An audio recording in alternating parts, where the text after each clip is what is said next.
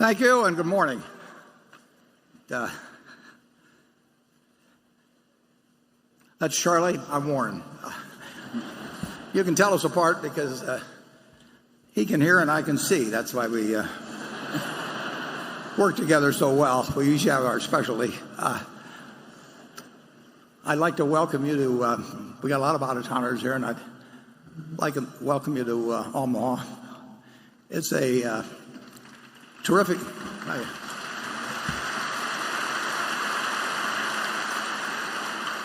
It's a terrific city, and Charlie's lived in California now for about 70 years, but he's still got a lot of Omaha in him. Both of us were born within 2 miles of this building that you're in. And Charlie, as he mentioned in his description of his amorous triumphs in high school, Charlie graduated from Central High, which is about 1 mile from here. It's a public school. And my dad, my first wife, my 3 children, and 2 of my grandchildren have all graduated from the same school. In fact, my grandchildren say they've had the same teachers that my dad. It's a great city. I hope you get to see a lot of it while you're here. And in just a minute, we will start a question period, hopefully a question and answer period, that will last till about noon, and then we'll take a break for an hour or so. We'll reconvene at 1, and then we'll continue with the question and answer period till 3:30, and then we'll break for 15 minutes or so, and then we'll convene the annual meeting of Berkshire, which we have 3 propositions that people wish to speak on, so that could last perhaps as long as an hour. Before we start, I'd like to make a couple of introductions. The first being Carrie Silva, who's been with us about 7 years, and can we have a light on Carrie? I think Carrie, are you there? Carrie, stand up, Carrie, come on.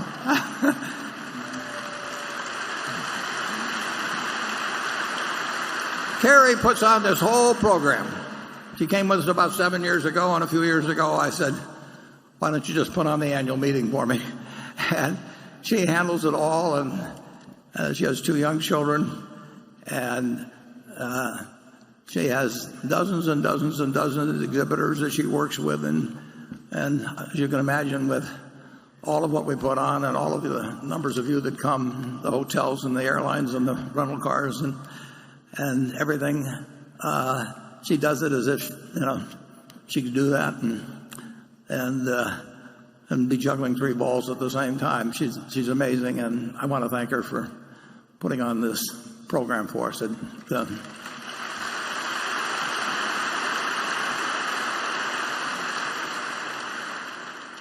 I also would like to welcome and have you welcome our directors. They will be voted on later. So I'll do this alphabetically. They're here in the front row, and if we could just have the spotlight drop on them as they're introduced. And alphabetically, there's Howard Buffett, Steve Burke, Sue Decker, Bill Gates, Sandy Gottesman, Charlotte Guyman. We have Charlie Munger next to me. Tom Murphy, Ron Olson, Scott, and Merrill Whitmer. Yeah.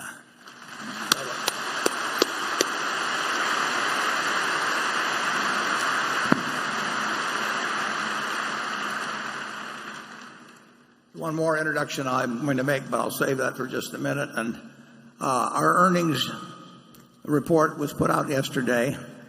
As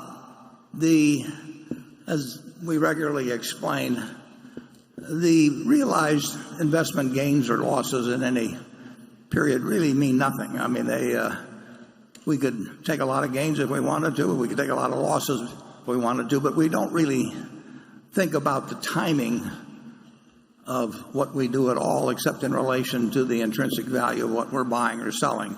We do not make earnings forecasts, and we have, on March 31st, we have over $90 billion of net unrealized gains. So if we wanted to report almost any number you can think of and count capital gains as part of the earnings, we could do it. And so in the first quarter, and I would say that we have a very, very, very slight preference this year, if everything else were equal. Well, it's true in any year, but it's a little more so this year. We would rather take losses than gains because of the tax effect if two securities were equally valued. And there's probably just one touch more of emphasis on that this year because we are taxed on gains at 35%, which means we also get the tax benefit at 35% of any losses we take. And I would say that there's some chance of that rate being lower, meaning that losses would have less tax value to us after this year than they would have after this year than this year. That is not a big deal, but it would be a very slight preference, and it may get to be more of a factor in deferring any gains and perhaps accelerating any losses as the year gets closer to December 31st, assuming, and I'm making no predictions about it, but assuming that there were to be a tax act that had the effect of reducing the earnings. So in the first quarter, insurance underwriting was the swing factor, and then there's a lot more about this in our 10Q, which you can look up on the internet.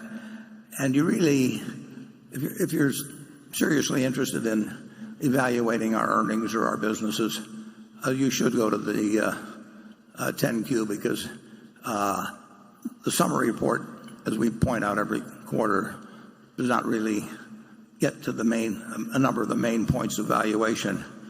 I would just mention two factors in connection with the insurance situation, which I love. In the first 4 months, not the first 3 months, but the first 4 months, GEICO has had a net gain of 700,000 policyholders, and that's the highest number I can remember. There may have been a figure larger than that somewhere in the past. I did not go back and look at them all. But last year, I believe that figure was like 300,000. And this has been a wonderful period for us at GEICO because several of our major competitors have decided, and they publicly stated this. In fact, one of them just reiterated it the other day, although they now changed their policy. But they intentionally cut back on new business because new business carries with it a significant loss in the first year. There's just costs of acquiring new business. Plus the loss ratio, strangely enough, on first-year business tends to run almost 10 points higher than on renewal business. And so not only do you have acquisition costs, but you actually have a higher loss ratio. So when you write a lot of new business, you're going to lose money on that portion of the business that year. And we wrote a lot of new business, and at least two of our competitors announced that they were lightening up for a while on new business because they did not want to pay the penalty of the first-year loss. And, of course, that's made to order for us, so we just put our foot to the floor and try to write as much business, good business, as we can, and there are costs to that. A second factor, well, it's not a factor in the P&L, but an important event in the first quarter is that we increased our float. And on the slide, I believe it shows it year over year, $16 billion. $14 billion of that came in the first quarter of this year. So we had a $14 billion increase in float. And for some years, I've been telling you it's going to be hard to increase the float at all. And I still will say the same thing. But it's nice to have $14 billion or more, which is one reason, if you look at our 10Q, you will see that our cash and cash equivalents, including Treasury bills, now has come to well over $90 billion.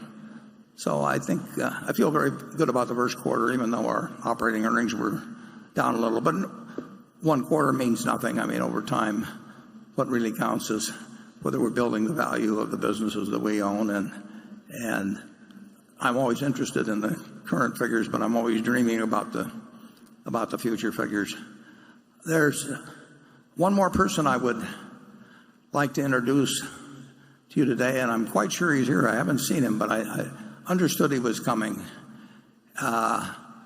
There's I believe that he's made it today, and that is Jack Bogle, who I talked about in the annual report. Jack Bogle has probably done more for the American investor than any man in the country. Jack, could you stand up? There he is.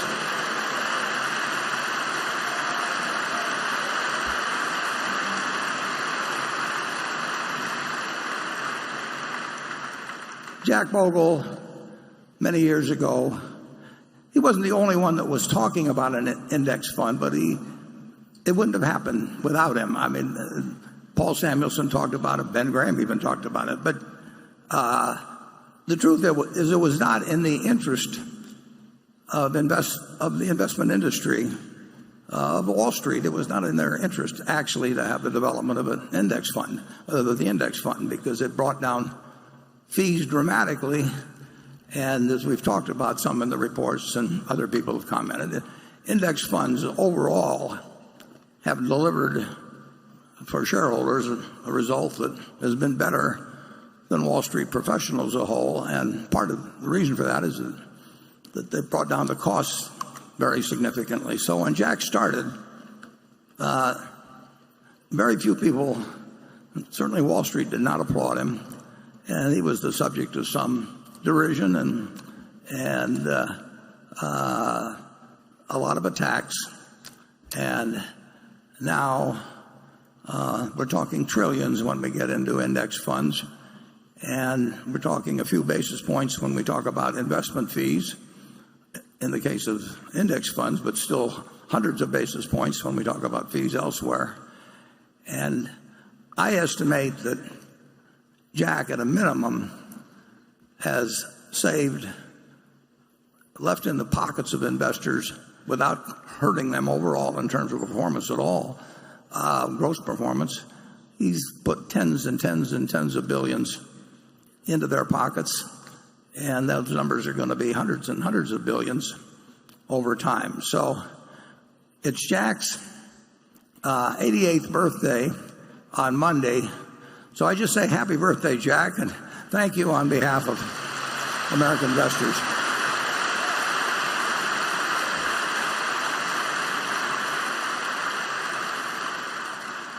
And Jack, I've got great news for you.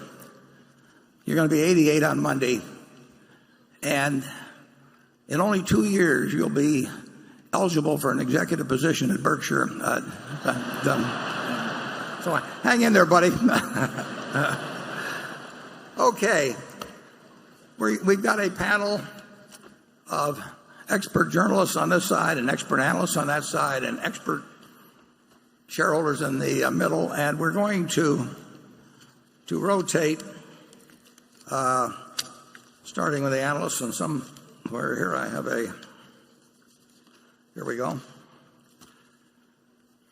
And we'll do this through the afternoon. If we get through 54 questions, which would be 6 for each journalist, 6 for each analyst, and 18 more for the audience, then we will go strictly to the audience. I don't think I've got any information as to what the situation is on overflow rooms, but we'll go to at least one of them. But let's start off with Carol Loomis of Fortune magazine, the longest-serving employee in the history of Time Inc., I believe, with 60 years. And Carol, go to it.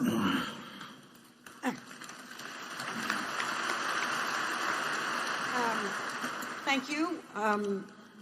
Thanks from all of us journalists up here. I know that there are many, many people out there who have sent us questions that aren't going to get answered. And I just want to say that it's very hard to get a question answered. The one thing I could suggest is you follow Warren's thought in the annual report that he wants everybody to go away from this meeting more educated about Berkshire than they were when they came. And one way you can do that is keep your questions quite directly Berkshire related or relating to the annual letter. Even then, it will be hard to get your question answered. The three of us only have 18 questions in total. But I encourage you to think in the Berkshire-related direction when you're submitting a question next year. Now, my first question. It's about Wells Fargo, which is Berkshire's largest equity holding, $28 billion at the end of the year. And this question comes from a shareholder who did not wish to be identified.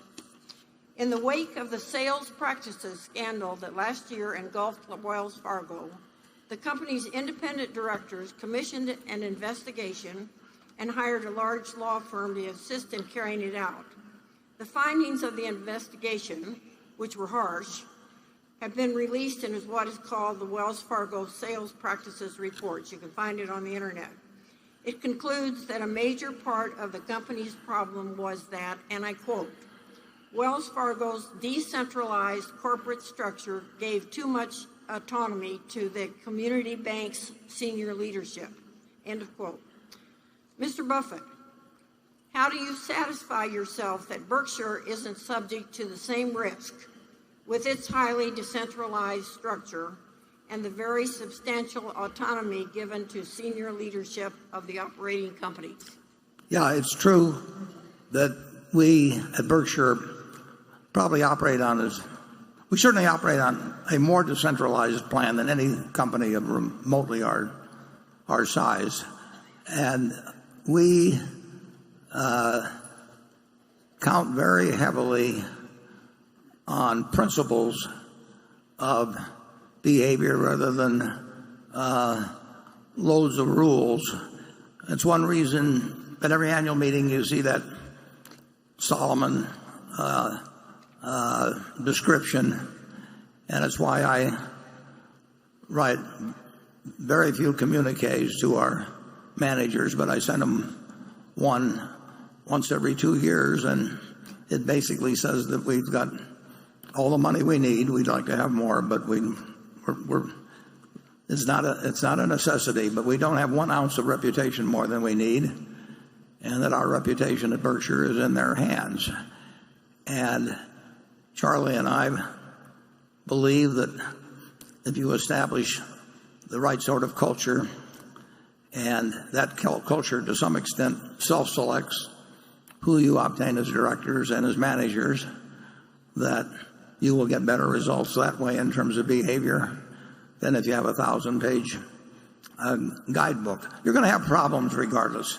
We have 367,000, I believe, employees. Now, if you have a town with 367,000 households, which is about what the Omaha metropolitan area is, people are doing something wrong as we talk here today. There's no question about it. And the real question is whether the managers are in a better, are worrying and thinking about finding and correcting any bad behavior, and whether if they fail in that, whether the message gets to Omaha and whether we do something about it. At Wells Fargo, there were 3 very significant mistakes, but there was one that dwarfs all of the others. You're going to have incentive systems at any business, almost any business. There's nothing wrong with incentive systems, but you've got to be very careful what you incentivize. And you can incentivize bad behavior, and if so, you better have a system for recognizing it.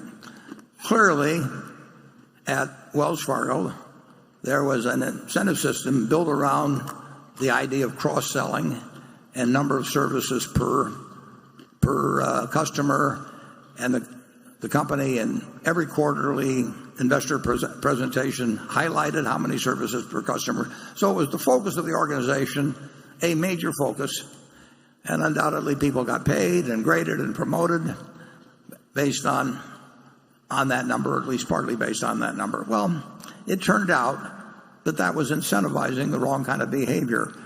we've made similar mistakes. I mean, any company's going to make some mistakes in designing a system, but it's a mistake, and you're going to find out about it at some point.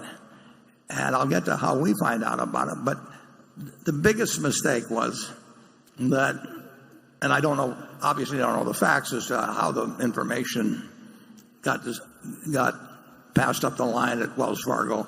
But at some point, if there's a major problem, the CEO will get wind of it. And that is, at that moment, that's the key to everything, because the CEO has to act. That Solomon situation that you saw happened because on April, I think, 28th, the CEO of Solomon, the president of Solomon, the general counsel of Solomon, sat in a room, and they had described to them by a fellow named John Merriweather some bad practice, terrible practice that was being conducted by a fellow named Paul Moser who worked for him. And Paul Moser was flim-flamming the United States Treasury, which is a very dumb thing to do. And he was doing it partly out of spite, because he didn't like the Treasury and they didn't like him. So he put in phony bids for U.S. Treasuries and all of that. So on April 28th, roughly, the CEO and all these people knew that they had something that had gone very wrong, and they had to report it to the Federal Reserve Board in New York, or Federal Reserve Bank in New York. And the CEO, John Goodfriend, said he would do it, and then he didn't do it. And he undoubtedly put it off just because it was an unpleasant thing to do. And then on May 15th, another Treasury auction was held, and Paul Moser put in a bunch of phony bids again. And at this point, it's all over, because the top management had known ahead of time, and now a guy that was a pyromaniac had gone out and lit another fire, and he lit it after they'd been warned that he was a pyromaniac, essentially. And it all went downhill from there. It had to stop when the CEO learns about it. And then they made a third mistake, actually, but again, it pales in comparison to the second mistake.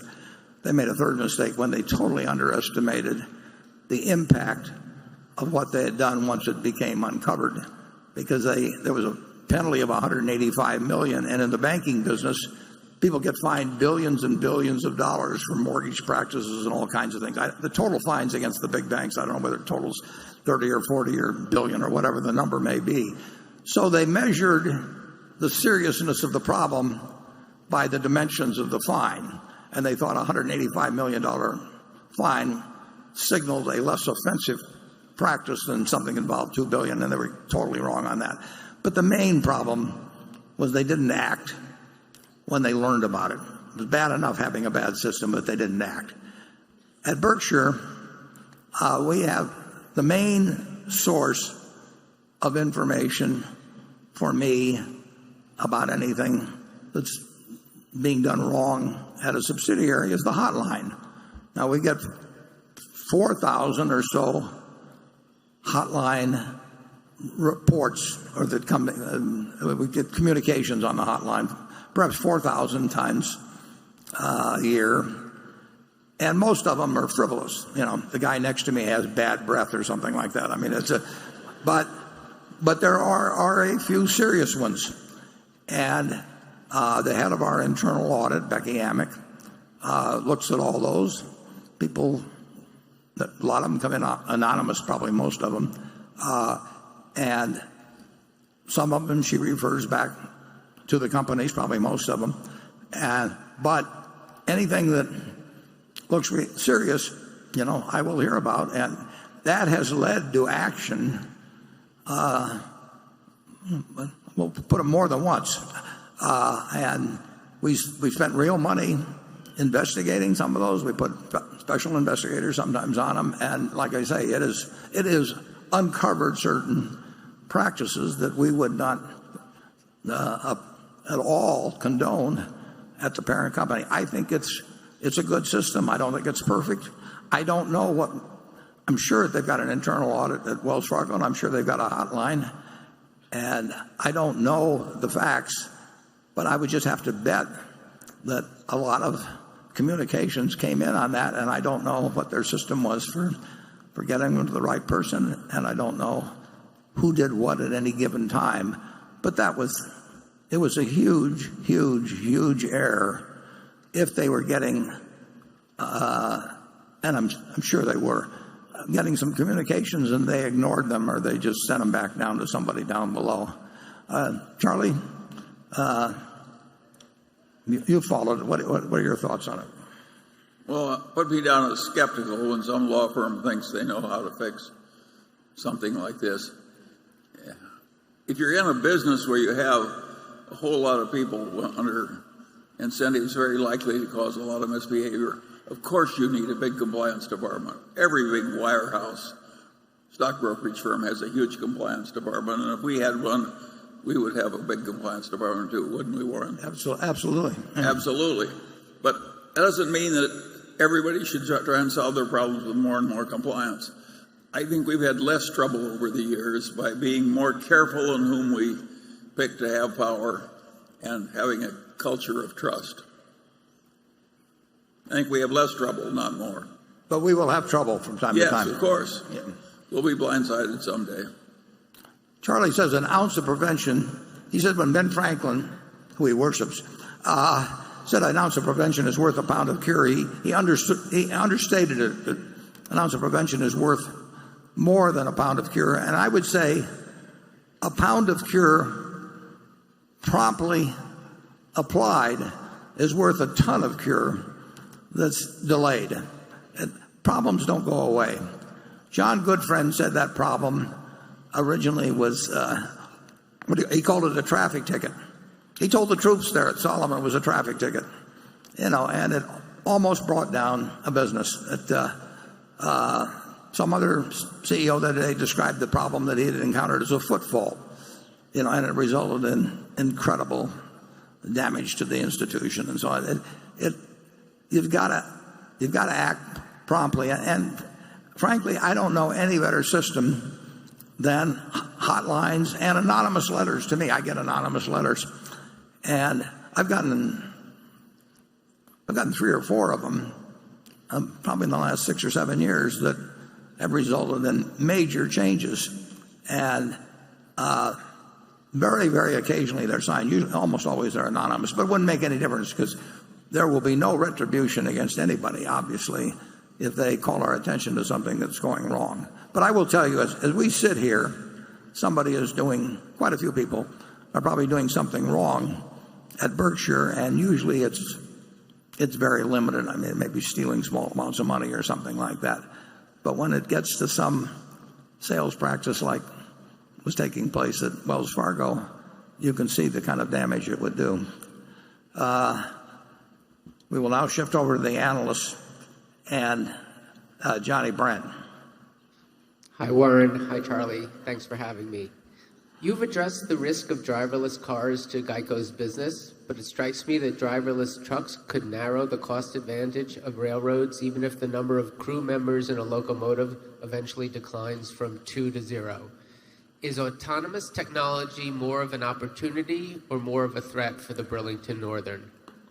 Oh, I would say that driverless trucks are a lot more of a threat than an opportunity to the Burlington Northern. And I would say that if driverless cars became pervasive, it would only be because they were safer, and that would mean that the overall economic cost of auto-related losses had gone down, and that would drive down the premium income of GEICO. So I would say both of those, and autonomous vehicles, widespread, would hurt us if they spread to trucks, and they would hurt our auto insurance business. I think my personal view is that they will certainly come.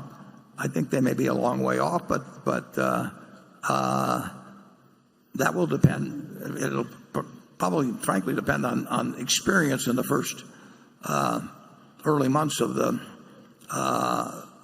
introduction than test situations. And if they make the world safer, it's going to be a very good thing, but it won't be a good thing for auto insurers. And similarly, if they learn how to move trucks more safely, there's a tends to be driver shortages in the truck business now, it obviously improves their position vis-a-vis the railroads. Charlie?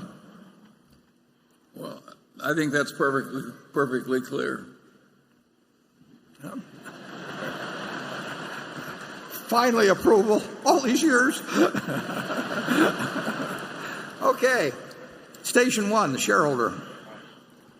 Hi, Warren and Charlie. My name is Brian Martin, and I'm from Springfield, Illinois. In the HBO documentary Becoming Warren Buffett, you had a great analogy comparing investing to hitting a baseball and knowing your sweet spot. Ted Williams knew his sweet spot was a pitch right down the middle. When both of you look at potential investments, what attributes make a company a pitch in your sweet spot that you'll take a swing at and invest in? Well, I'm not sure I can define it in exactly the terms you would like, but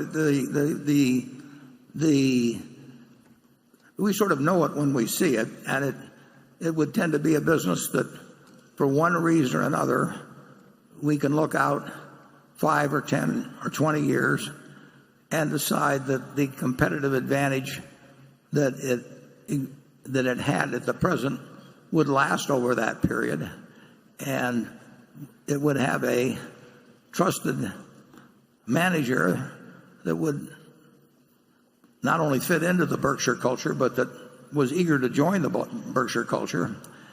And then it would be a matter of price. But the main, when we buy a business, essentially we're laying out a lot of money now based on what we think that business will deliver over time. And the higher the certainty with which we make that prediction, the better we feel about it. You can go back to the first, wasn't the first outstanding business we bought, but it was kind of a watershed event, which was a relatively small company, See's Candy. And the question when we looked at See's Candy in 1972 was, would people still want to be both eating and giving away that candy in preference to other candies? And it wouldn't be a question of people buying candy for the low bid. And we had a manager we liked very much, and we bought a business that was paid $25 million for it net of cash, and it was earning about $4 million pre-tax then, and we must be getting close to $2 billion or something like that pre-tax that we've taken out of it. But it was only because we felt that people would not be buying necessarily a lower price candy. I mean, it does not work very well if you go to your wife or your girlfriend on Valentine's Day. I hope they're the same person, and say, here's a box of candy, honey. I took the low bid. It doesn't. It loses a little as you go through that speech. And we made a judgment about See's Candy that it would be special, and probably not in the year 2017, but we certainly thought it would be special in 1982 and 1992, and fortunately we were right on it. And we're looking for more See's Candies, only a lot bigger. Charlie? Yeah, but it's also true that we were young and ignorant then. And now we're old and ignorant. Yeah. Yes, that's true too. And the truth of the matter is that it would have been very wise to buy See's Candy at a slightly higher price. And if they'd asked it, we wouldn't have done it. So we've gotten a lot of credit for being smarter than we were. Yeah, and to be more accurate, if it had been $5 million more, I wouldn't have bought it. Charlie would have been willing to buy it. So fortunately, that we didn't get to the point where we had to make that decision that way. But he would have pushed forward when I probably would have faded. It's a good thing. It's a good thing that the guy came around. Actually, the seller was the grandson of Mrs. C, wasn't he, Charlie? He was Larry C's son. Am I correct? Or Larry C's brother. But he was not interested in the business, and he was more interested in girls and grapes, actually. And he almost changed his mind. Well, he did change his mind about selling. And I wasn't there, but Rick Aaron told me that Charlie went in and gave an hour talk on the merits of girls and grapes over having a candy company.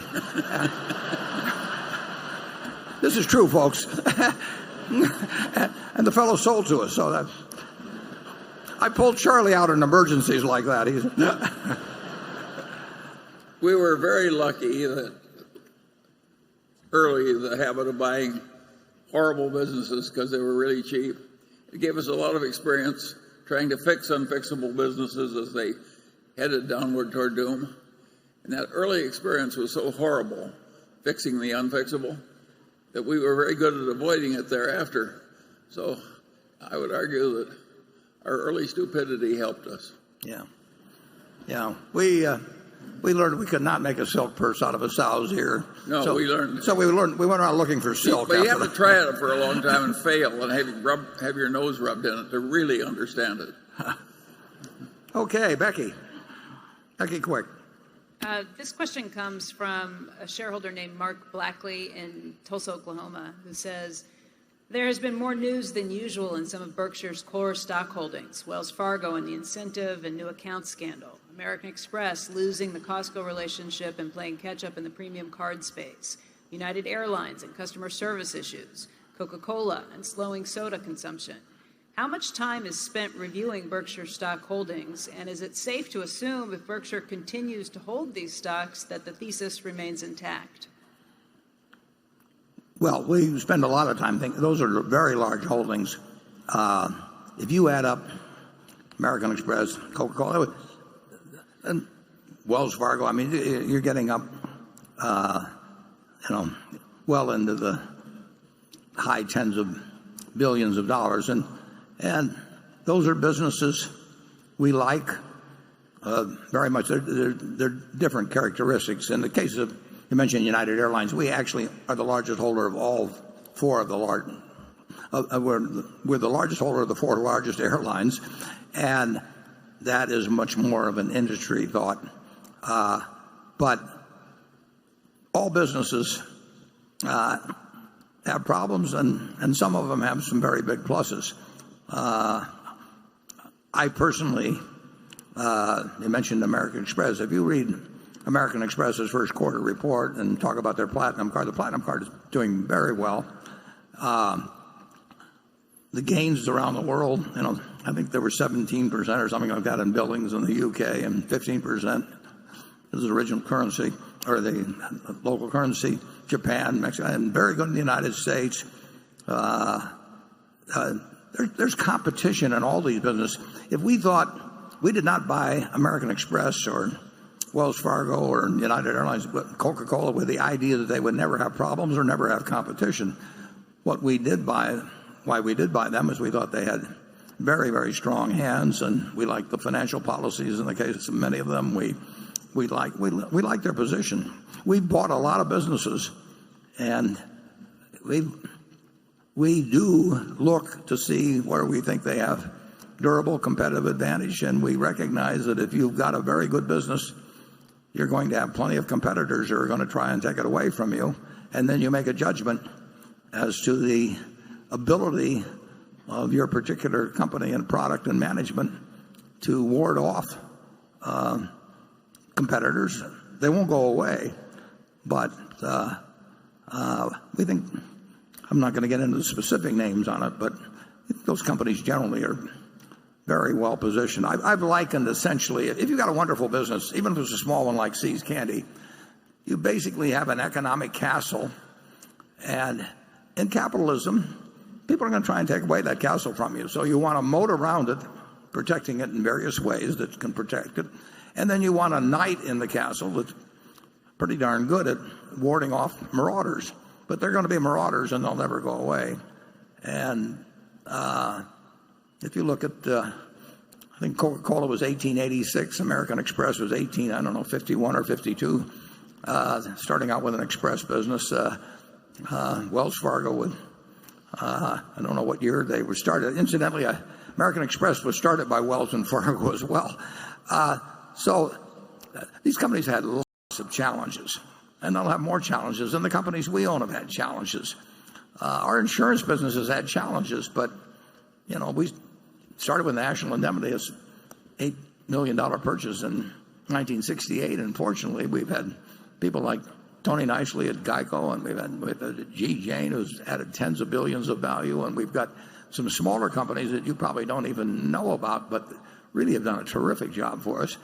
So there'll always be competition in insurance, but there'll always be things to do that a really intelligent management with a decent distribution system, various things going for them, can do to ward off the marauders. So to the specific question, how much time is spent reviewing the holdings, I would say that I do it every day. I'm sure Charlie does it every day. Charlie?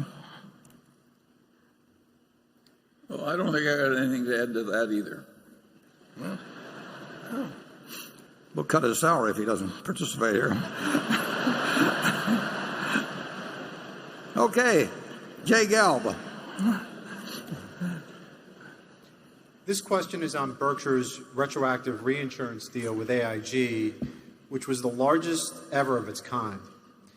Based on AIG's track record of reserve deficiencies and the opportunity for Berkshire to invest the float, what is your level of confidence that this contract covering up to $20 billion of AIG's reserves in return for $10 billion of premiums will ultimately be profitable for Berkshire?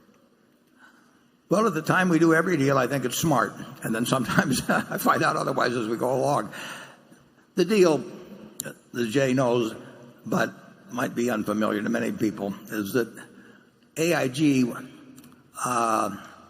transferred to us the liability for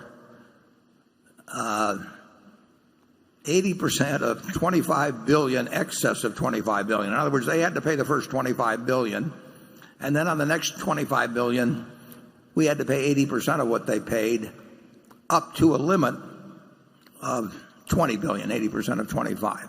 And we got paid $10.2 billion for that. And and this applies to their losses in many classes of business, written or earned before December 31st, 2015.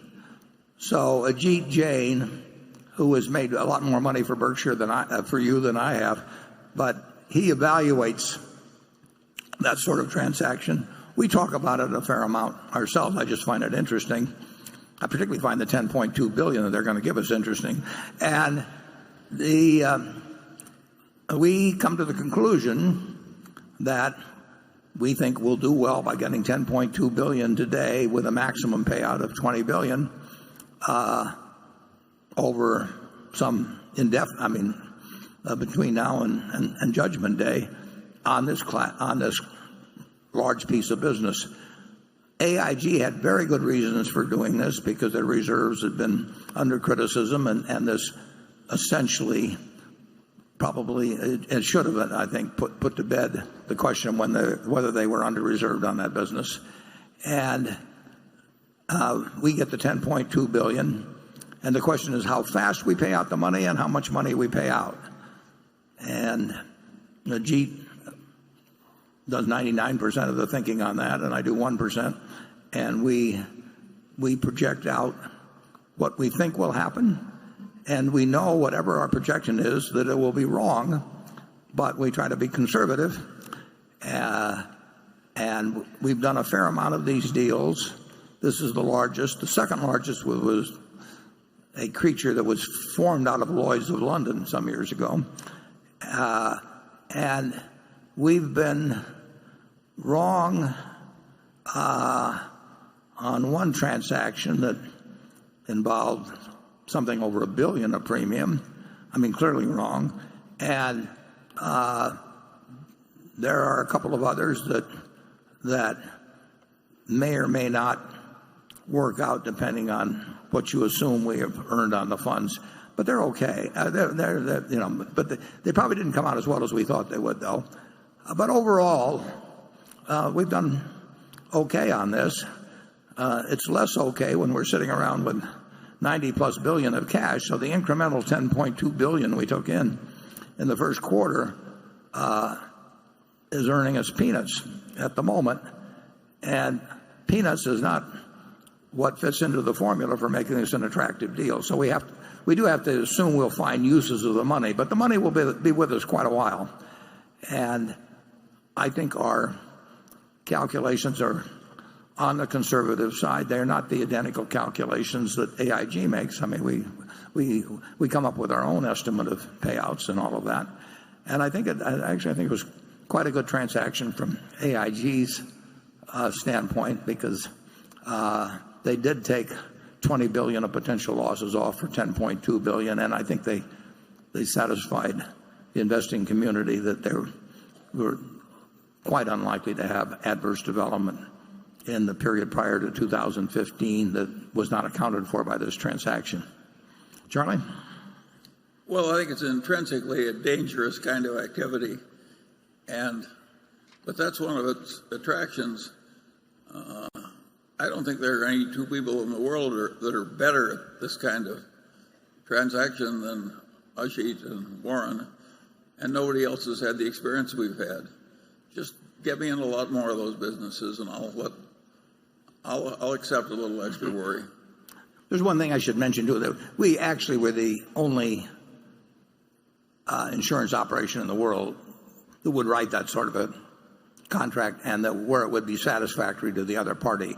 I mean, when somebody hands you $10.2 billion and says, I'm counting on you to pay $20 billion back, even if it's 50 years from now on the last dollar, there are very few people that they want to hand $10.2 billion to. So there's limited people on the other side. I mean, there's not that many people remotely that have that kind of size deal. Very few is a good expression. He means one. Yeah. Okay, we'll go to station 2. Hello, Mr. Buffett, Mr. Munger. My name is Grant Gibson. I'm from Denver, Colorado, and this is my 5th consecutive year here, so thank you for having us. Thanks for coming. Appreciate it. With all due respect, Mr. Buffett, this question is for Mr. Munger. In your career of thousands of negotiations and business dealings, could you describe for the crowd which one sticks out in your mind as your favorite or as otherwise noteworthy? Well, I don't think I've got a favorite, but the one that probably did us the most good as a learning experience was See's Candy. It just, the power of the brand, the unending flow of ever-increasing money with no work. Sounds nice. It was, and I'm not sure we would have bought the Coca-Cola if we hadn't bought the Seas. I think that a life properly lived is just learn all the time. And I think Berkshire's gained enormously from these investment decisions by learning through a long, long period. Every time you appoint a new person that's never had big capital allocation experience, it's like rolling the dice. And I think we're way better off having done it so long. But the decisions blend. And the one feature that comes through is the continuous learning. If we had not kept learning, you wouldn't even be here. You'd be alive probably, but not here.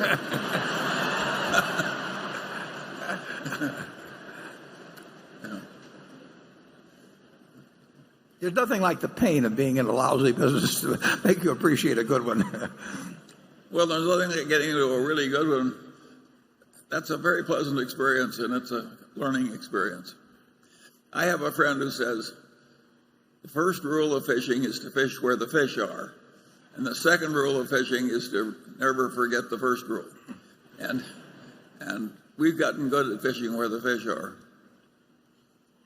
Yeah, that's only metaphorically. I went to fish with Charlie one time. There are too many other boats in the damn water, but the fish are still there. Yeah, we bought a department store in Baltimore in 1966, and there's really nothing like being in the experience of trying to decide whether you're going to put a new store in an area that hasn't really developed yet enough to support it, but your competitor may move there first, and then you have the decision of whether jump in, and if you jump in, that kind of spoils it. Now you got two stores where even one store isn't quite justified. How to play those games, those business games, is you learn a lot by trying, and what you really learn is which ones to avoid. I mean, if you just stay out of a bunch of terrible businesses, you're off to a very great start, as far because we've tried them all. But you can really learn because the experience is a lot like eating cockleburgers, and it really gets your attention. Well, we won't expand on that. Andrew Ross Sorkin. Good morning, Warren. This question comes from a longtime shareholder who, I should tell you, accosted me last night in the lobby of the Hilton Hotel with this question. Warren, for years you stayed away from technology companies, saying they were too hard to predict and didn't have moats. Then you seemed to change your view about technology when you invested in IBM, and again when you recently invested in Apple. But then on Friday, you said IBM had not met your expectations and sold a third of our stake. Do you view IBM and Apple differently? And what have you learned about investing in technology companies? Well, I do view them differently, but obviously, when I bought the IBM, started buying it 6 years ago, I thought it would do better in the 6 years that have elapsed than it has. And Apple, I regard them as being a quite different business. I think Apple is much more of a consumer products business in terms of in terms of sort of analyzing moats around it and consumer behavior and all that sort of thing. It's obviously a product with all kinds of tech built into it, but in terms of laying out what their prospective customers will do in the future as opposed to, say, on IBM's customers, it's a different sort of analysis. That doesn't mean it's correct, and we'll find out over time. But they are two different types of decisions, and I was wrong on the first one, and we'll find out whether I'm right or wrong on the second. But I do not regard them as apples and apples, and I don't quite regard them as apples and oranges, but it's somewhat in between on that. Charlie? Well, we avoided the tech stocks because we felt we had no advantage there and other people did. And I think that's a good idea, not to play where the other people are better. But if you ask me in retrospect, what was our worst mistake in the tech field? I think we were smart enough to figure out Google. Those ads worked so much better in the early days than anything else. So I would say that we failed you there. And we were smart enough to do it and didn't do it. We do that all the time, too. Yeah, we were their customer very early on with Geico, for example, and we saw. I don't. These figures are way out of date, but as I remember, we were paying them $10 or $11 a click or something like that. And anytime you're paying somebody $10 or $11 every time somebody just punches a little thing where you've got no cost at all, that's a good business unless somebody's going to take it away from you. And so we were close up seeing the impact of that. And incidentally, if any of you don't have anything to do in your hotel rooms tonight, just keep punching Progressive or something, and you're gonna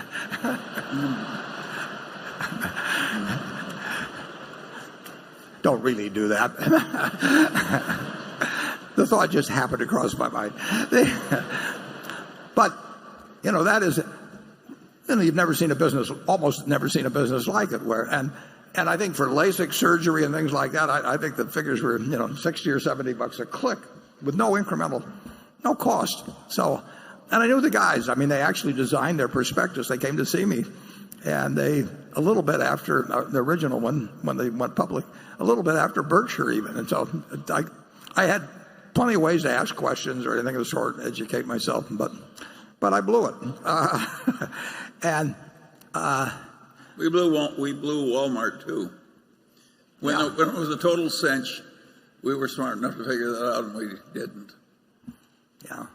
Yeah. Figuring out execution is what counts. So, anyway, well, and I could be making two mistakes on IBM. I mean,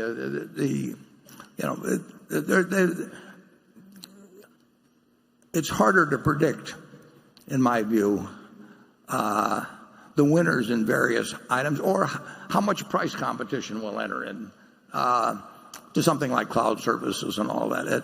I made a statement the other day, which it's really remarkable, and I asked Charlie whether he could think of a situation like it, where one person has built an extraordinary economic machine in two really pretty different industries, almost simultaneously, as has happened from a standing start at zero. From a standing start at zero with competitors with lots of capital and everything else, to do it in retailing and to do it with the cloud, like Jeff Bezos has done. I mean, I mean, people like the Mellons invested in a lot of different industries and all of that, but he has been in effect the CEO simultaneously of two businesses starting from scratch.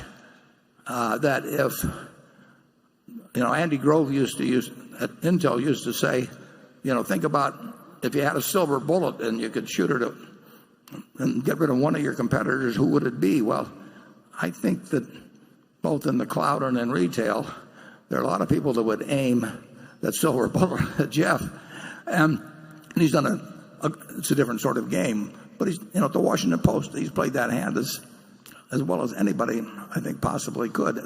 So it's a remarkable business achievement where he's been involved actually in the execution, not just bankrolling it, of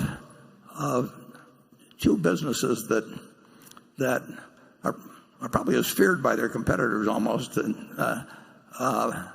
as any you can find. Charlie, you got further thoughts? Well, we're sort of like the Mellons, old-fashioned people who've done all right. And Jeff Bezos is a different species. And we missed it entirely, incidentally. We never owned a share of Amazon. Okay, Greg Warren. Warren, my question relates to some recent stock purchases as well. Unlike the railroads, which benefit from colossal barriers to entry due to their established, practically impossible to replicate networks of rail and rights of way, the airline industry seems to have few, if any, advantages. Even with the consolidation we've seen during the past 15 years, the barriers to entry are few and the exit barriers are high. The industry also suffers from low switching costs and intense pricing competition and is heavily exposed to fuel costs, with rising fuel prices being difficult to pass on and declining fuel prices leading to more price competition. Compare this with rail customers who have few choices and thus wield limited buying power, and where fuel charges allow the industry to mitigate fuel price fluctuations.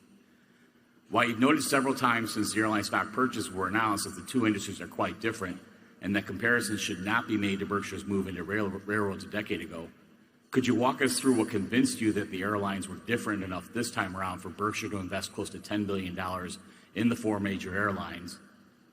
Because it would seem to me that UPS, which you have a small stake in, and FedEx, both of which have wider economic moats built on more identifiable and durable competitive advantages, would be a better option for long-term investors. Yeah, the decision in respect to airlines had no connection with our being involved in the railroad business. I mean, you can classify them in, maybe in as transportation business or something, but it had no connection, and no more connection than the fact we own Geico or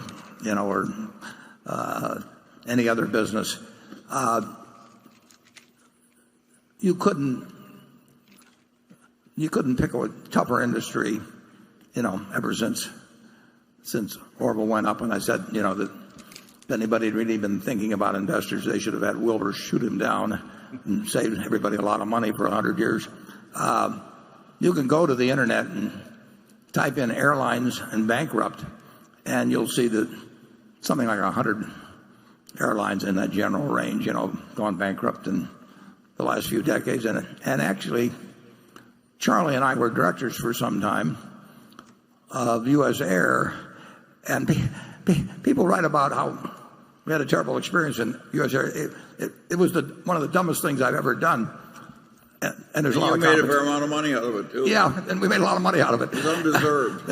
But we made a lot of money out of it because there was one little brief period when people got all enthused about U.S. Air. And after we left as directors, and after we sold our position, U.S. Air managed to go bankrupt twice in the subsequent period. I mean, you've named all of the, not all of them, but you've named a number of factors that just make for terrible economics. And I will tell you that if capacity, it's a fiercely competitive industry. The question is whether it's a suicidally competitive industry, which it used to be. I mean, when you get virtually every one of the major carriers and dozens and dozens and dozens of minor carriers going bankrupt, it ought to come upon you finally that maybe you're in the wrong industry. It has been operating for some time now at 80% or better of capacity being available seat miles. And you can see what deliveries are going to be and that sort of thing. So if you make I think it's fair to say that they will operate at higher degrees of capacity over the next 5 or 10 years than the historical rates, which caused all of them to go broke. Now the question is whether even when they're doing it in the 80s, they will do suicidal things in terms of pricing. Remains to be seen. They actually, at present, are earning quite high returns on invested capital. I think higher than either FedEx or UPS if you actually check that out.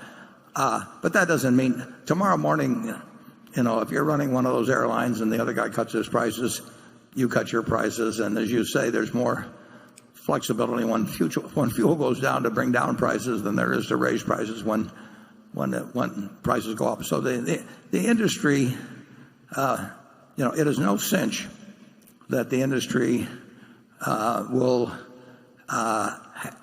have some more pricing sensibility in the next 10 years than they had in the last 100 years.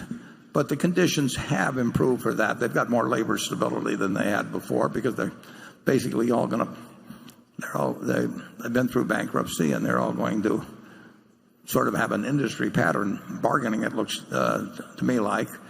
They're going to have a shortage of pilots to some degree. But it's not like buying See's candy. Charlie? No, but the investment world has gotten tougher with more competition, more affluence, and more absolute obsession with finance throughout the whole country. And we picked up a lot of low-hanging fruit in the old days where it was very, very easy and we had huge margins of safety. Now we operate with a less advantageous general climate, and maybe we have small statistical advantages where in the old days it was like shooting fish in a barrel. But that's all right. It's okay if it gets a little harder after you get filthy rich. Yeah. Charlie's more philosophical than I am on that point. So, well, I can't bring back the low-hanging fruit, Warren. You're just going to have to keep reaching for the higher branches. Greg, I think the odds are very high that there are more revenue passenger miles 5 years from now or 10 years from now. If the airlines, if the airline companies are only worth 5 or 10 years from now what they're worth now in terms of equity, we'll get a pretty reasonable rate of return because they're going to buy in a lot of stock at fairly low multiples. So if the company's worth the same amount at the end of the year and there's fewer shares of stock outstanding, over time we make decent money, and all four of the major airlines are buying in stock at a... You got to remember that the railroads were a terrible business for decades and decades and decades, and then they got good. Yeah, I like the position. Obviously, by buying all four, it means that it's very hard to distinguish who will do at least in my mind, it's hard to distinguish who will do the best. I think the odds are quite high that if you take revenue passenger miles flowing 5 or 10 years from now, it will be a higher number, and there'll be low-cost people to come in, and the Spirits of the world and JetBlues, whatever it may be. But the my guess is that all four of the companies we have will have higher revenues. The question is what their operating ratio is. They will have fewer shares outstanding by a significant margin. So even if they're worth just what they're worth today, we could make a fair amount of money, but it is no cinch by a long shot. Okay, station 3. Good morning, everybody. My name is Sibylle Arians. I'm from Germany, and I'm member of board of Ethicon Foundation, Ethics and Economy. I'm very happy that I could put my question here, and maybe you are not as happy as I am to listen to it. Well, we'll try to stay happy. Thank you for coming. Thank you. Mr. Buffett, a few years ago, I saw a movie in which you proclaimed that the print of the dollar bill, "In God We Trust," does not really oppress your philosophy. In your opinion, only cash counts, and your credo is, "In the dollar I trust." I don't think I've ever said that, actually, but well, I can show you the movie. That would prove. Oh, well, send me a clip. Maybe it was just joking, but always behind a joke there is also a truth. So, well, you laughed heartily at that moment. You, as one of the most richest men of all times on this earth, a good-humored, friendly, elderly gentleman.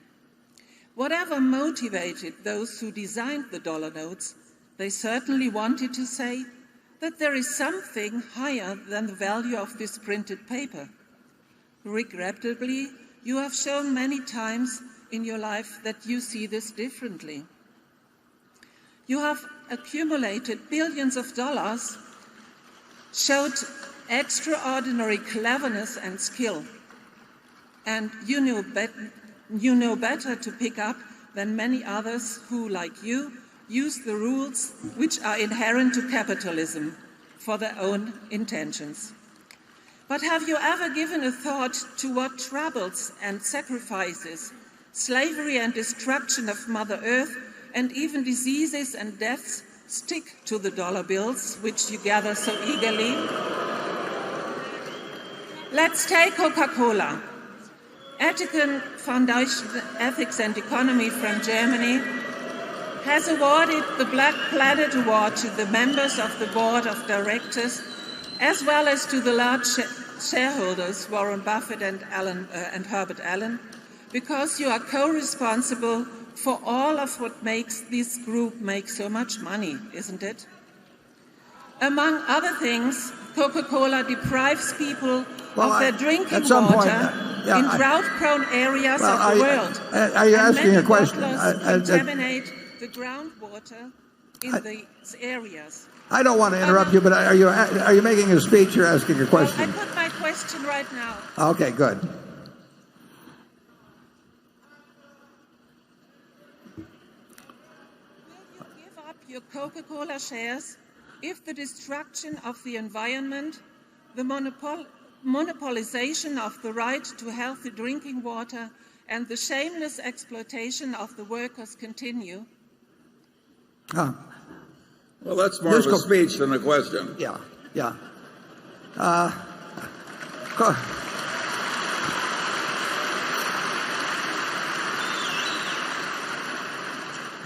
I don't think that quote you had earlier. I've said once or twice that it should say "In the Federal Reserve We Trust," because they print the money, and if they print too much of it, it could decline in value. But I have never, to my knowledge, I've never said anything like you originally said. And I would say this: I think I've been eating things I like to eat all my life, and Coca-Cola. This Coca-Cola is 12 ounces. I drink about 5 a day.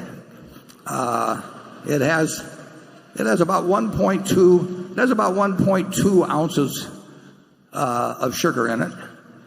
And if you look at what different people get their sugar and calories from, they get them from all kinds of things. I happen to believe that I like to get 1.2 ounces with this, and it's enjoyable.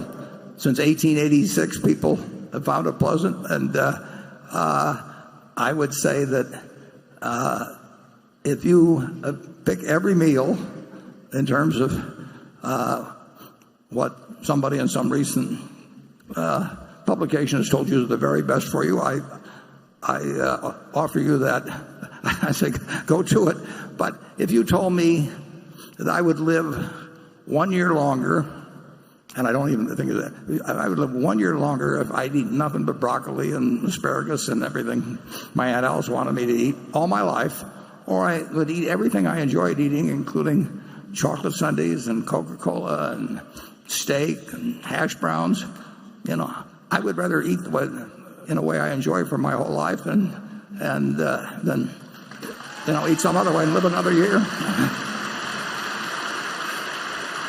And I do think that choice should be mine. If somebody decides sugar is harmful, maybe you'd encourage the government to ban sugar, but sugar in Coca-Cola is not different than eating sugar, put on my grape nuts in the morning or whatever else I'm having. So I think Coca-Cola has been a very, very positive factor in America and the world for a long, long time. And you can look at a list of achievements of the company.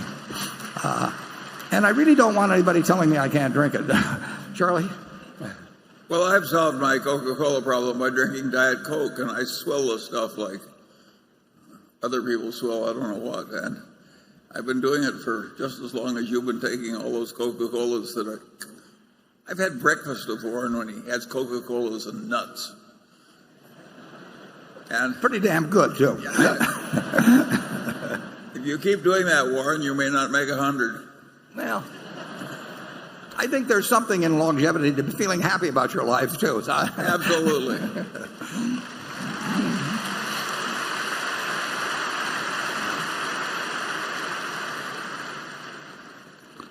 Okay, Carol? This question is from Franz Tromberger of Austria, and it concerns intrinsic value, which is neither, Warren he may amend my definition here, but which is neither a company's accounting value nor its stock market value, but is rather its estimated real value. So the question is, at what rate has Berkshire compounded intrinsic value over the last 10 years, and at what rate, including your explanation for it, please, do you think intrinsic value can be compounded over the next 10 years? Yeah. Intrinsic value, can only be calculated or gains, in retrospect. But the intrinsic value, pure definition, would be the cash to be generated between now and Judgment Day, discounted at an interest rate that seems appropriate at the time, and that's varied enormously over a 30 or 40 year period.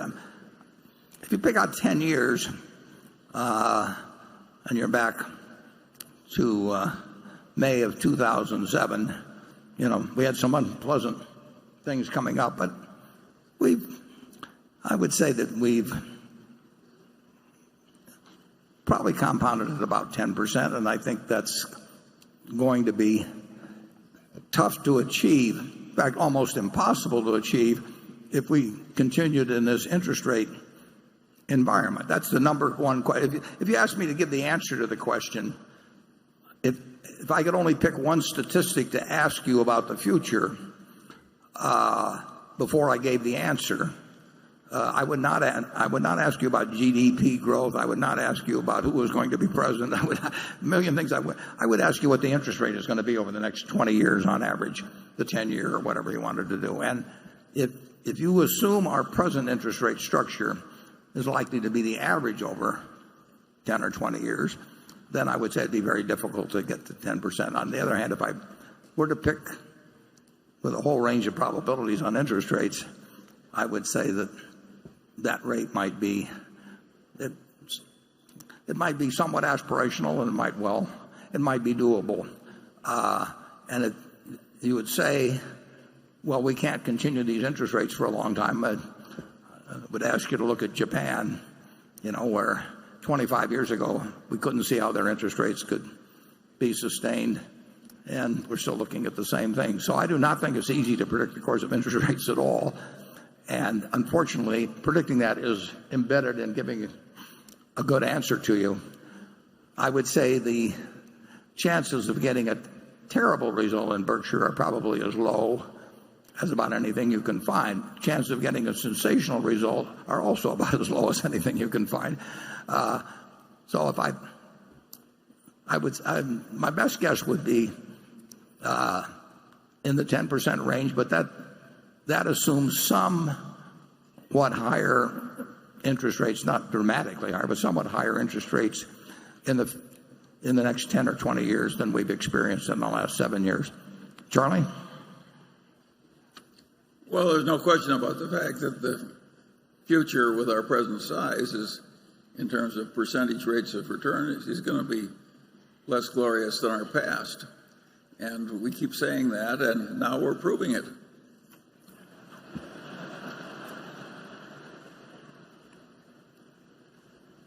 Do you want to end on that note, Charlie, or would you care to? Well, I do think Warren's right about one thing. I think we have a collection of businesses that, on average, has better investment values than, say, the S&P average. So I don't think you shareholders have a terrible problem. And I would say we probably, well, I'm certain, we do have more of a shareholder orientation than the S&P 500 as a whole. I mean, this company has a culture where decisions are made as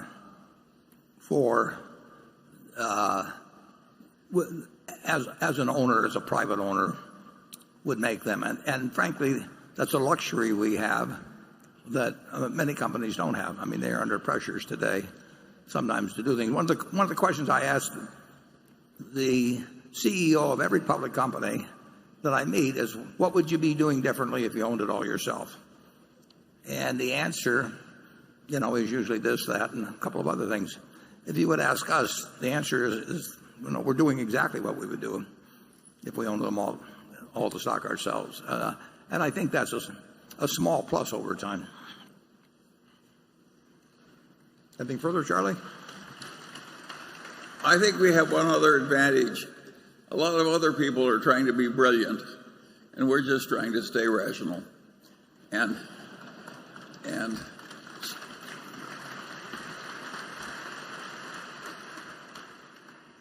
it's a big advantage. Trying to be brilliant is dangerous, particularly when you're gambling. Okay, Jonathan. If corporate tax rates are reduced meaningfully, Berkshire will enjoy a one-time boost to book value because of its sizable deferred tax liability, and its go-forward earnings should be higher too, at least in theory. How much of the reduced tax rate will be passed along to Berkshire's customers through, for instance, lower electricity rates or lower railroad shipping rates, and how much will go to Berkshire shareholders? Yeah, the question is, in the case of our utility businesses, all benefit of lower tax rates goes to customers, and it should be, because we are allowed a return on equity in general. I mean, I'm simplifying a little bit, but we're allowed a return on equity that's computed on an after-tax basis, and the utility commissions would, if taxes were raised, would presumably give us higher rates to compensate for that, and if taxes are lowered, they would say you're not entitled to make more money just because tax rates on equity, because tax rates have been lowered. So forget about the utility portion of the deferred taxes. The deferred taxes that are applicable to our unrealized gains in securities, we would get all the benefit of, because I mentioned we had $90 billion plus of unrealized gains, and if the rates were changed on those in either direction, our owners, dollar for dollar, will participate in that. And then you get into the other businesses. You mentioned the railroad, but it can be all of our other businesses, to some extent, if tax rates are lowered, to different degrees in different industries, depending on the number of players, the competitive conditions. Some of it almost certainly gets competed away, and some of it would likely not be competed away. And economists can argue about that a lot, but I've seen it in action in a lot of cases. You've had a big decline in rates, for example, in the UK, and we've had them over my lifetime. We had 52% corporate rates. We've had a lot of different numbers. So I have seen how economic behavior works, and I would say that it's certain that some of any lower rate would be competed away, and it's virtually certain that some would inure to the benefit of the shareholders, and it's very industry and company specific in how that plays out. Charlie? Well, with dollar for dollar, I mean, there's 90 or 95 billion. If the rate were to drop 10%, that $9.5 billion is by 10 percentage points. That $9.5 billion is real. On the other hand, if it goes up, as it did, went up from 28 to 35%, they can take it away from us too. Well, I think it's true that we're peculiar in one way. If things go to hell in a handbasket and then get better later, we're likely to do better than most others. And we don't wish for that, and we don't want our country to have to suffer through it. And we fear what might happen if the country went through the ringer like that. But if that real adversity comes, we're likely to do better in the end. We're good at navigating through that kind of stuff. Yeah, and occasionally there will be a lot. In fact, we're quite good at it. There'll be occasional hiccups in the American economy. It doesn't have much to do with who's president or anything like that. Those people may get blamed or given credit for different things, but it's just it is the nature of market systems to occasionally go haywire in one direction or other, and it's been ever thus. It'll be ever thus. It's not on a regular sine wave type picture or anything of the sort, but it's certain to happen from time to time, and we will probably have a fair amount of money and credit at that time, and we're not affected. When the rest of the world is fearful, we know America's going to come out fine, and we will not have any trouble psychologically acting at all. And the question is, how much do we have in the way of resources? We'll also never put the company in any kind of risk just because we see a lot of opportunities. We'll grab all the ones we can that we can handle and not lose a day of sleep. I didn't quite get that, but in any event, we will now go to Station 4, and if the person yelling on. Are we up there in Station? Are you in Station 4? Dr. Bruce Hertz from Glenview, Illinois. I wanted to thank you for allowing me to attend. I feel both honored and blessed. My question for Mr. Buffett is, you've always advised us to purchase equities that appreciate in value. Yet, a few years ago, you sold your used Cadillac at a tremendous profit. How can you justify selling a depreciating asset for its significant profit? Thank you. Yeah, well, actually, I gave it to Girls Inc., and they sold it, and that was kind of an interesting. A very nice guy bought it for $100,000 and some $1,000, and I did not. And Girls Inc. got the money, and he came later actually with his family, and he drove it away without any plates. He was driving back to New York, and he got picked up by the police in Illinois, and he said, well, he started giving this explanation about how giving this money to Girls Inc. and was driving the car back and had this nice-looking family with him. And the cops were quite skeptical. But fortunately, I had signed the dashboard for him as part of the deal. And so they looked at that, and then they just said, well, did he give you any stock tips? And they let him go. And I can't recall ever selling a used car at a profit, but I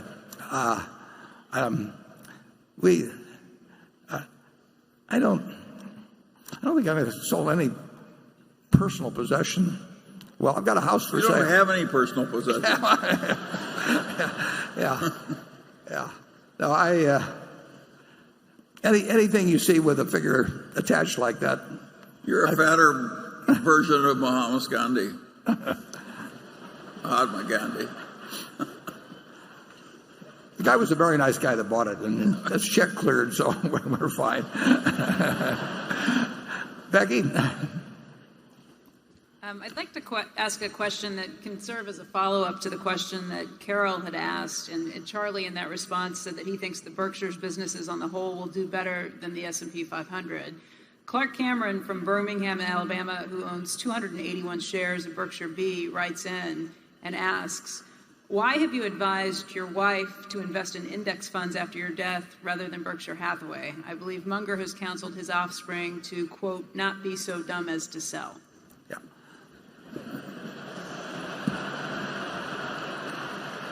She won't be selling any Berkshire to buy the index funds. All of my Berkshire, every single share, will go to philanthropy. So I don't even regard myself as owning Berkshire. Basically, it's committed.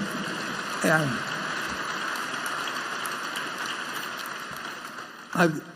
so far about 40% has already been distributed. So the question is, somebody who is not an investment professional will be, I hope, reasonably elderly by the time that the estate gets settled.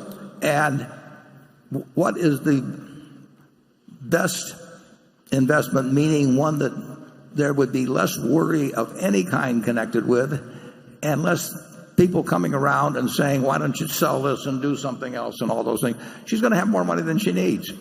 And the big thing then you want is money not to be a problem.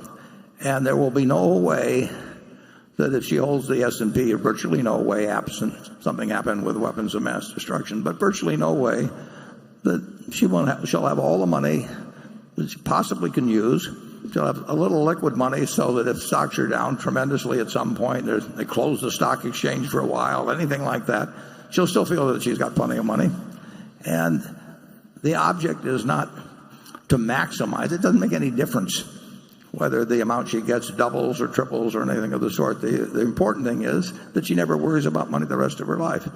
And I had an Aunt Katie here in Omaha, who Charlie knew well, and worked for her husband, as did I. And she worked very hard all her life and had lived in a house she paid, $8,000 for at 45th and Hickory all her life. And because she was in Berkshire, she lived in 97. She ended up with, a few $100 million. And she would write me a letter every 4 or 5 months, and she said, "Dear Warren, I hate to bother you, but am I going to run out of money?" And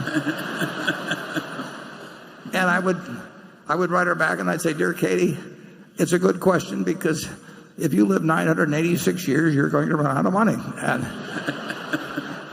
And then about 4 or 5 months later, she'd write me the same letter again. And I have seen there's no way in the world, if you've got plenty of money, that it should become a minus in your life. And there will be people, if you've got a lot of money, that come around with various suggestions for you, sometimes well-meaning, sometimes not so well-meaning.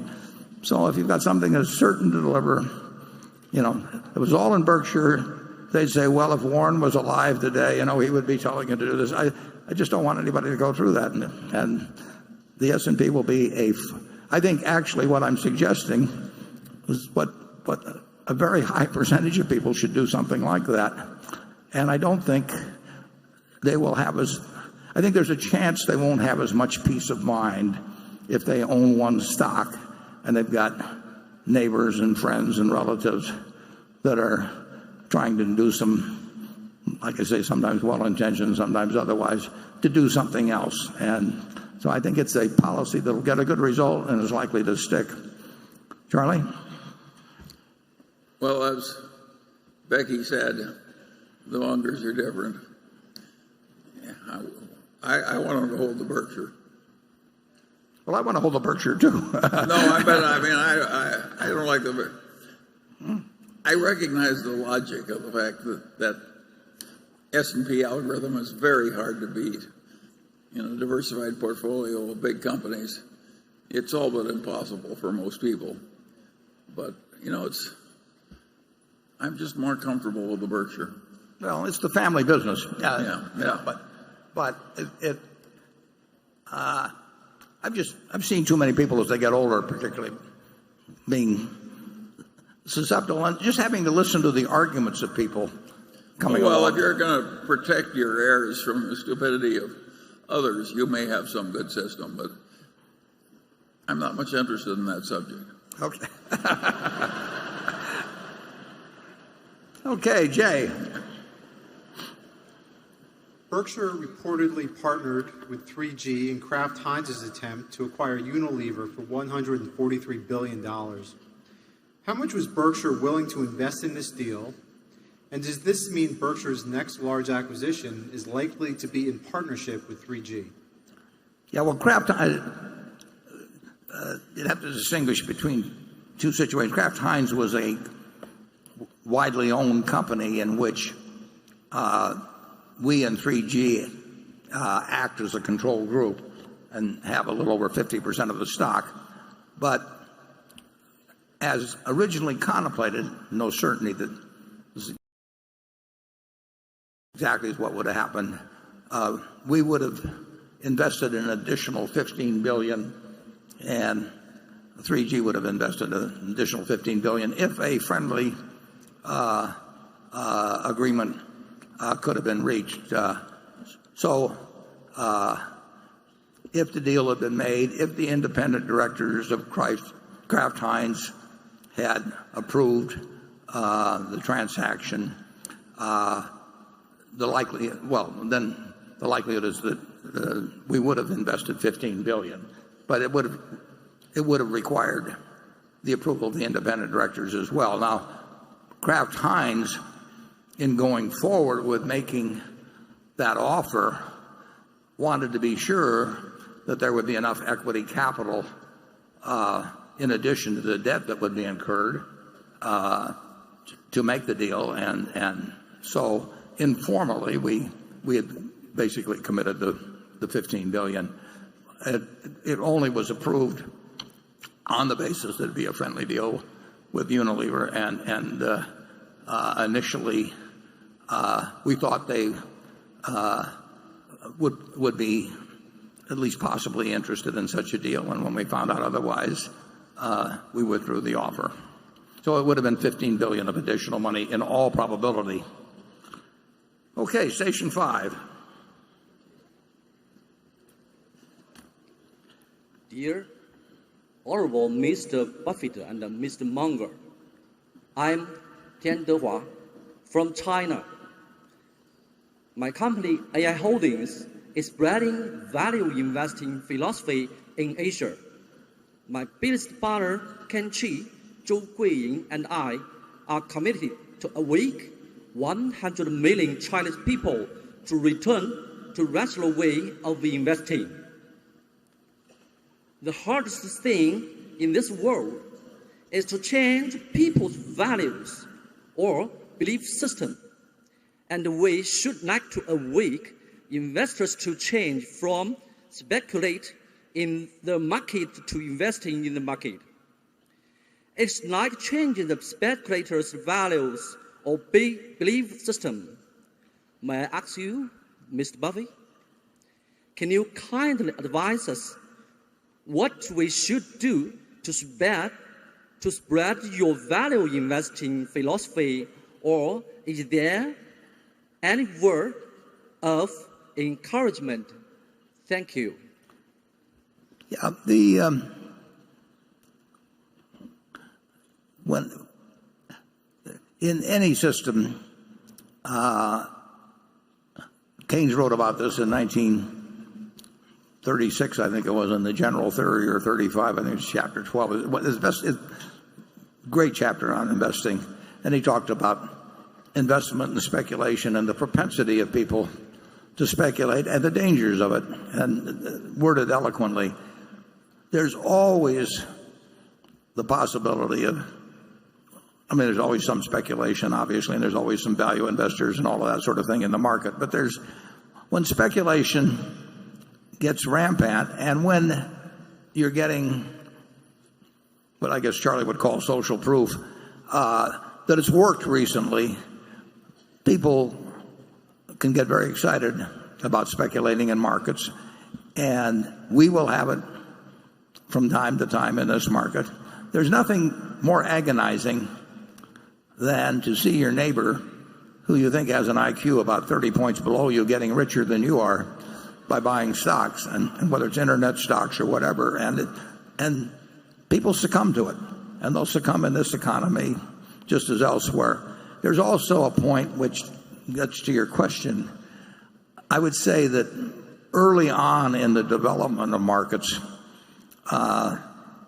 there's probably there's some tendency for them, I think, to be more speculative than markets have been around for a couple of hundred years. Because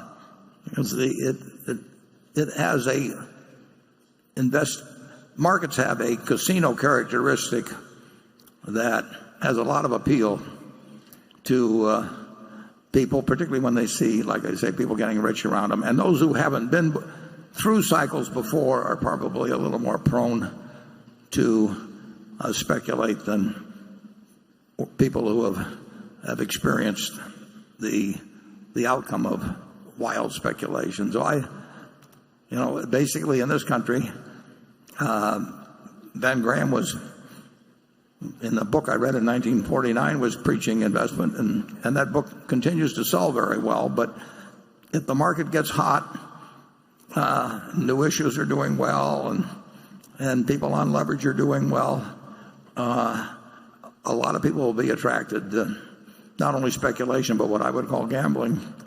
And I'm afraid that will be true in the United States. And I think that China, being a newer market, essentially, in which there's widespread participation, is likely to have some pretty extreme experiences in that respect.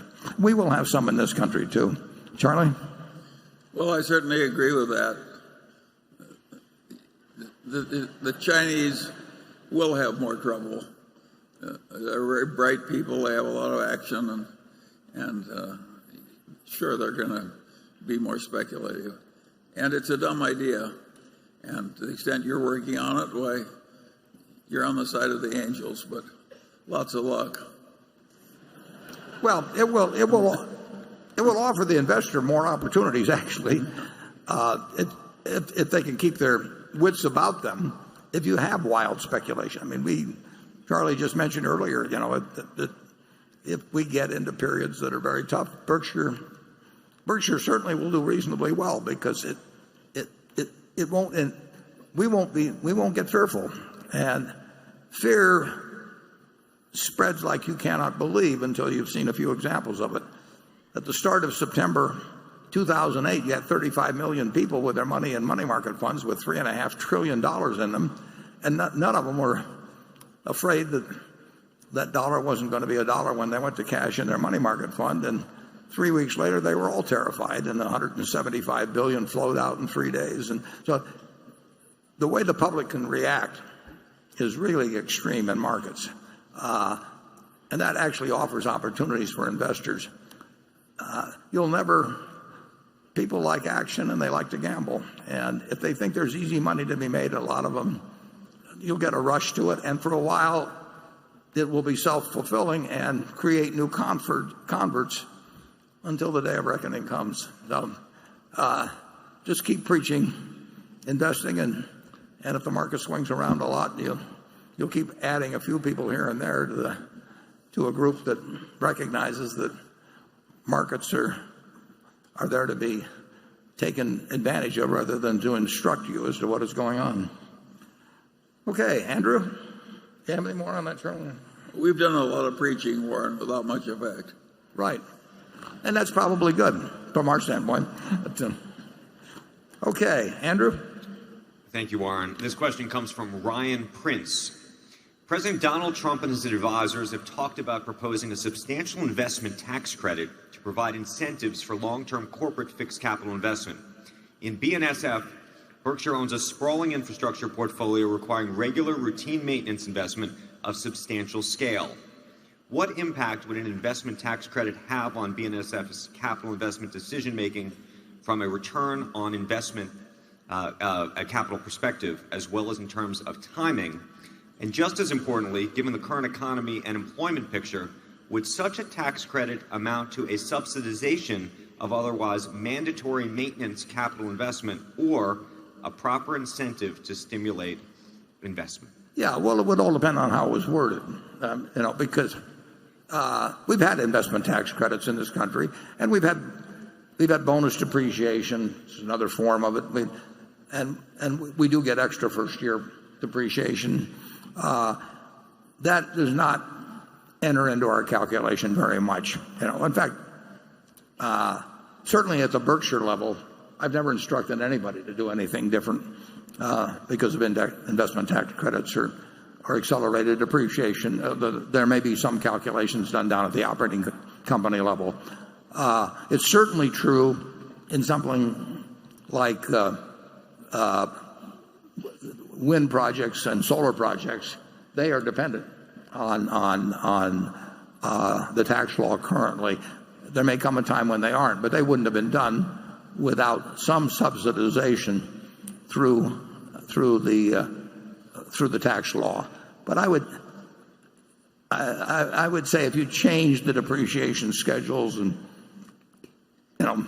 double depreciation, triple depreciation, that we're going to do what we need to do at the railroad to make it safer and more efficient if we just had ordinary depreciation. And I doubt if there'd be any dramatic differences. Obviously, if you were going to, say, buy a bunch of planes and the law was going to change on December 31st and the math made it better to wait till January 1st or do it this December 31st, you didn't make that kind of calculation. But I can't recall in all the years that I've ever sent out anything to our managers saying, let's do this because the tax law is being changed or might be changed or something of the sort. As I mentioned earlier, it changes just a little bit if you think there's going to be a change in capital gains rates at a given time. Obviously, if the rate's going to be lowered, you would take losses ahead of time and defer gains maybe a little. And that's why it's useful, actually, if the tax committees, the Senate and the House, are working on something, it might be useful if the chairmans would say that if we do make any changes, we're likely to use this effective date or something of the sort. And I think they've done that a few times in the past. We are not the big tax-driven item is in wind and solar, and that is a specific policy because the government has decided they want to move people, or society has decided they want to move people toward those forms of electric generation, and the market system wouldn't do it. And there may come a time when the market system will do it all by itself. We won't make big changes, and it's so speculative anyway in terms of even what the law would be. But beyond that, if it becomes less speculative as the law, I mean, it really looks like something is going through, it doesn't change us big time at all. Charlie? Nothing to add. We're not going to change anything at the railroad for some little tax jiggle. If we need a bridge repaired, we're going to repair the bridge, and if we need a lot of track maintenance all the time and that sort of thing, and it just I I don't think Matt and I have ever had a talk about it since we've owned the railroad. But Greg? Warren, my question also relates to Burlington Northern. Despite the current administration's belief that they can bring the coal industry back, market forces continue to lead to the industry's demise. While 90% of U.S. coal consumption is driven by electricity generation, natural gas has been both cheaper and cleaner burning, and renewable electricity generation has remade parts of the market as wind and solar have gained scale and become cheaper alternatives. This has created problems for Burlington Northern, with coal shipments accounting for just 18% of volume and revenue for the railroad last year, down from an average of 24% for both measures the previous 10 years. While some of this was due to a large buildup of coal supplies the past couple of winters, which finally seem to be working their way out, what are your expectations for the contribution coal can make to BNSF longer term? And I know that the railroad currently handles some export shipments going through Canada's Pacific Coast ports, but will there be enough growth there to offset domestic demand, or will BNSF need to rely more heavily on segments like intermodal to offset lost coal volumes? Yeah, the answer is coal. Coal is going to go down over time. I don't think there's much question about that. The specifics of any given year relate very importantly to the price of natural gas. I mean, right now the demand is somewhat up, a fair amount up from last year because natural gas is at $3.15 or $3.20, and the utilities can produce electricity in many cases quite a bit cheaper with coal than with natural gas. Whereas with the $2, it would be natural gas. But over time, coal is, in my mind, is essentially certain to decline as a percentage of the revenue of the railroad. The speed at which it does, you don't create generation plants overnight, and so you can't predict the rate. And if natural gas is cheap enough, it's going to be you'll see a big conversion back to natural gas. So coal is going to go down as a percentage of revenues significantly. Certainly over 10 years it'll be quite significant, and who knows exactly year by year. We are looking for other sources of growth than coal. If you're tied to coal, you've got problems. Charlie? Well, if you go out over the extremely long term, I think that all the hydrocarbons will be used, including all the coal. So I think that in the end, these hydrocarbons are a huge resource for humanity, and I don't think we've got any good substitute. And I've never minded saving them for the next generation. I don't like using them up very fast. So I'm off on a little road on my own on this one. And people think that all this hydrocarbons are going to be stranded and the whole world's going to change. I think we're going to use every drop of the hydrocarbons sooner or later. We'll use them as chemical feedstocks. I regard all these things as very hard to predict, and I'm not at all sure that I would eventually expect natural gas to be pretty short in supply.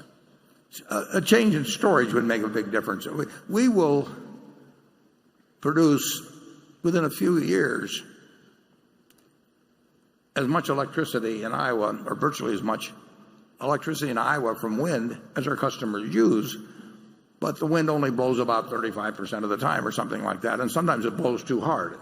But the storage, having it 24 hours a day, 7 days a week, is a real problem, even if we've got the capability of producing, like I say, a self-sufficient amount, essentially, in Iowa before very long. Coal, our shipments of coal are up fairly substantially this year on the BNSF, but they were very low last year, and as you said, stockpiles grew and have come down somewhat. They're still on the high side. But in my mind, Charlie's got a longer-term outlook on this. In my mind, we're going to be shipping a whole lot less coal 10 or 20 years from now than we are now. On the other hand, I think there's some decent prospects in other long hauls. I mean, it's a pretty cheap way to move bulk commodities long distance. Rail is, and I think it's a good business, but the coal aspect of it's going to diminish. Okay, station 6. Hi, good morning. Good morning. It's Marcus Burns from Sydney, Australia. My question, Mr. Buffett, is you used to buy capital-light, cash-generative businesses that now buy lower-growth, capital-consumptive businesses. I realise Berkshire generates a lot of cash flow, but would shareholders have been better off if you had continued to invest in capital-light companies? Well, we'd love to find them. I mean, there's no question that buying a high return on assets, very light capital intensive business that's going to grow beats the hell out of buying something that requires a lot of capital to grow. And this varies from day to day, but I believe, and I don't think it's sufficiently appreciated, I believe that probably the 5 largest American companies by market cap, and some days we're in that group and some days we aren't. Let's assume we're not in that group on a given day. They have a market value of over $2.5 trillion. And that $2.5 trillion is a big number. I don't know whether the aggregate market cap of the U.S. market is, but that's probably getting up close to 10% of the whole market cap of the United States. And if you take those 5 companies, essentially you could run them with no equity capital at all. None. That is a very different world than when Andrew Carnegie was building a steel mill and then using the earnings to build another steel mill and getting very rich in the process, or Rockefeller was building refineries and buying tank cars and everything. Generally speaking, for a very long time in our capitalism, growing and earning large amounts of money required considerable reinvestment of capital and large amounts of equity capital. The railroads being a good example. That world has really changed, and I don't think people quite appreciate the difference. You literally don't need any money to run the 5 companies that are worth collectively more than $2.5 trillion and who have outpaced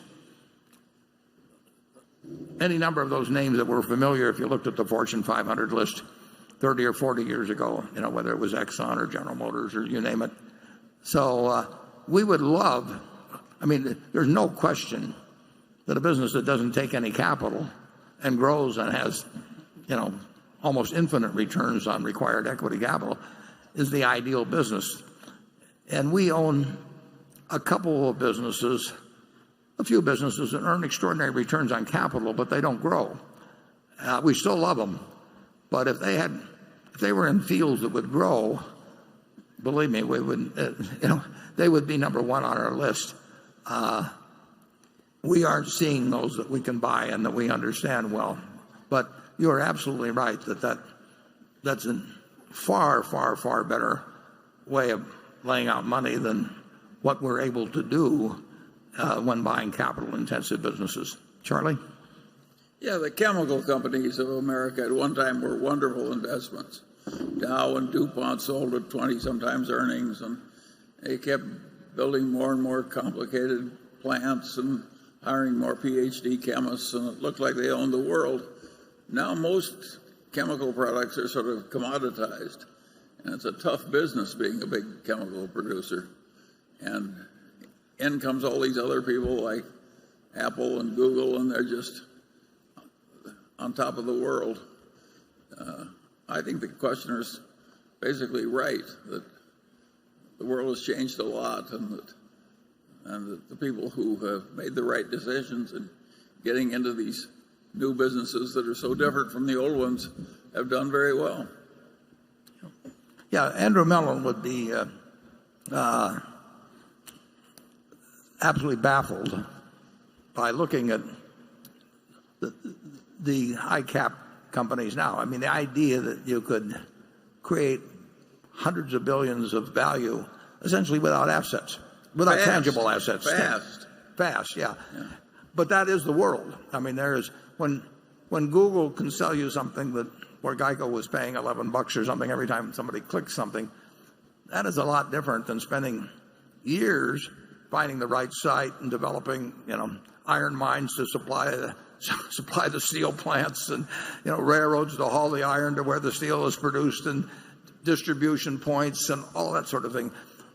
Our world was built, and when we first looked at it, our capitalist system basically was built on tangible assets and reinvestment and all that sort of thing, and a lot of innovation and invention to go with it. But this is so much better, if you happen to be good at it, to essentially be able to build hundreds of billions of market value without really needing any capital. That is a different world than existed in the past, and I think it's a world that's likely to continue. I mean, the trend is. I don't think the trend in that direction is over by a long shot. A lot of the people who are chasing that sort of thing very hard now in the venture capital field are losing a lot of money. It's a wonderful field, but not everybody's going to win big in it. A few are going to win big in it. Okay, Carol. This question is from a shareholder in California, in the Silicon Valley area, who didn't want his name mentioned because he said he wasn't looking for publicity, but whose picture makes him appear to be a millennial. Every Berkshire shareholder knows about the stock market value of Berkshire, but my question is about the value of Berkshire to the world. For instance, the value of Apple to the world has been iPhones. The value of Geico is cost-effective auto insurance. The value of 3G, and I will tell you that there aren't some shareholders who would be arguing about here, but the value of 3G is improved operations. But about Berkshire, I just don't know. In managing Berkshire's subsidiaries, as Mr. Munger once famously said, you practice delegation just short of abdication. So hands-on management can't be the answer. That means the majority of Berkshire's subsidiaries would do just as well if they were to stay independent companies. So that's my question. What is the value of Berkshire to the world? Yeah, well, I would say the question about, I'm with him to the point where he says that, which he accurately describes as delegation to the point of abdication, but I would argue that abdication actually, in many cases, will enable those businesses to be run better than they would if they were part of the S&P 500 and the target perhaps of activists or somebody that wants to get some kind of a jiggle in the short term. So I think that our abdication actually has some very positive value on the companies, but that you'd have to look at it company by company. That we've got probably 50 managers in attendance here, and naturally they're not going to say anything publicly on television or anything where they knock us or anything, but get them off in a private corner and just ask them whether they think their business can be run better with a management by abdication from Berkshire, but with also all the capital strengths of Berkshire, that when any project that makes sense can be funded in a moment without worrying whether the banks are still lending like in 2008, or whether Wall Street will applaud it or something of that sort. So I think our hands-off style actually, I think, can add significant value in many companies. But we do have managers here you could ask about that. We certainly don't add the value by calling them up and saying that we've developed a better system, for turning out additives at Lubrizol or running Geico better than Tony nicely can run it or anything of the sort. But we do we have a very objective view about capital allocation. We can free managers. I would say that we might very well free up at least 20% of the time of a CEO in the normal public, who would otherwise have a public company, just in terms of meeting with analysts and the calls and dealing with banks and all kinds of things that essentially we relieve them of. That they can spend all of their time figuring out the best way to run their business. So I think we bring something to the party, even if we're just sitting there with our feet up on the desk. Charlie? Yeah, we're trying to be a good example for the world. I don't think we'd be having these big shareholder meetings if there weren't a little bit of teaching ethos in Berkshire. And I've watched it closely for a long time. I'd argue that that's what we're trying to do, is set a proper example. Stay sane, be honest. Yeah. So I'm proud of Berkshire, and I don't worry too much if we sell Coca-Cola. I would say, GEICO is an extraordinarily well-run company, and it would be extraordinarily well-run if it were public.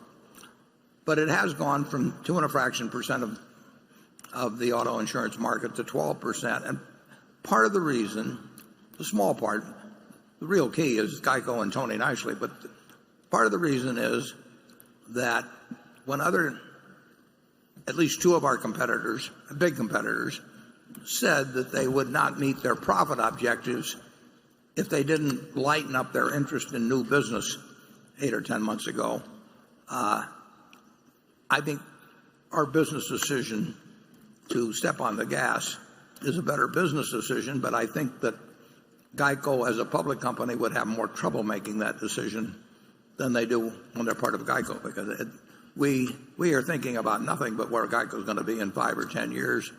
And if that requires having we want new business costs to penalize our earnings in the short term, and other people have different pressures. I'm not arguing about how they behave, because they have a different constituency than GEICO has with Berkshire and what Berkshire has with its shareholders in turn. And I think in that case our system's superior. But it's not because we work harder.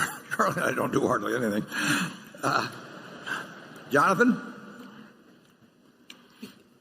Could you please talk about your periodic payment annuity business? The weighted average interest rate on these contracts is 4.1%, which doesn't sound particularly attractive given the current interest rate environment. Is the duration of these liabilities long enough to make that an attractive cost of funds, or were these contracts executed primarily when rates were higher? Well, those contracts, these are what are called structured settlements primarily. And when somebody young has a terrible auto accident or whatever it may be, perhaps urged by the court, urged by family members who really do have the interest of the injured party at heart, they may convert what could be a large sum settlement, probably against the insurance company, maybe $1 million, maybe $2 million, into periodic payments for the rest of the life of the injured party. And we issue those for other insurance companies. In fact, sometimes the court directs that Berkshire or hints strongly that Berkshire should be the one to issue those, because you're talking with somebody's life 30 or 40 or 50 years from now, and the court or the lawyer or the family may want to be very, very sure that whoever makes that promise is going to be around to keep it, and Berkshire has a preferred position in that. We look, to get to your question, Johnny, we look for taking the longer maturity situations. We always have, and we have to make assumptions about mortality, and we have to make assumptions, and then we have to decide at what interest rate we'll do it. The 4.1 is a mix of a lot of contracts over a lot of years, obviously. We write maybe 30 million of these, 20 to 30 million a week. looking for the long maturities. And so if you take an average of 15 years or something of the sort, that's how we come up with that sort of a figure. We adjust them to interest rates at all times. We're making an assumption that we're going to earn more money than is inherent in the cost of these structured settlements. It's a business I think we've got $6 or $7 billion up now, and we'll keep doing them. And incidentally, probably a significant percentage of the $6 or $7 billion we're not yet paying anything on. Somebody else may have the earlier payments, and they're certainly weighted far out. So it's a business that we'll be in 10 or 20 years from now. We've got some natural advantage because people trust us more than any other company to make those payments. And the test is whether we earn over time a return above that which we're paying to the injured party. And that's a bet we're willing to make. But if interest rates continue at present levels for a long time, we would, assuming we kept the money in fixed income instruments, we'd have some loss in that. We've got an allowance in there for the expenses, incidentally, because we do make monthly payments to these people eventually, and we have to keep track of whether they're still alive or not, because you cannot count on the relatives of somebody that's deceased when a check is coming in every month to notify you promptly that the person has become deceased.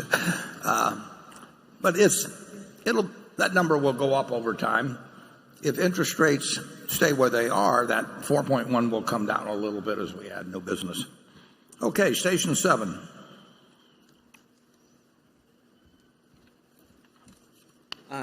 Thank you, Mr. Buffett and Mr. Munger, for all you've done and the opportunity to learn even more from your approach to investing in life. My name's Harry Hong, and I'm a respirologist from Vancouver, British Columbia. The question involves, back in 2001, you made an initial investment in USG shortly before the company declared bankruptcy due to the mounting asbestos liability. You held those shares through the bankruptcy process, even though standard wisdom says that the equity in Chapter 11 is usually worthless. Can you explain why USG's equity was a safe investment? Well, I don't really remember all the details then. It was very cheap. Very cheap. Yeah, but I would say this. USG, we own, I'm not sure what percentage, but it's a very significant percentage. I don't know, 20% or something. Probably 30% or something like that. But the USG overall has just been disappointing because the gypsum business has been disappointing. And I think, I may be wrong, I think they went bankrupt twice, first from asbestos going back and then subsequently because they just had too much debt.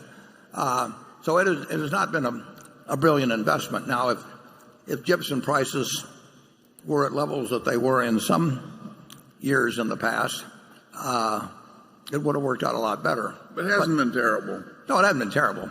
But gypsum has taken a real dive several times, and there has been too much gypsum capacity. And then when it comes back, the managements have been, not necessarily at USG, but including USG perhaps, they've gotten more optimistic about future demand than they should have. And they like, going back historically away, they like to build new plants. And it's a business where the supply has been potential supply has been significantly greater than demand in a lot of years. I mean, you've seen housing starts and since 2008 and 9 not come back anywhere near as much as people anticipated. So gypsum prices have moved up, but not dramatically. So I just put that one down as not one of our great ideas. Not one of my great ideas. Charlie wasn't involved in that. It's no disaster, though. No, it isn't. Becky?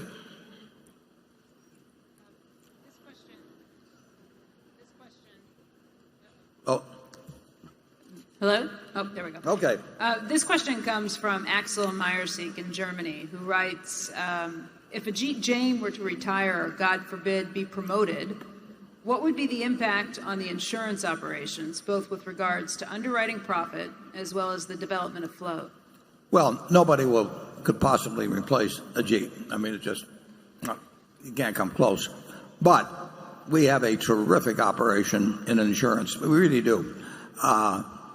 Outside of Ajit, and it's terrific squared with Ajit.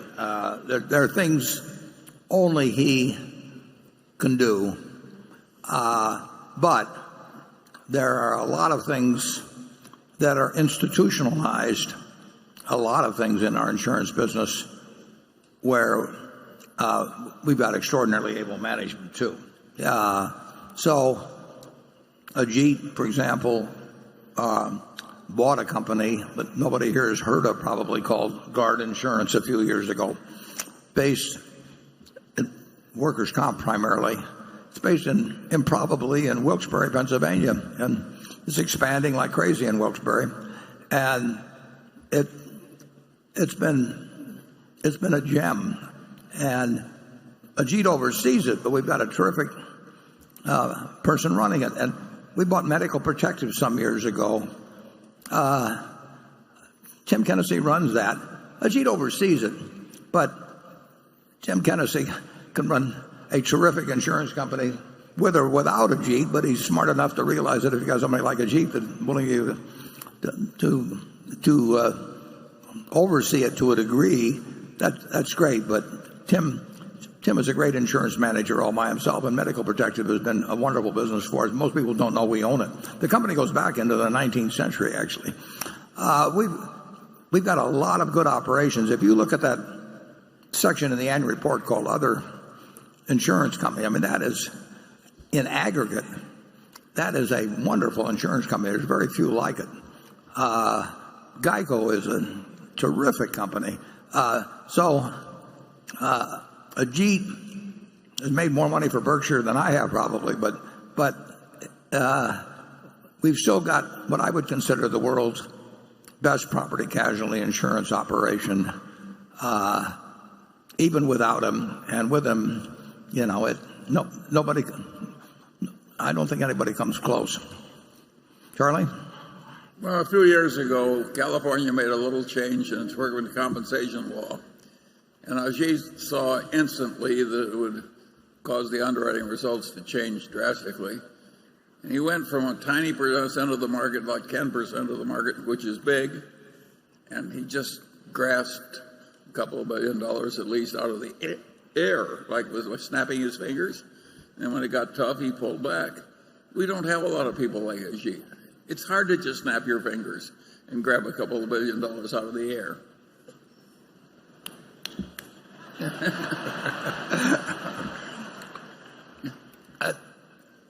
But we've actually, the California workers' comp, though, Guard has moved into that. We have got a lot of terrific insurance managers. I mean, I don't know of a better collection anyplace. And Ajit has found some of those. I've gotten lucky a few times. I mean, Tom Nerney at U.S. Liability, that goes back, 15, 16 years. He is a terrific operation. It's not huge, but it is so well managed. And people don't even know we own these things. But you look at that last line, and now we've added Peter Eastwood with Berkshire Hathaway especially. And these are really good businesses, I got to tell you. When you can produce underwriting profits and on top of that just hand more float, we don't have many businesses like that. Those are great businesses. We've got 100 billion plus of money that we get to earn on, while at the same time, overall, on balance, we're likely to make some additional money for holding it. If you can get somebody to hand you $104 billion and pay you to hold it while you get to invest and get the proceeds, it's a good business. Now, most people don't do well at it. And, the problem is that what I just described tempts lots of people to get into it, and recently people have got into it really just for the investment management. It's a way to earn money off. We don't do that, but it can be done for small companies with investment managers. So there's a lot of competition in it, but we have some fundamental advantages. Plus, we have in certain areas. Plus, we have absolutely terrific managers to maximize those advantages, and we're going to make the most of it. I've just been handed something Kraft Heinz came out with. They just came out with it commercially a few days ago, maybe a few weeks ago. At the directors' meeting, they had this. I had 3 of these. I'm sure that there's a member or 2 of the audience that may not approve of it, but they. I got to tell you, folks, it's good. It's a cheesecake arrangement with topping and Philadelphia cream cheese special on, so you create your own cheesecake. And I thought that I can eat it while Charlie's talking, and you'll be able to get it at the halftime.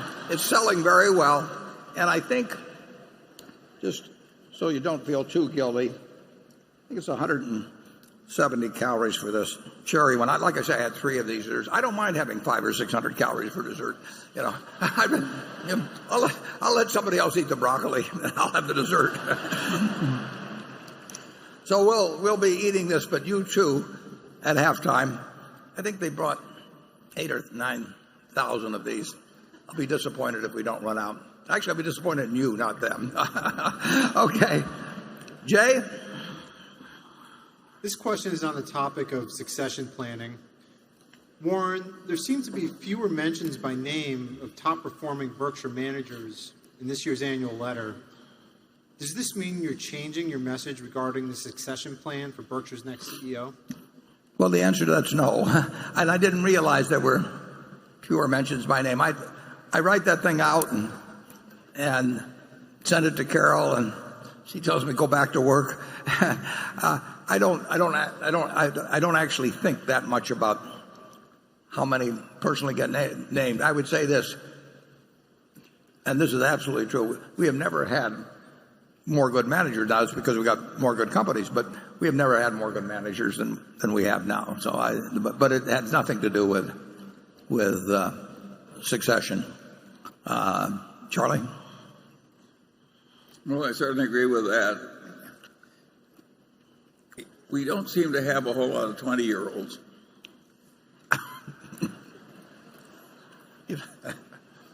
Certainly not at the front table.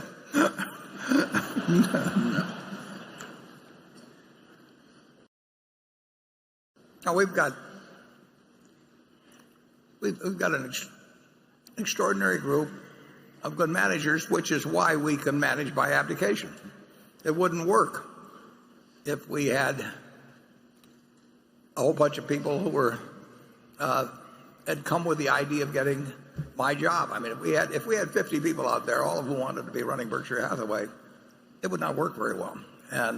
But they have the jobs they want in life. Tony Nicely loves running Geico. And you go down the line, they have jobs they love, and that's a lot better in my view than having a whole bunch of them out there that are kind of doing their job there, kind of hoping the guy that's competing with them will fail, so that when I'm not around, that they'll get the nod. It's a much different system than exists at most large American corporations. Charlie, got any? Well, we'll go to station 8. Hi, Warren and Charlie. My name is Vicky Wei. I'm an MBA student from the Wharton School of Business. This is my first time to be in the annual meeting. I'm really excited about it. Thanks for having us here. Thanks for coming. My question is, where do you want to go fishing for the next 3 to 5 years? Which sectors are you most bullish on, and which sectors are you most bearish on? Thank you. Yeah, Charlie and I do not really discuss sectors much, nor do we let the macro environment or thoughts about it enter into our decision. We're really opportunistic. And we obviously are looking at all kinds of businesses all the time. I mean, it's a hobby with us almost, probably more with me than Charlie. But we're hoping we get a call, and we've got a bunch of filters. And I would say this is true of both of us. We probably know in the first 5 minutes or less whether something is likely to or has a reasonable chance of happening. And it's just going to go through there, and it's going to. The first question is can we really ever know enough about this to come to a decision? And that knocks out a whole bunch of things, and there's a few, and then if it makes it through there, there's a pretty good, reasonable chance we may do something, but it's not sector specific. We do love the companies, obviously, with the moats around the product, where consumer behavior can be perhaps predicted further out. But I would say it's getting harder for us anyway, to anticipate consumer behavior than we might have thought 20 or 30 years ago. I think that's just a tougher game now. But we'll measure it, and we'll look at it in terms of returns on present capital, returns on prospective capital. A lot of people give you some signals as to what kind of people they are, even in talking in the first 5 minutes, and whether you're likely to actually have a satisfactory arrangement with them over time. So a lot of things go on fast, but we know the kind of sectors we kind of like to, or the type of business we kind of like to end up in, but we don't really say we're going to go after companies in this field or that field or another field. Charlie, you want to? Yeah, some of our subsidiaries do little bolt-on acquisitions that make sense, and that's going on all the time. And of course we like it. But I would say the general field of buying whole companies, it's gotten very competitive. There's a huge industry of doing these leveraged buyouts. That's what I still call them. The people who do them think that's a kind of a bad marker, so they say they do private equity. It's like making a janitor call himself the chief of engineering or something. But at any rate, the people who do the leveraged buyouts, they can finance practically anything in about a week or so through shadow banking, and they can pay very high prices and get very good terms and so on. So it's very, very hard to buy businesses, and we've done well because there's a certain small group of people that don't want to sell to private equity. And they love the business so much they don't want it just dressed up for resale. We had a guy some years ago came to see me, and he was 61 at the time, and he said, "Look, I've got a fine business. I got all the money I can possibly need." But he said, there's only one thing that worries me when I drive to work. Actually, there's more than one guy that's told me that's used the same term. He said, there's only one thing that bothers me when I go to work. If something happens to me today, my wife's left. I've seen these cases where executives in the company try to buy them out cheap, or they sell to a competitor and all the people. He says, I don't want to leave her with a business. I want to decide where it goes, but I want to keep running it. And I love it. And he said, I thought about selling it to a competitor, but if I sell it to a competitor, their CFO is going to become the CFO of the new company, and they're, on down the line. And all these people who help me build the business, a lot of them are going to get dumped, and I'll walk away with a ton of money, and some of them will lose their job. He said, I don't want to do that. And he says, I can sell it to a leveraged buyout firm who would prefer to call themselves private equity, but they're going to leverage it to the hilt, and they're going to resell it, and they're going to dress it up some, but in the end, it's not going to be in the same place. I don't know where it's going to go. He said, I don't want to do that. So he said, it isn't because you're so special. He says, there just isn't anyone else. If you're ever proposing to a potential spouse, don't use that line. But that's what he told me, and I took it well, and we made a deal. So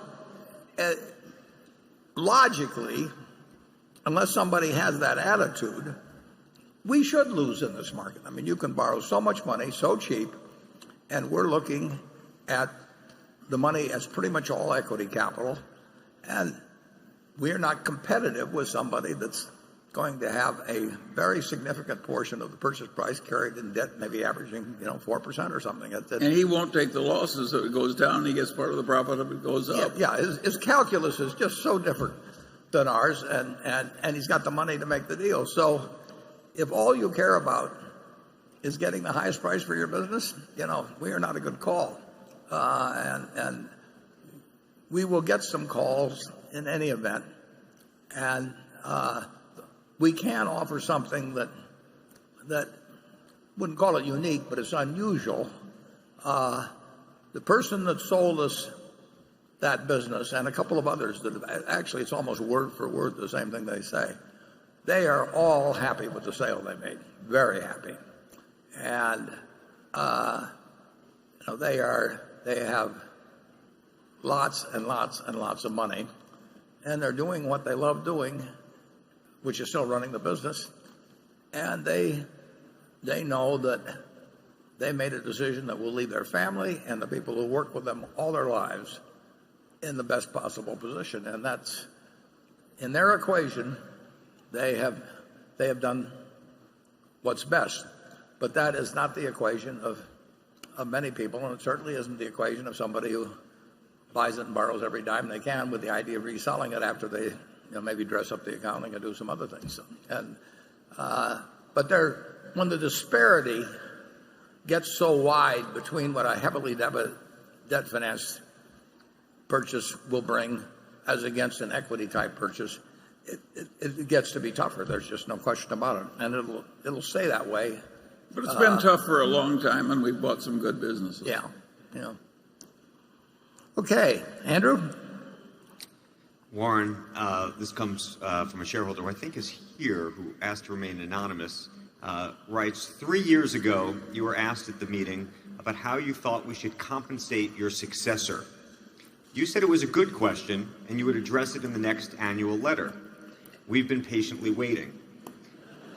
Can you tell us now, at least philosophically, how you've been thinking about the way the company should compensate your successor so we don't have to worry when the pay consultants arrive on the scene? Yeah. Well, unfortunately, at my age, I don't have to worry about things I said 3 years ago, but this guy, obviously much younger, remembers.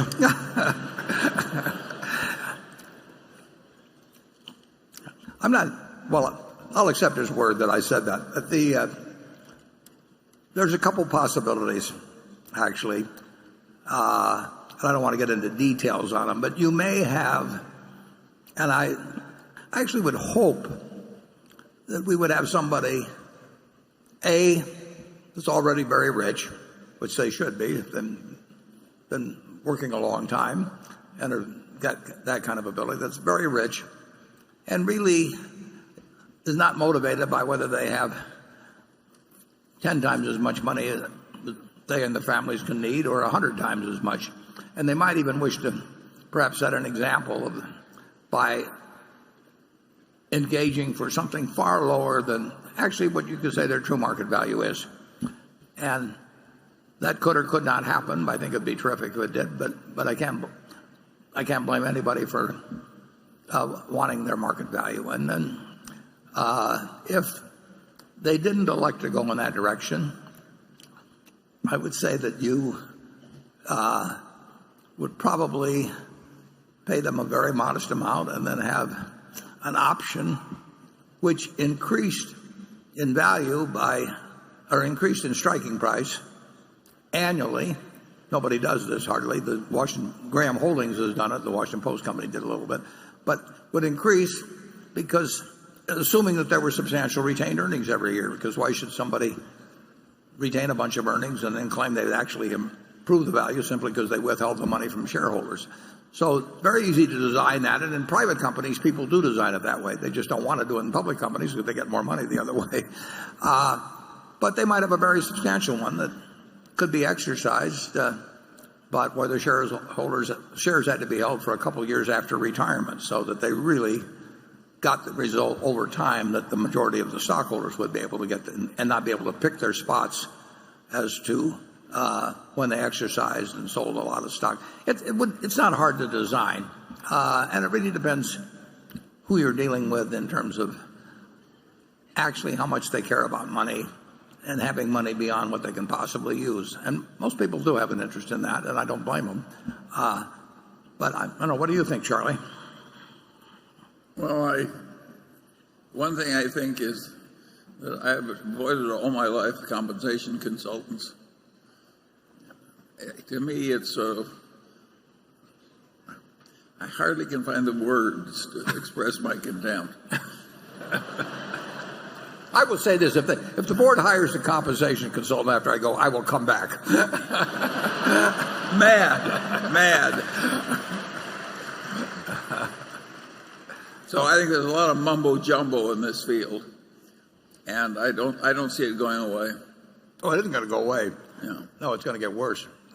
I mean, if you look at, the way compensation gets handled, everybody looks at everybody else's proxy statement and says we can't possibly hire a guy that isn't been. It's ridiculous. So on, and the human relations department, work for the CEO, come in and suggest a consultant. What consultant is ever going to get another assignment if he says you should pay your CEO below down in the fourth quartile because you're getting a fourth quartile result? I mean, it just, it isn't that the people are evil or anything. It's just the nature of the situation. It produces a result that is not consistent with how representatives of the owners should behave. It's even worse than that. Capitalism is the golden goose that we all live on, and if people generally get so they have contempt for it because they don't like the pay arrangements and the system, your capitalism may not last as well, and that's like killing the golden goose. So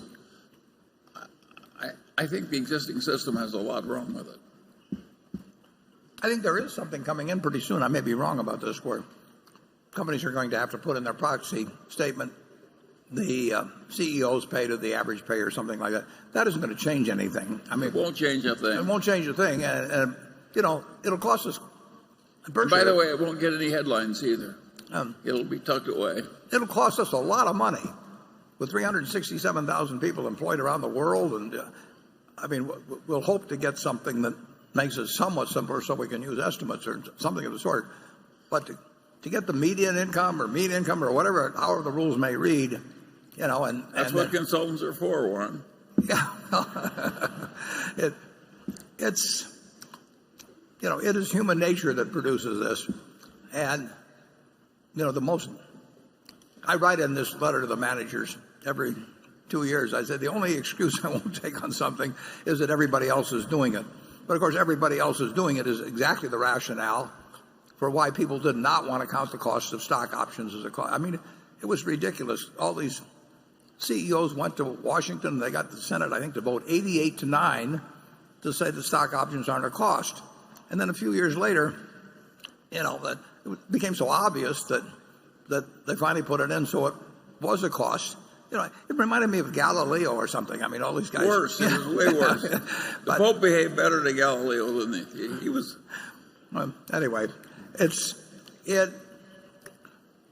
I would hope, like I say, somebody, whoever, and it doesn't even have to be, I'm not talking about the current successor or anybody else. I mean, these successors down the line are probably going to have gotten very, very wealthy by the time they're running Berkshire, and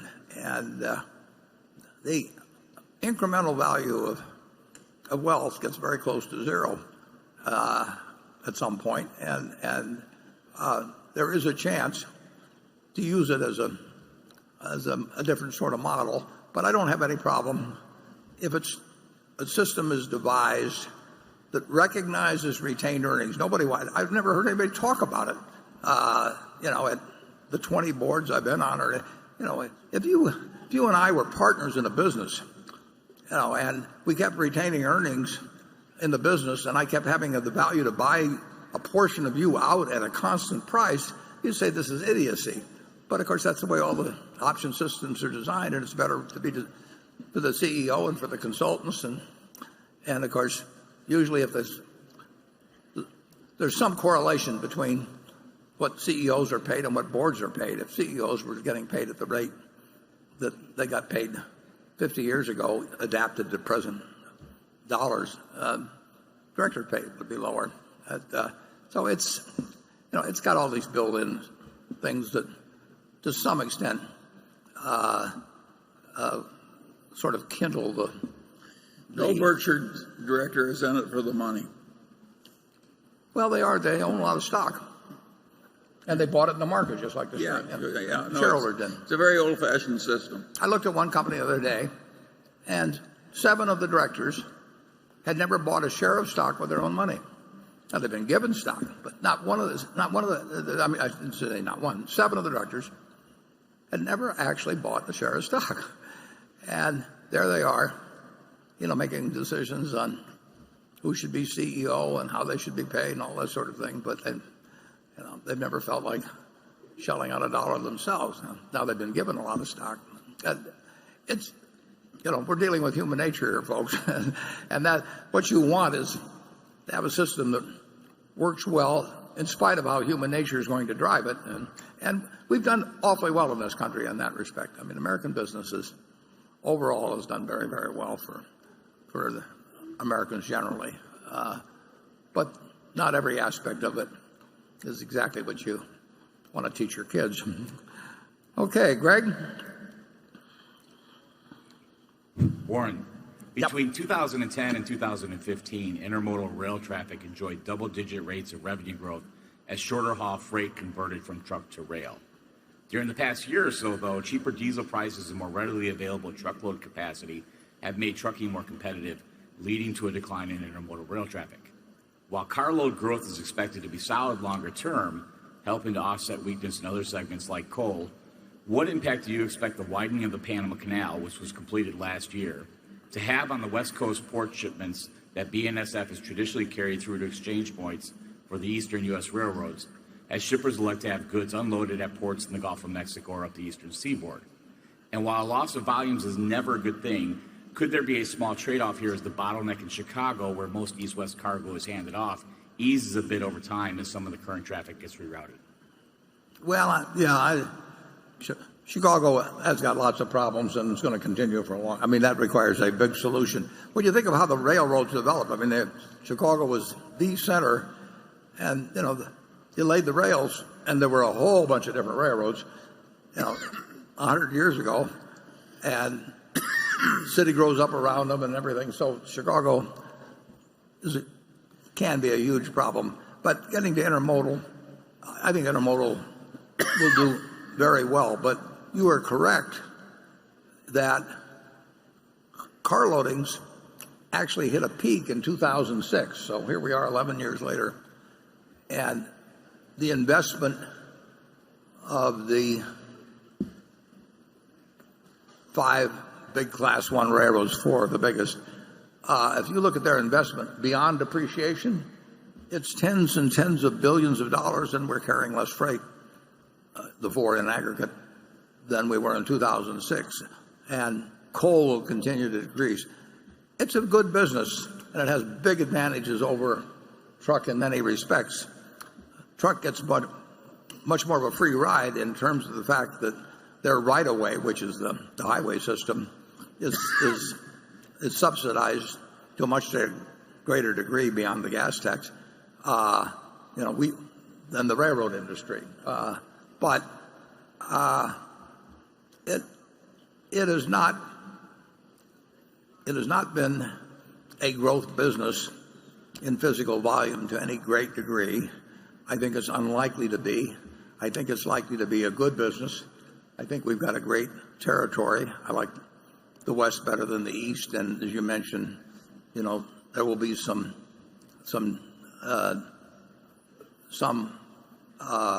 intermodal traffic that gets diverted to eastern ports, perhaps, or so on. Overall, we've got a terrific system in that respect, and we will do well.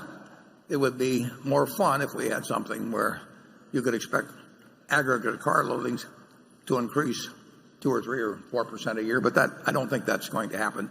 I do think our fundamental position is terrific. However, I think we'll earn decent returns on capital, but I think that's the limit of it. Charlie? Nothing to add. Okay, station 9. I'm from Shankar Anand from Gurnee, Illinois. Thank you for doing everything you do for us. I have a question. The two of you have largely avoided capital allocation mistakes by bouncing ideas off of one another. Will this continue long into Berkshire's future? And I'm interested in both at headquarters and at subsidiaries.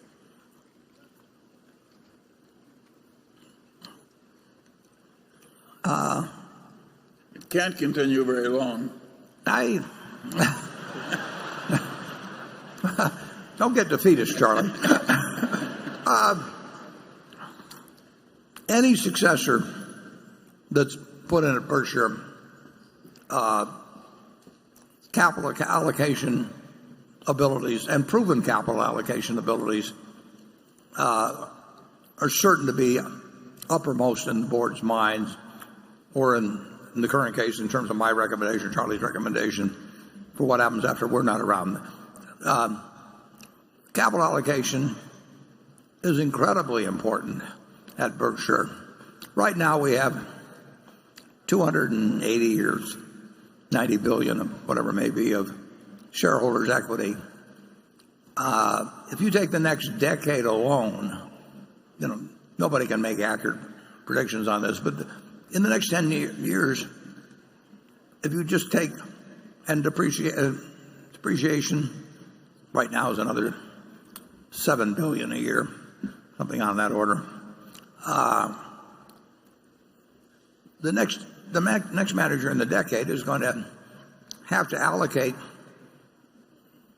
maybe $400 billion or something like that, maybe more, and it's more than already has been put in. So 10 years from now, Berkshire will be an aggregation of businesses where more money has been put in that decade than everything that took place ahead of time. So you need a very sensible capital allocator in the job of being CEO of Berkshire, and we will have one. It would be a terrible mistake to have someone in this job where really capital allocation might even be their main talent. It probably should be very close to their main talent. And of course, we have an advantage at Berkshire in that we do know how important that is, and there is that focus on it. And in a great many companies, people get to the top through ability and sales. Sometimes they come from the legal side, sometimes all different sides, and they then have the capital allocation sort of in their hands. Now, they may not establish strategic thinking divisions, and they may listen to investment bankers and everything, but they better be able to do it themselves. And if they've come from a different background or haven't done it, it's a little bit, as I put in one of my letters, I think it's like getting to Carnegie Hall, playing the violin, and then you walk out on the stage and they hand you a piano. I mean, it is something that Berkshire would not do well if somebody was put in who had a lot of skills in other areas, but really did not have an ability of capital allocation. I've talked about it as being something I call a money mind. I mean, people can have 120 IQs or 140 IQs or whatever it may be, very similar scoring abilities in terms of intelligence tests, and some of them have minds that are good at one type of thing and some of them another. I've known very bright people that do not have money minds, and they can make very unintelligent decisions. They can do all kinds of other things that most mortals can't do, but it just isn't the way their wiring works. And I've known other people that really would not do that brilliantly. They do fine, but on an SAT test or something like that. but they've never made a dumb money decision in their life. And Charlie, I'm sure, has seen the same thing. So we do want somebody, and hopefully they've got a lot of talents, but we certainly do not want somebody that, if they lack a money mind. Charlie?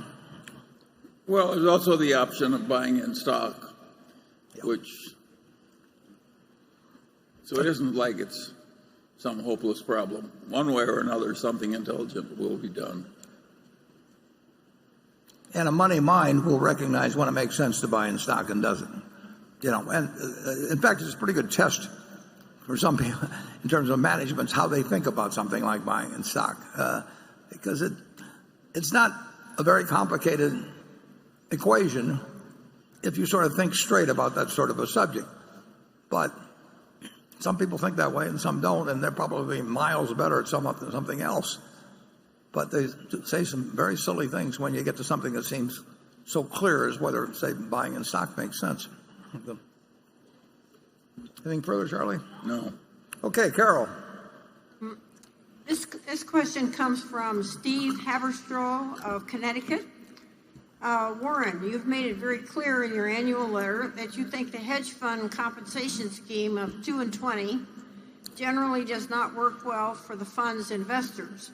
And in the past, you have questioned whether investors should pay, quote, financial helpers, unquote, as much as they can.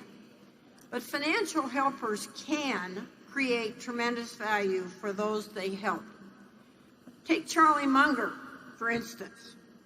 In nearly every annual letter and on the movie this morning, you describe how valuable Charlie's advice and counsel has been to you, and in turn to the incredible rise in Berkshire's value over time. Given that, would you be willing to pay the industry standard, quote, financial helper fee of 1% on assets to Charlie? Or would you perhaps even consider 2 and 20 for him? What is your judgment about this matter? Yeah.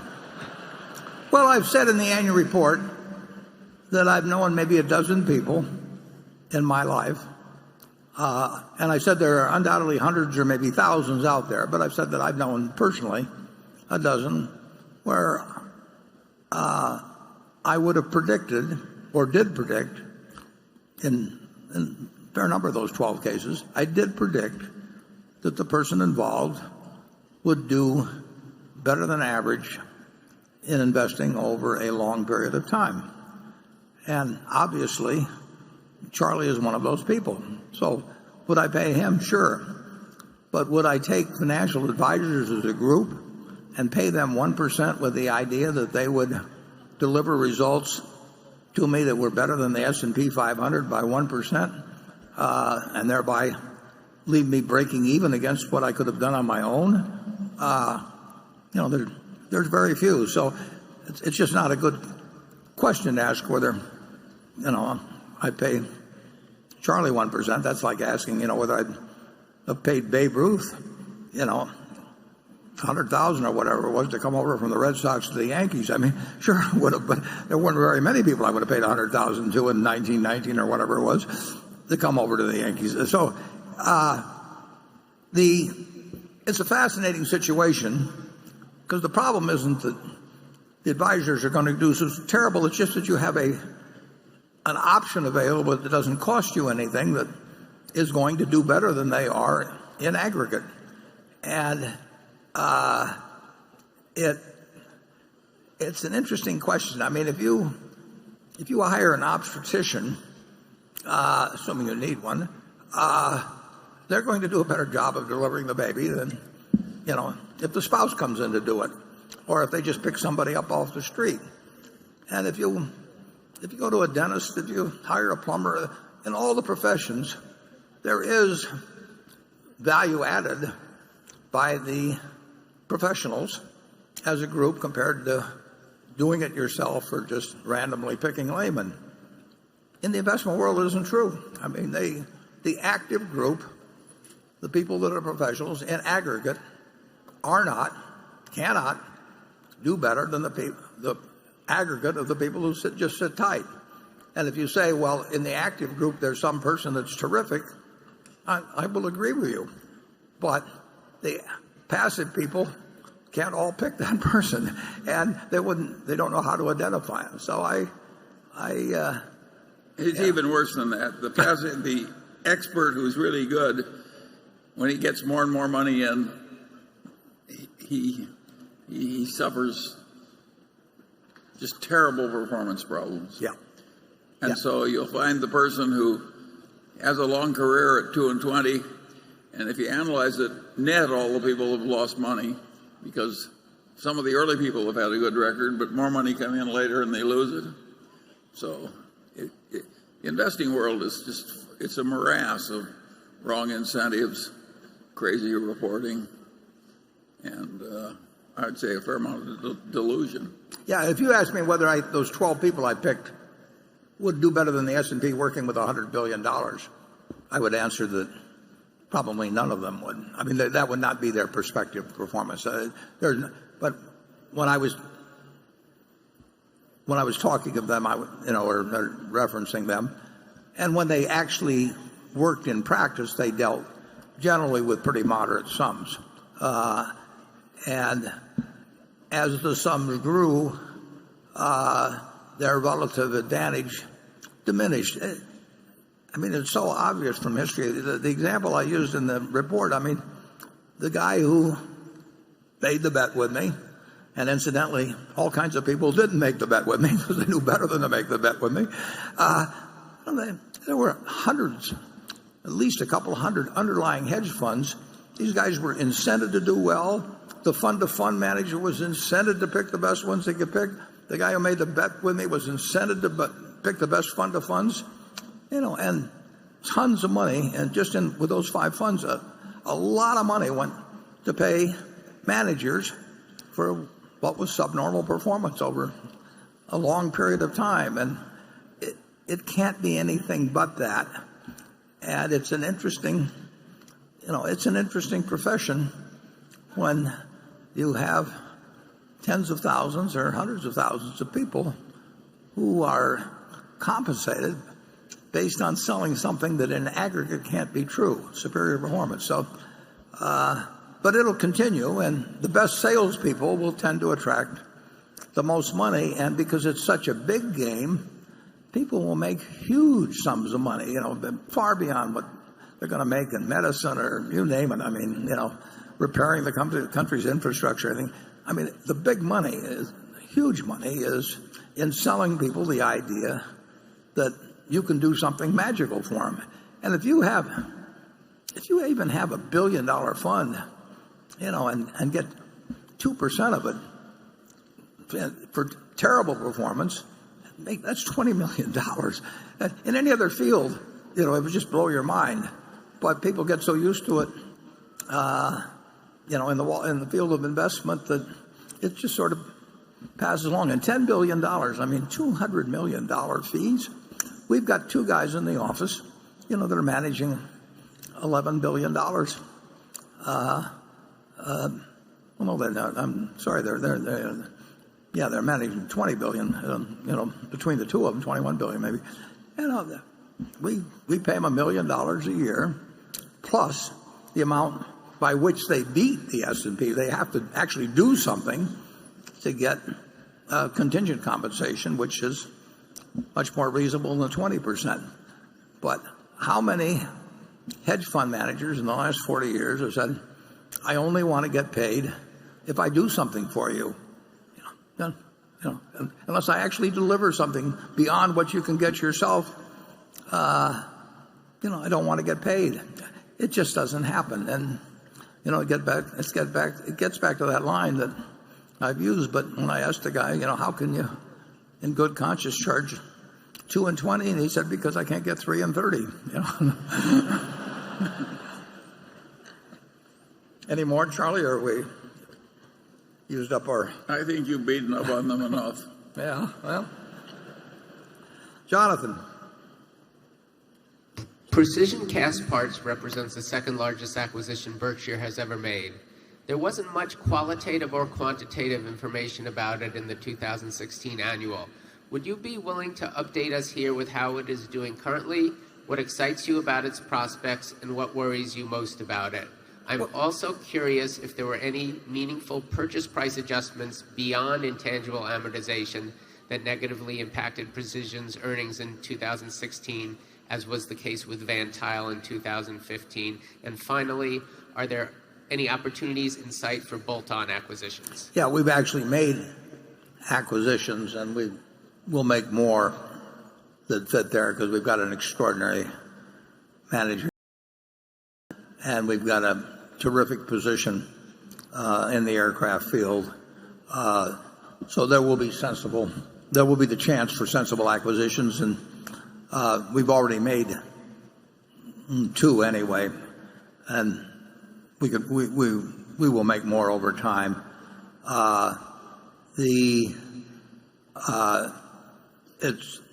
The amortization of intangibles is the only big purchase price adjustment. That's something over $400 million a year, non-deductible. In my mind, that's 400 and some million of earnings. I do not regard the economic goodwill of Precision Castparts being diminished at that rate annually. That is and I've explained that in some degree.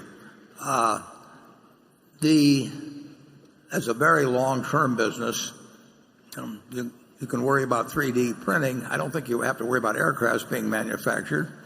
But aircraft deliveries can be substantially altered in relation to any given backlog in most cases. So the deliveries can be fairly volatile, but I don't think the long-term demand is anything I worry about. And the question is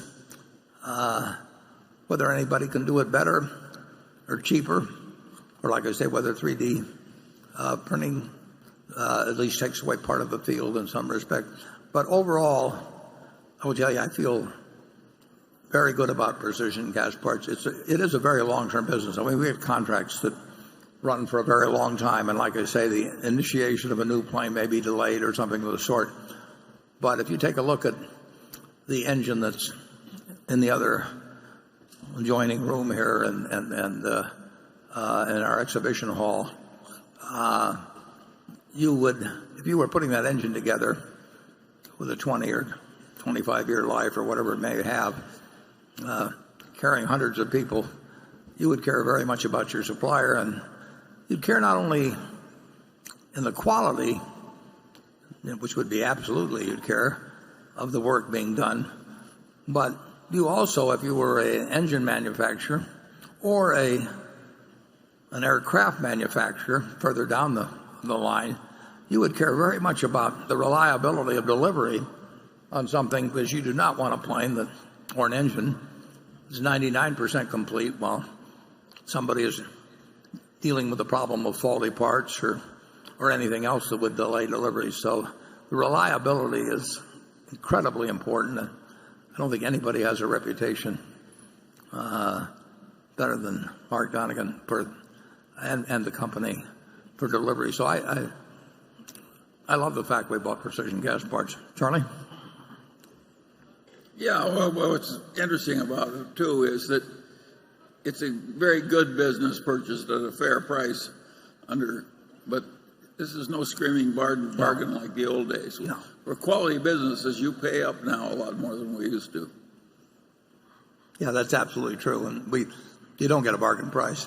The 400 plus million, incidentally, goes on for quite a while too, and we'll explain it in the report, just as we'll explain that the depreciation charge at a railroad would not be adequate. I mean, it's the way accounting works, and starting, I don't even want to tell you about this one, but starting the first of next year, accounting is going to become sort of a nightmare in terms of Berkshire and other companies, because they're going to have us mark our equities to market, just like we were a Wall Street trading firm or something.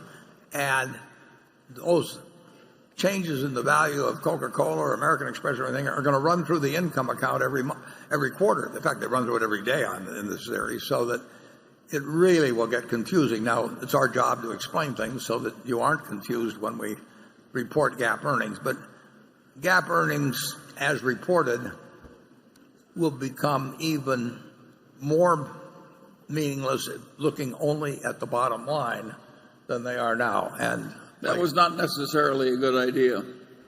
No, I think it's a terrible idea, but we'll deal with it.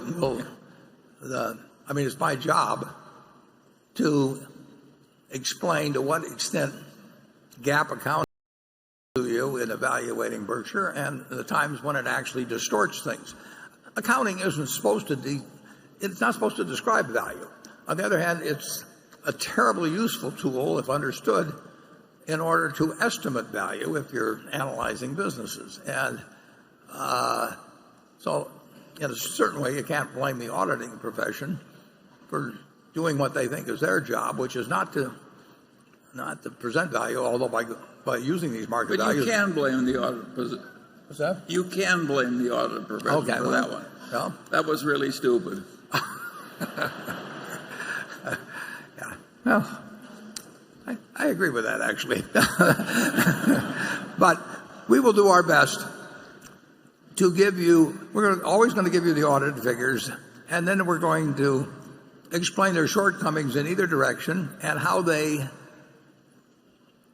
what you should use and what you probably should ignore in looking at those numbers and using them to come to a judgment as to the value of your holdings. And I'll explain it to you the same way I would explain it to my sisters or anybody else. That we want you to understand what you own, and we try to cover the details that are really important in that respect. I mean, there's a million things you can talk about that are just of minor importance when you're talking about a $400 billion market value.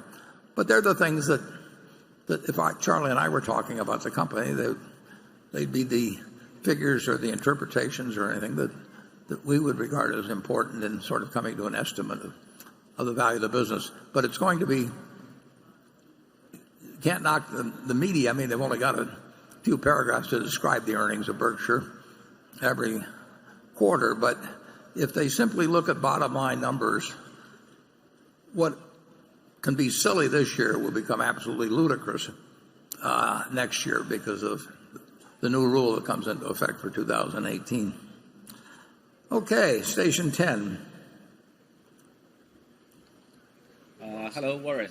This is a question from China. I'm James Chen, a pension fund manager from China, Shanghai. My question is quite simple.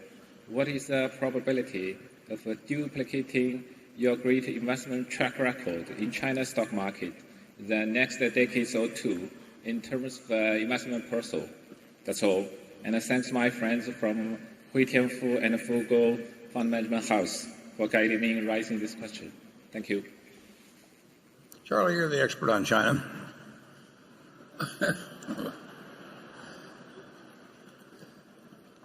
It's like determining the order of presidency between a louse and a flea. Yeah. I do think that the Chinese stock market is cheaper than the American market. And I do think China has a bright future. And I also think that there'll be growing pains, of course. But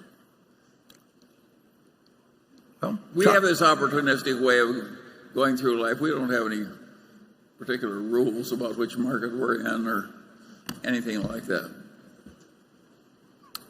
Well, Charlie's delivered a headline anyway now. Munger predicts China market will outperform U.S. So, and I've just been informed it's 12:15, so I apologize if you're hungry for holding you over for 15 minutes. So we'll reconvene around 1:15, and I'll see you then. Thanks.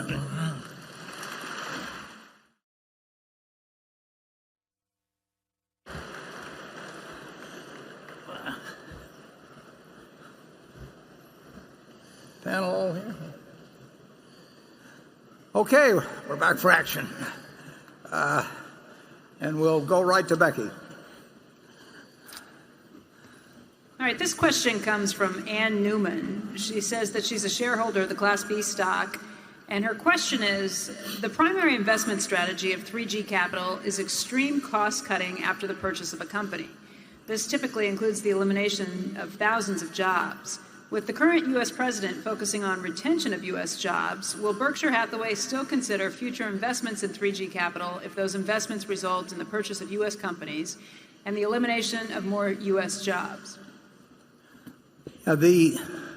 Essentially, 3G management, and I've watched them up very close at Kraft Heinz, is basically they believe in having a company as productive as possible. And of course, the gains in this world for the people in this room and people in Omaha and the people throughout America have come through gains in productivity. If there had been no change in productivity, we would be living the same life as people lived in 1776.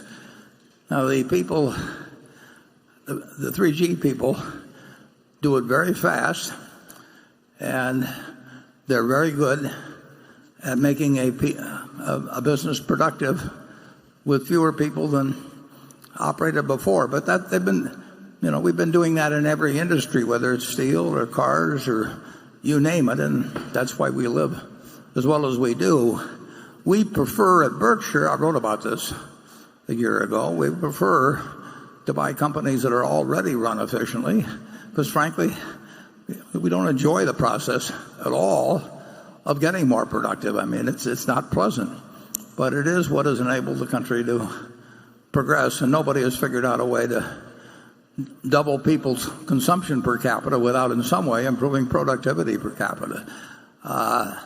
It's a good question in whether it's smart overall if you think you're going to suffer politically, because political consequences do hit businesses. So I don't know that I can answer the question categorically, but I can tell you that they not only focus on productivity and do it in a very intelligent way, but they also focus to a terrific degree on product improvement, innovation, and all of the other things that you want a management to focus on. And I hope that at the lunchtime, if you had the Kraft Heinz cheesecake, you'll agree with me that product improvement and innovation there is just as much a part of the 3G playbook as productivity.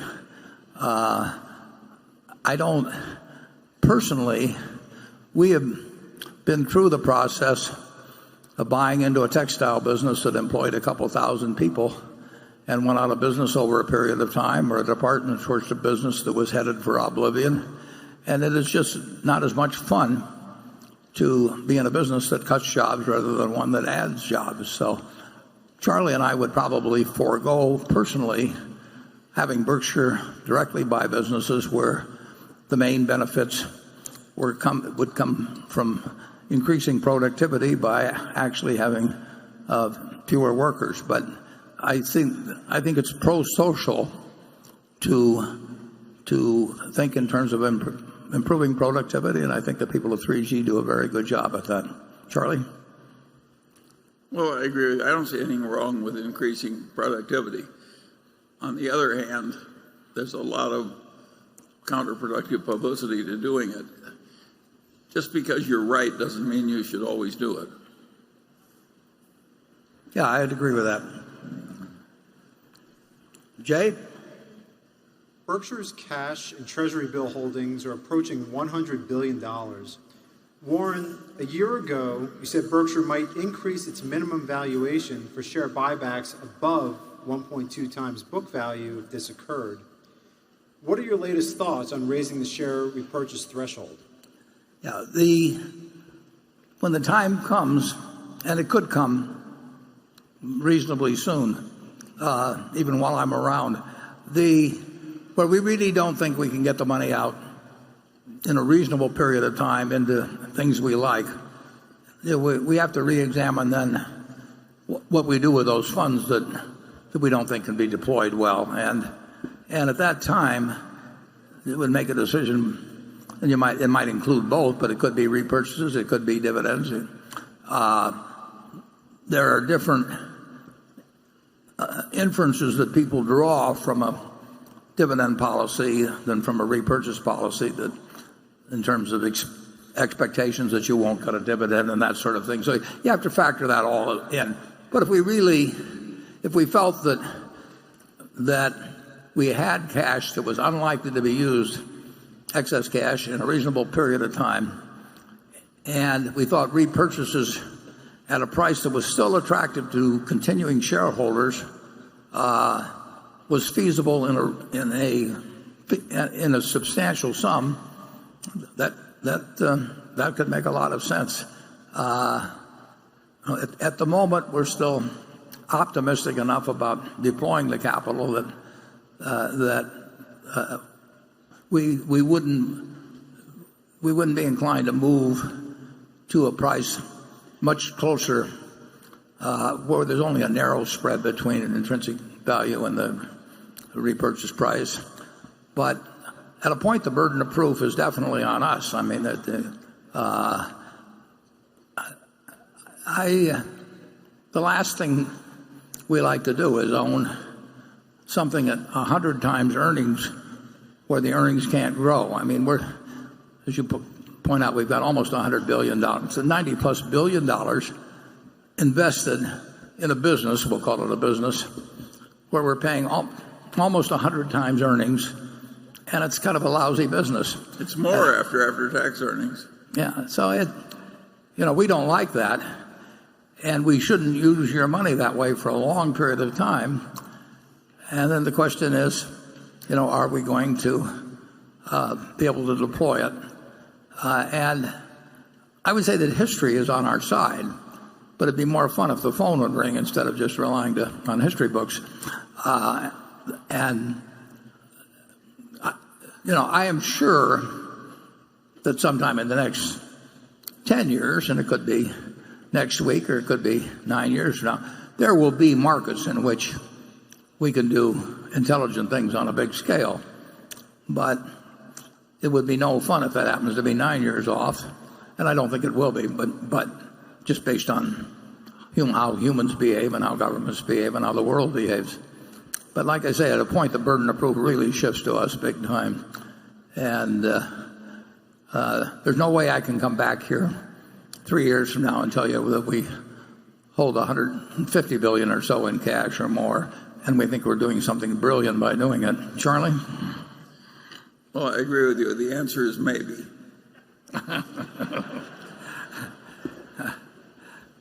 He does have a tendency to elaborate. Station 11. Thank you, Mr. Buffett and Mr. Munger.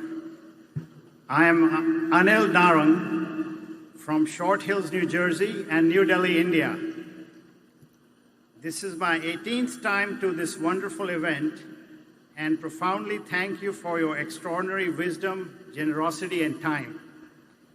As I'm involved with sustainable investments that also do not directly harm animals, I would appreciate your perspective, if any, on the practices of your CTB subsidiary, which is somewhat involved in pig, poultry, and egg production. Somewhat indirectly related, as you shared your concern on nuclear war extensively at the last annual meeting, I would love to pick your brain on Albert Schweitzer's Nobel Peace Prize acceptance speech shortly after the first nuclear bombs were detonated, that compassion can attain its full breadth and depth if it is not limited to humans only. Thank you.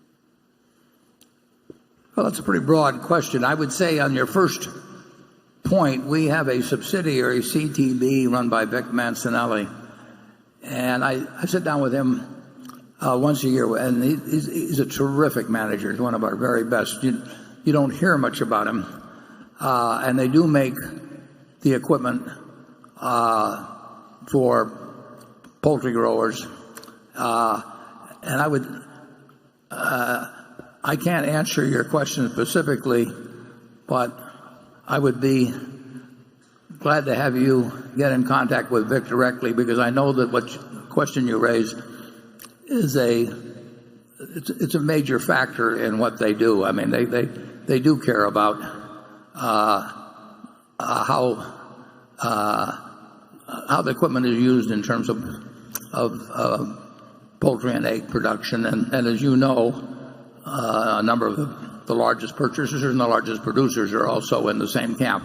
But I can't tell you enough about it directly that I can give you a specific answer. But I can certainly put you in touch with Vic, and I think you would find him extremely well informed and doing some very good things in the area that you're talking about. In terms of the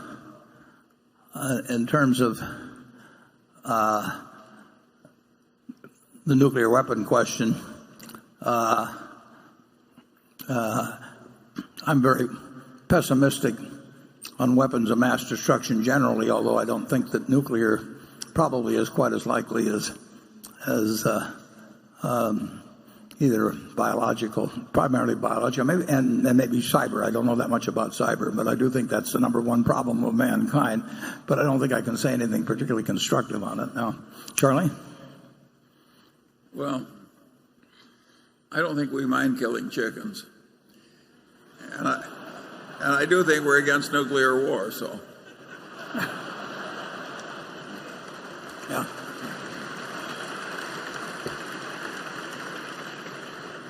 We are not actually a poultry producer, but we do. They use our equipment, and that equipment has been changed substantially in the last 10 or 15 years. But again, I'm not that good on the specifics that I can give them to you, but I can certainly put you in touch with Vic. Andrew? Warren, since Todd and Ted joined Berkshire, the market cap of the company has doubled, and cash on hand is now nearly $100 billion. It doesn't look like Todd and Ted have been allocated new capital on the same relative basis. Why? Well, actually, I would say they have been. I think we started out with $2 billion. I could be wrong, but my memory was $2 billion with Todd when he came with us, and so there have been substantial additions, and of course, their own capital has grown just because you can say, in a sense, they retain their own earnings. So, yeah, they are managing a proportion of Berkshire's capital, or also measured by marketable securities. I think they're managing a proportion that's pretty similar, maybe even a little higher than when each one of them entered, and Ted entered a year or two after Todd. I think they would agree that it's tougher to run $10 billion than it is to run $1 or $2 billion. I mean, your expectable returns go down as you get into larger sums, but the decision to bring them on has been terrific. I mean, they've done a good job of managing marketable securities. They made more money than I would have made with that same what is now $20 billion, but originally was $2 billion, and they've been of terrific help in a variety of ways beyond just money management. So that decision, that's been a very, very good decision. And they're smart. They're good. They have money minds. They are good specifically at investment management, but they're absolutely first-class human beings, and they really fit Berkshire. So that was Charlie gets credit for Todd. He met Charlie first, and I'll claim credit for Ted, and I think we both feel very good about the decisions. Charlie? Well, I think the shareholders are very lucky to have them because they both think like shareholders. Totally. After all, it came up that way, and that is not the normal way headquarters employees think. It's a pretense that everybody takes on, but the reality is different. And these people really deeply think like shareholders, and they're young and smart and constructive. So we're all very lucky to have them around. Yeah, their mindset is 100%. What can I do for Berkshire? Not what can Berkshire do for me? And believe me, you can spot that over time with people. And on top of that, they're very talented. But it's hard to find people young, ambitious, very smart, that don't put themselves first. And every experience we've had, they do not put themselves first. They put Berkshire first. And believe me, I can spot it when people are extreme in one direction or other. Maybe I'm not so good around the middle, but you couldn't have two better people in those positions. But you can say, well, why don't you give them another $30 billion each or something?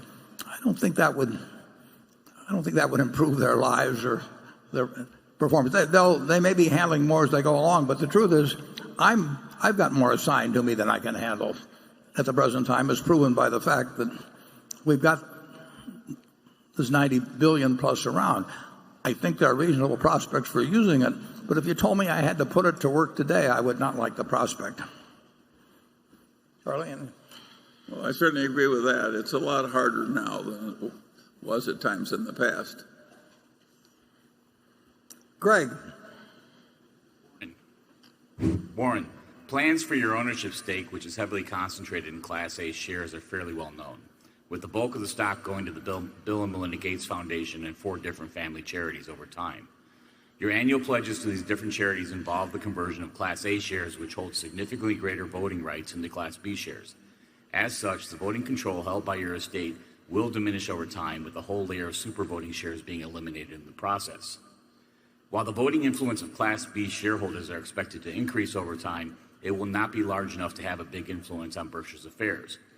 With that in mind, and recognizing the greater importance on having Berkshire buy back and retire Class A shares in the long run, I was just wondering if the firm has compiled a pipeline of potential future sellers from the ranks of the company's existing shareholders. Given the limited amount of liquidity for the shares, privately negotiated transactions with these sellers, like the one you negotiated in December 2012, would end up being in the best interest of both parties. Well, again, it would depend on the price of Berkshire. So, in terms of what I give away annually, it's the last 2 years it's been about $2.8 billion per year. That can be, that's one day's trading in Apple. I mean, the amount I'm giving away is in terms of Berkshire's market cap. I mean, you're down to 0.7% of the market cap. So it's not a big market factor, and it's really wouldn't be that illiquid. So I know of a few big holders that might have 8,000 or 10,000 shares of A, but the market can handle it. Now, when we bought that block of, I think it was 12,000 shares of A, I mean, we bought it because we thought it increased the intrinsic business value of Berkshire by a significant amount, and we paid the seller what the market was at the time. And we were open to that up to 120%, and who knows if it came along at the time and it was 124% or something. It was a very large block, and the directors decided that was okay. It still was a significant discount. We might very well buy it. But in terms of the orderly flow of the market or anything like that, there will be no problems, just as there haven't been, when I've given away, I do it every July, when I've given away the last 2 years, some of the foundations may keep it for a while, but they have to spend what I give them. And they may build up a position in B for, a fairly significant dollar amount, but they're going to sell it.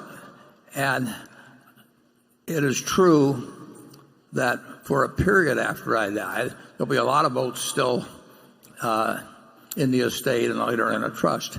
But, that will get reduced over time. I see no problem with our capitalization over time. I like the idea of a fair number of votes being concentrated with people that believe in the culture strongly and would not be thinking about whether they get a 20% jump in the stock if somebody came along with some particular plan. But eventually that's going to get diminished. It continues to get diminished. And I think in terms of, there's a very good market in Berkshire shares.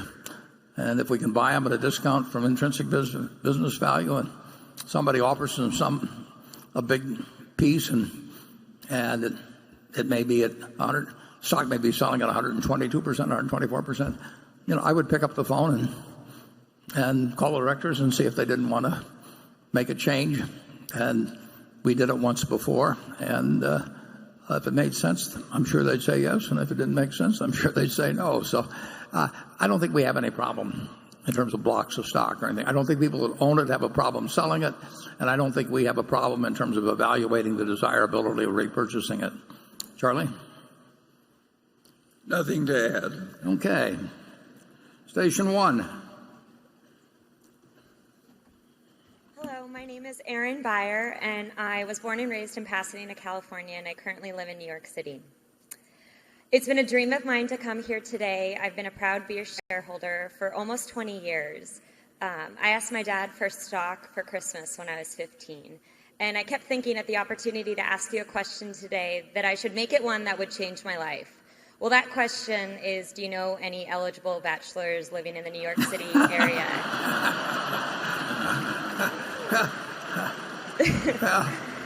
But you certainly have the approach toward life that Charlie and I would have. But the question that might make my Monday, back in the office, back in 2011, you purchased Bank of America preferred stock with a warrant. You had the opportunity at a later date to exercise and convert those into common shares. When you're looking at evaluating that decision to exercise that position, which would increase all of our Berkshire holdings, or the value of the Berkshire holdings, what are you going to consider when you're looking at that? Well, it's almost, if the price of the stock is above $7 a share, which seems quite likely, whether we were going to keep it or not, it would still make sense for us to exercise the warrant shortly before it expired, because it would be a valuable warrant, but it's only a valuable warrant if it's converted, or if it's exercised and exchanged into common, and that warrant does expire. So as I put in the annual report, our income from the investment would increase if the Bank of America ever got to where it was paying 11 cents a quarter. We get $300 million a year off the preferred, and for us to use the preferred as payment in the exercise of the warrant, we would want to feel we were getting more than $300 million a year and that would take 11 cents quarterly. They may or may not get to where they pay that amount before the warrant expires in 2021. If it does get to there, we'll exercise the warrant, and then instead of owning the $5 billion of preferred and the warrant, we'll have 700+ million shares of common. Then that becomes a separate decision. Do we want to keep the 700 million shares of common? If it were to happen today, I would definitely want to keep the stock. Now, who knows what other alternatives may be available in 2021. But as of today, if our warrant were expiring tomorrow, we would use the preferred to buy 700 million plus shares of common, and we would keep the common. If they get to 11 cents quarterly dividend, we'll convert it, and we'll very likely keep the common. And if we get to 2021, if the common's above $7, which I would certainly anticipate, we will exercise. So that's all I can tell you on that, but I certainly wish you success on your other objective. And I think probably the fellow will be using very good judgment, too. Okay, Charlie? Well, I think it's a very wise thing for a woman that owns Berkshire stock. Woman to put her picture up like that.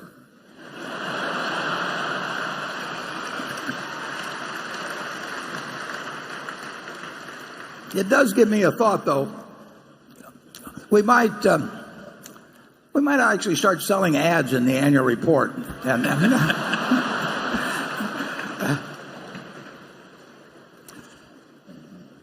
Okay.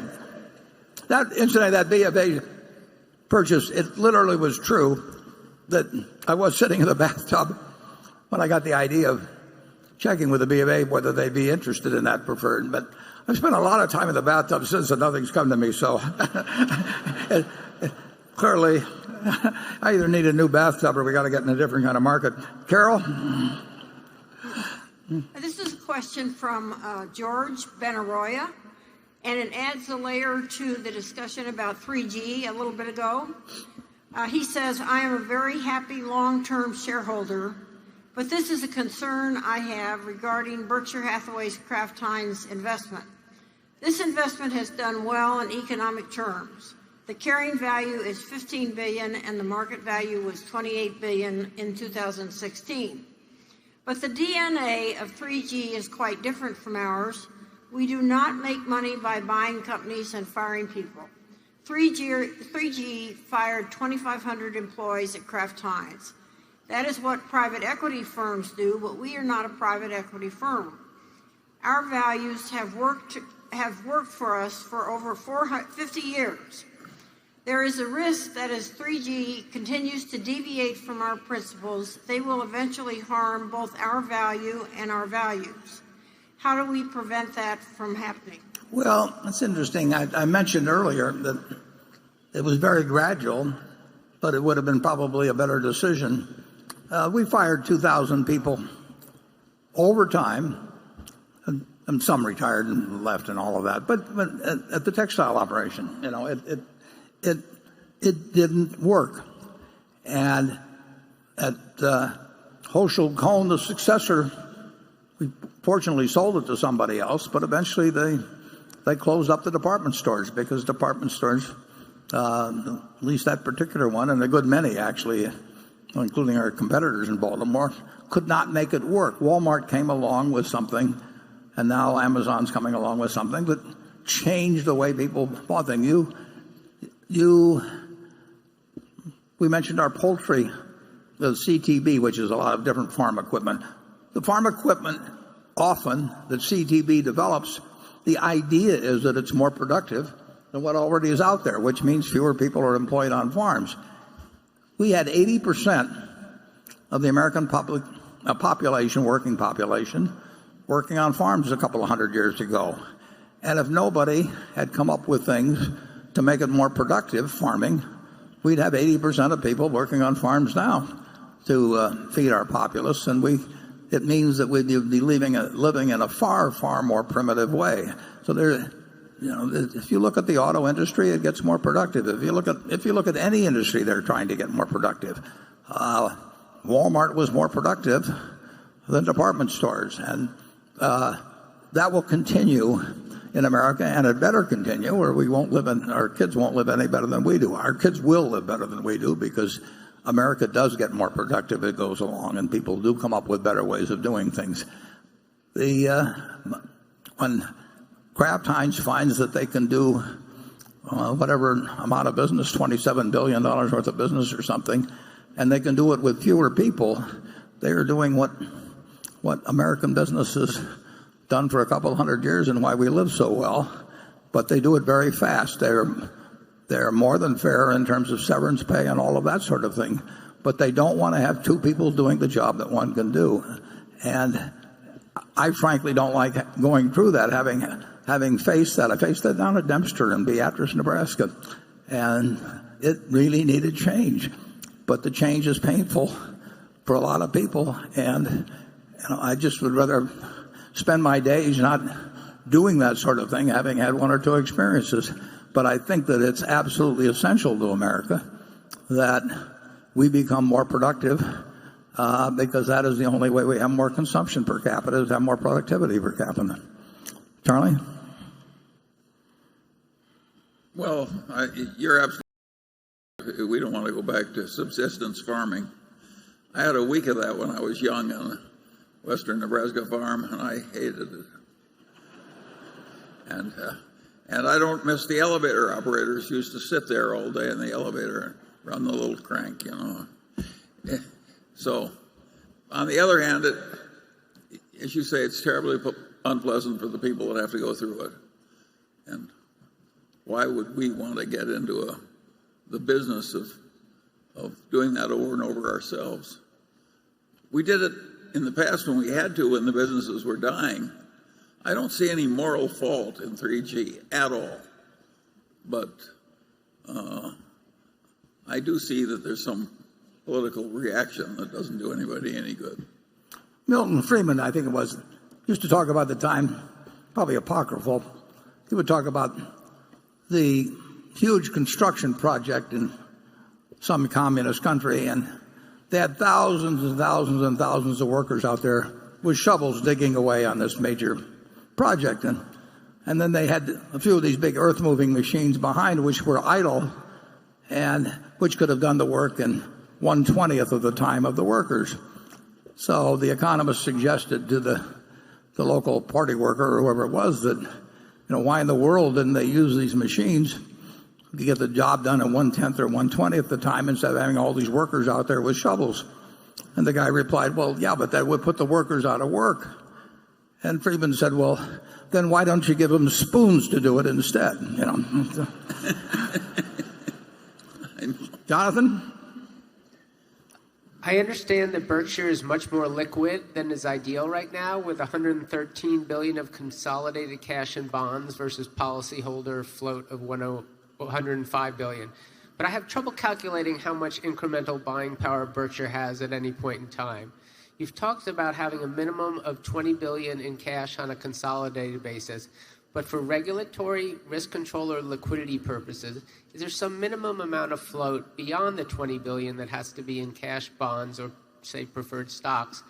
Or can all but $20 billion be put into either common stocks or invested into wholly owned businesses if you found attractive opportunities? Yeah. What does the balance sheet look like if you were fully invested, and where does additional debt fit into the equation, if at all? Yeah.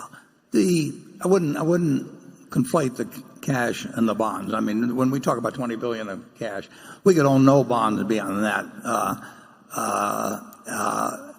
$20 billion would be the absolute minimum. It's a practical matter. Since I've said $20 billion is a minimum, I'm not going to operate with $21 billion any more than I'm going to see on a highway a truck sign that says maximum load 30,000 pounds or something, and then drive 29,800 across it. So we won't come that close. But the answer is that we're not inclined to use debt. Obviously, if we found something that really lit our fire, we might use some more debt, although it's unlikely under today's circumstances. But we can, 20 billion is an absolute minimum. You can say that because I say 20 billion is an absolute minimum, it probably wouldn't be below 24 or 25. And we could do a very large deal if we thought it was sufficiently attractive. I mean, we have not put our foot to the floor on anything for really a very long time. But if we saw something really attractive, we spent $16 billion back when we were much smaller in a period of 2 or 3 weeks, probably 3 weeks maybe, in the fall of 2008, and we never got to a point where it was any problem for me sleeping at night. Now we obviously have a lot more money to put out. So Charlie, at what point, if I called you, would you say, I think that's a little bit big for us today? I would say about $150 billion. Yeah. Well, in that case, I'll call you. Yeah. I'm a little more conservative on that than actually Charlie, but we both would do a very, very big deal. We don't have to agree perfectly. Yeah, it'd have to be.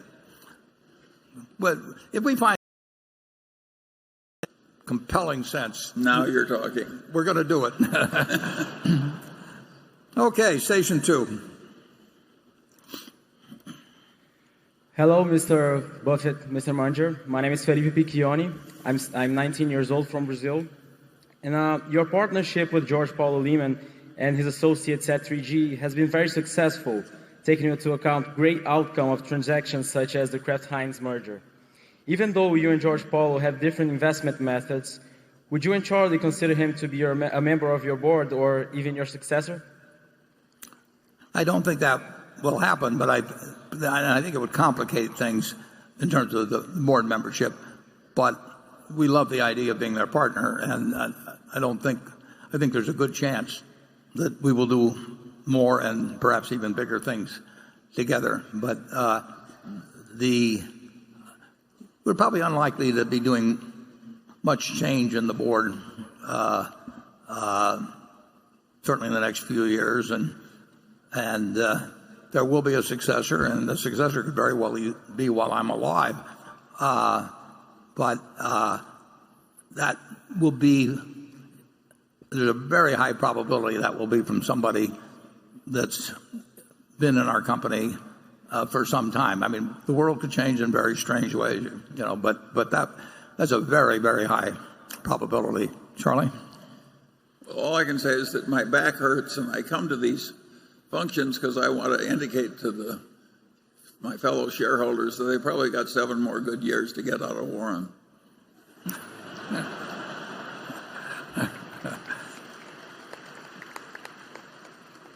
Charlie is inspiring to me, I got to tell you that. But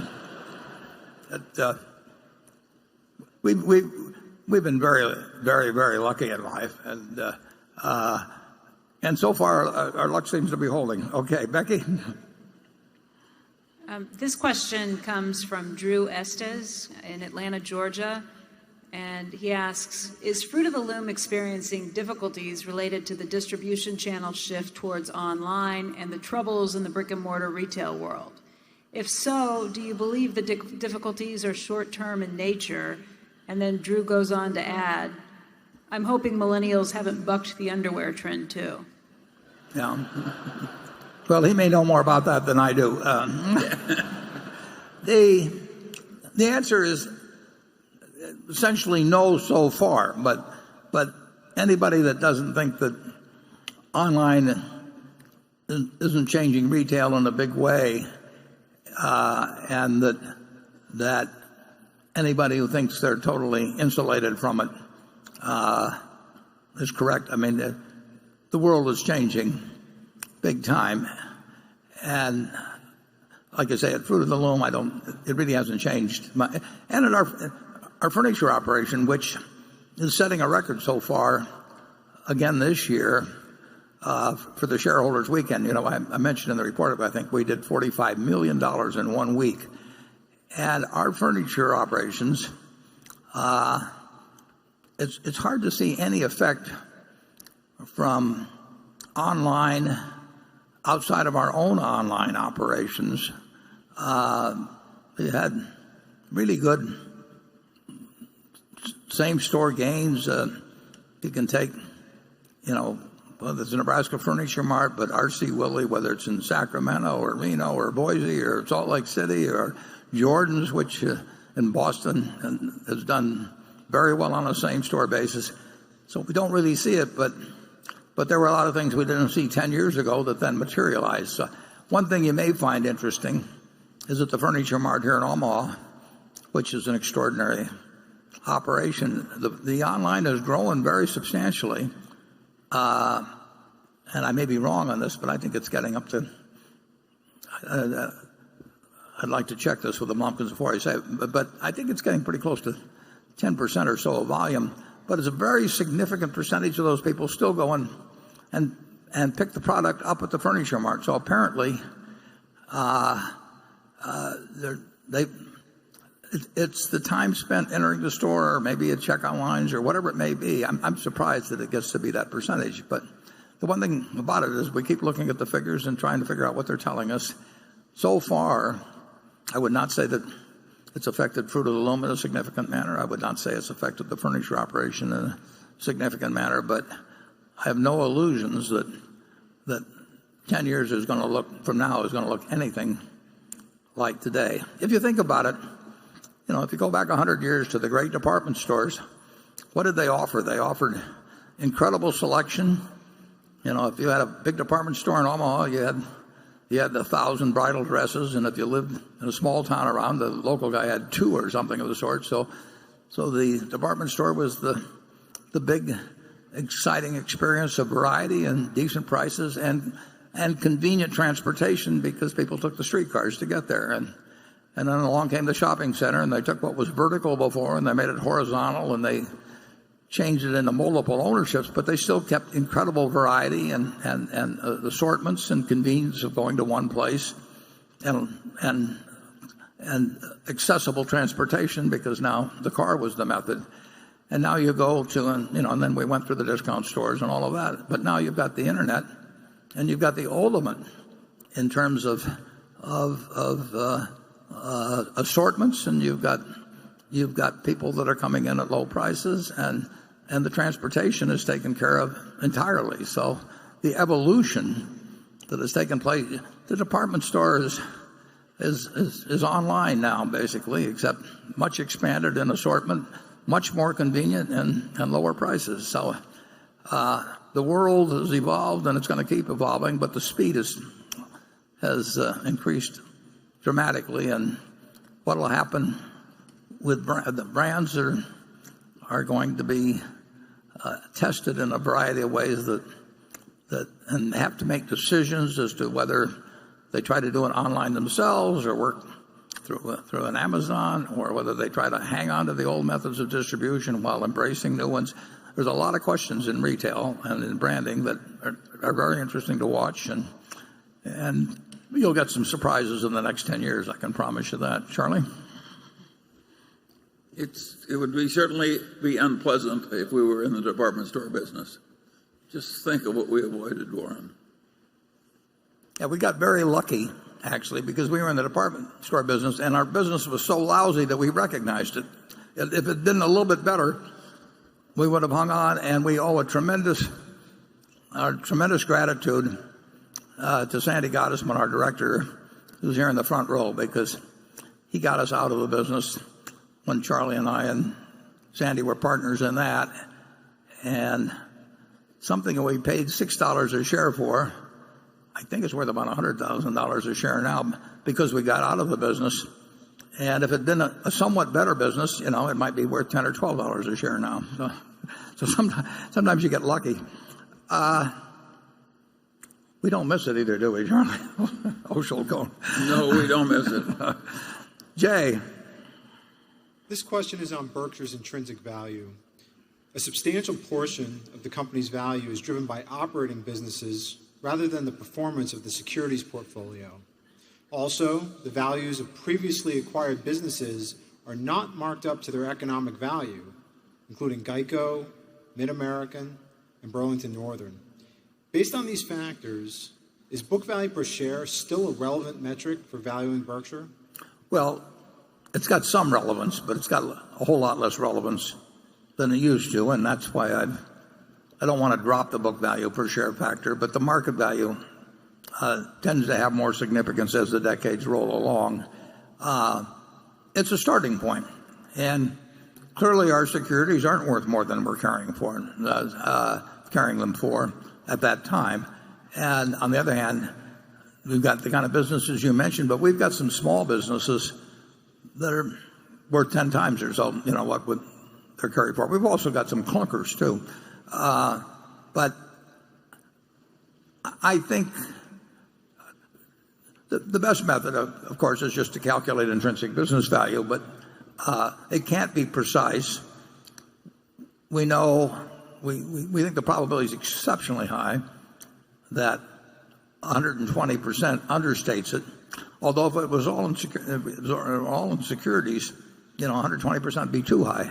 But as the businesses have evolved, as we built in unrecognized value at the operating businesses, unrecognized for accounting purposes, I think it still has some use as being kind of the base figure we use. If it were a private company, and 10 of us here owned it, instead we just sit down annually and calculate the businesses one by one and use that as a base value. But that gets pretty subjective when you got as many as we do. And so I think the easiest thing is to use the standards we're using now, recognizing the limitations in them. Charlie? Yeah, I think that equities in an insurance company offsetting shareholders' equity in the company are really not worth the full market value because they're locked away in a high-tax system. And so I basically like it when our marketable securities go down and our own businesses go up.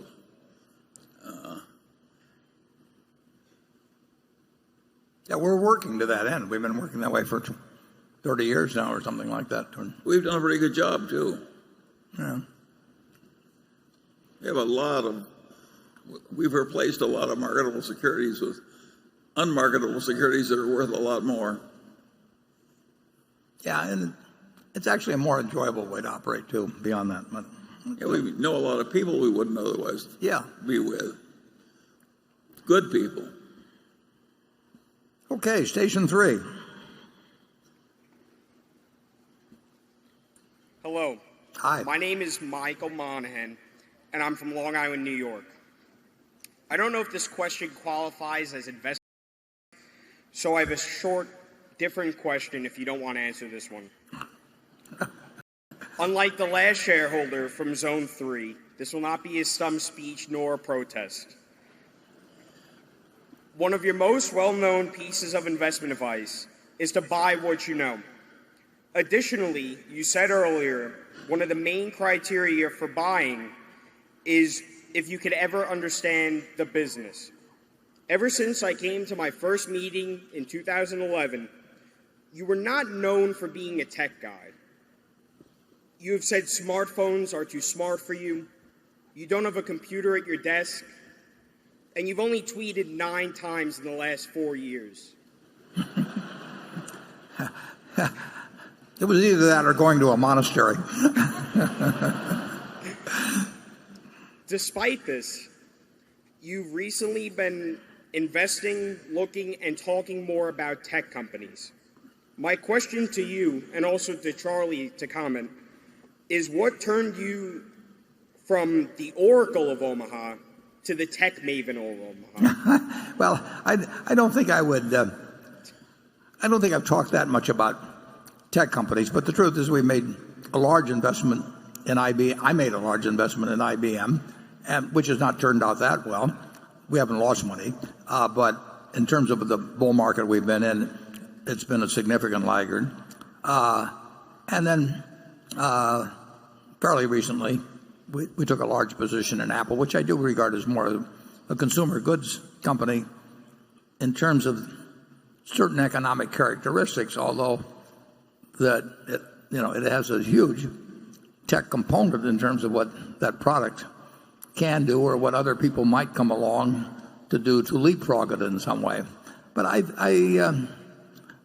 think I'll end up being, no guarantees, but I think I'll end up being 1 for 2 instead of 0 for 2, but we'll find out. Charlie? I make no pretense whatsoever of being on the intellectual level of some 15-year-old that's got an interest in tech. I think I may have some insights into consumer behavior. I certainly can get a lot of information on consumer behavior and then try to draw inferences about what that means about what consumer behavior is likely to be in the future. But we will find the other thing I'll guarantee is I'll make some mistakes on marketable securities, and I've made them in other areas than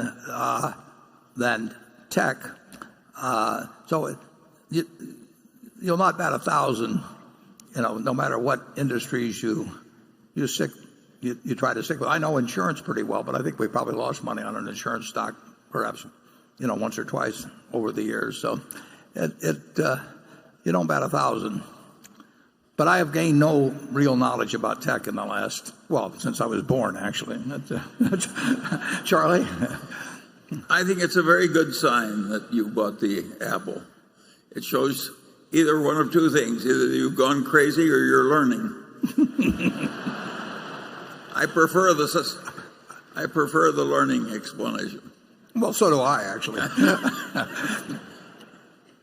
Andrew? Hi, Warren. This one's a fun one. Thomas Kamei is here. He's a 27-year-old shareholder from Kentfield, California. And I should preface this question by saying that he was here 17 years ago. At 10 years old, asked you a question from the audience, asking you if the internet might hurt some of Berkshire's investments. At the time, you said you wanted to see how things would play out. He's now updated the question. What do you think about the implications of artificial intelligence on Berkshire's businesses beyond autonomous driving and Geico, which you've talked about already? In your conversations with Bill Gates, have you thought through which other businesses will be most impacted? And do you think Berkshire's current businesses will have significantly more or less employees a decade from now as a function of artificial intelligence? Well, we've mixed a couple questions together. Yeah. I certainly have no special insights on artificial intelligence, but I will bet a lot of things happen in that field in the next couple of decades and probably a shorter time frame. They should lead, I would certainly think, but again, I don't bring much to this party, but I would certainly think they would result in significantly less employment in certain areas, but that's good for society. And it may not be good for a given business, but let's take it to the extreme. Let's assume one person could push a button and essentially, through various machines, robotics, all kinds of things, turn out all of the output we have in this country. So there's just as much output as we have. It's all being done by, instead of 150-some million people being employed, one person. Is the world better off or not? Well, it certainly would involve less hours a week of work per week and so on. I mean, it would be a good thing, but it would require enormous transformation in how people relate to each other, what they expect of government, all kinds of things. And of course, as a practical matter, more than one person would keep working. But pushing the idea that way is one of the, you'd certainly think that's one of the consequences of making great progress in artificial intelligence. And that's enormously pro-social eventually. It's enormously disruptive in other ways, and it can have huge problems in terms of a democracy and how it reacts to that. It's similar to the problem we have in trade, where trade is beneficial to society, but the people that see the benefits day by day of trade don't see a price at Walmart on socks or whatever they're importing that says, you're paying X, but you would pay X plus so many cents if you bought this domestically. So they're getting these small benefits and invisible benefits, and the guy that gets hurt by it, who's the roadkill of free trade, feels it very specifically, and that translates into politics. And so it gets very uncertain as to how the world would adjust, in my view, to great increases in productivity. And without knowing a thing about it, I would think that artificial intelligence would have that hugely beneficial social effect, but a very unpredictable political effect if it came in fast, which I think it could. Charlie? Well, you're painting a very funny world where everybody's engaged in trade, and the trade is I give you golf lessons and you dye my hair. And that would be a world kind of like the royal family of Kuwait or something. And I don't think it would be good for America to have everything produced by one person and the rest of us just engaged in leisure. How about if we just got twice as productive? What? How about if we got twice as productive in a short period of time so that 75 million people could do what 150 million people are doing now? I think you'd be amazed how quickly people would react to that. In what way? Favorably. That's what happened during the period when everybody remembers with such affection, back in the Eisenhower years, 5% a year or something. People loved it. Nobody complained that they were getting air conditioning and they didn't have it before. Nobody wanted to go back to stinking, sweating nights in the South. Well, if you cut everybody's hours in half, it's one thing. But if you fire half the people, the other people keep working. I just think it gets very unpredictable. I mean, I think we saw some of that in this election because I think that. Well, we've adjusted to an enormous amount of it. It just came along a few percent per year. Well, and the question then is, I don't think you have to worry about it coming out at 25% a year. You know, I think you have to worry about it. You're going to get less than 2% a year. That's what's worrisome. Okay, we'll move on. But it will be, it's an absolutely fascinating subject to see what happens with this, but it gets very, very hard to predict. If in some way, we've got 36,000 people, say, employed at GEICO, and if you could do the same, perform all the same functions, or virtually all the same functions even, and do it with 5,000 or 10,000 people, and it came on quickly, and the same thing was happening in a great many other areas.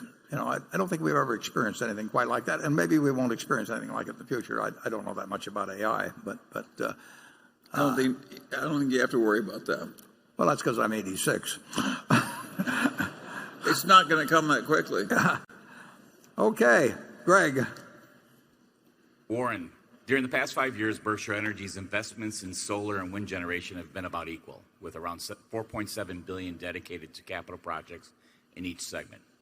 Based on the company's end-of-year capital spending forecast for 2017 through 2019, investments in wind generation were expected to be more than 7 times greater than investments in solar generation in the next 3 years, with just over $4.5 billion going into wind generation.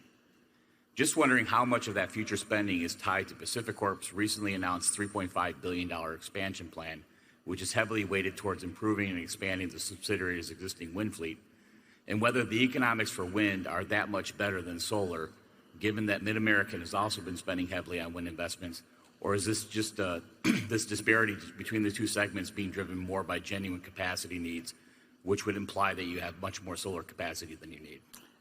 Yeah, it is. We don't look at it as having more solar capacity than we need or anything like it. It's really a question of what comes along. I mean, and the projects, they're internally generated, they're externally offered to us, and we've got a big appetite for wind or solar. We have seen, just based on those figures, we have seen more wind lately, but we have no bias toward either one. I mean, if we saw $5 billion of attractive solar projects we could do and didn't happen to see any wind during that period, it wouldn't slow us down from doing the $5 billion or vice versa. So we have an appetite, a huge appetite for projects in either area. We're particularly well situated, as I think I've explained or talked about in the past, because we pay lots of taxes, and therefore solar and wind projects all involve a tax aspect to them, and we can handle those much better than many other, certainly electric utilities. Most electric utilities really don't have that much money left over after dividends, and frequently the taxes aren't that significant. At Berkshire, we pay lots of taxes and we've got lots of money, so it's really just a question of doing the math on the deals as they come along. We've been very fortunate in Iowa in finding lots of projects that made sense, and as a result, we've got a much lower price for electricity than our main competitor in the state. We've got a lower price than in any states that touch us. We've told the people of Iowa they won't have a price increase for many, many, many years, guaranteed that. So it's worked out extremely well. But if somebody walks in with a solar project tomorrow and it takes $1 billion or it takes $3 billion,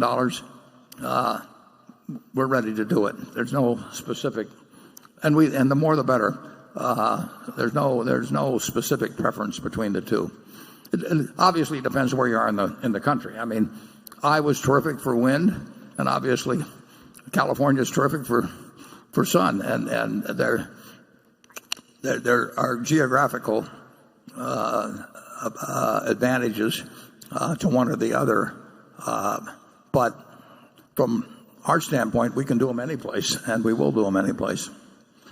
Okay, station 4. Hi, my name is Joey, and I'm an MBA candidate at Wharton. Thank you for having us. Due to the brilliance of Jeff Bezos, whom Charlie earlier called the business mind of. What is your current outlook on Amazon, and why hasn't Berkshire bought in? Well, because I was too dumb to realize what was going to happen.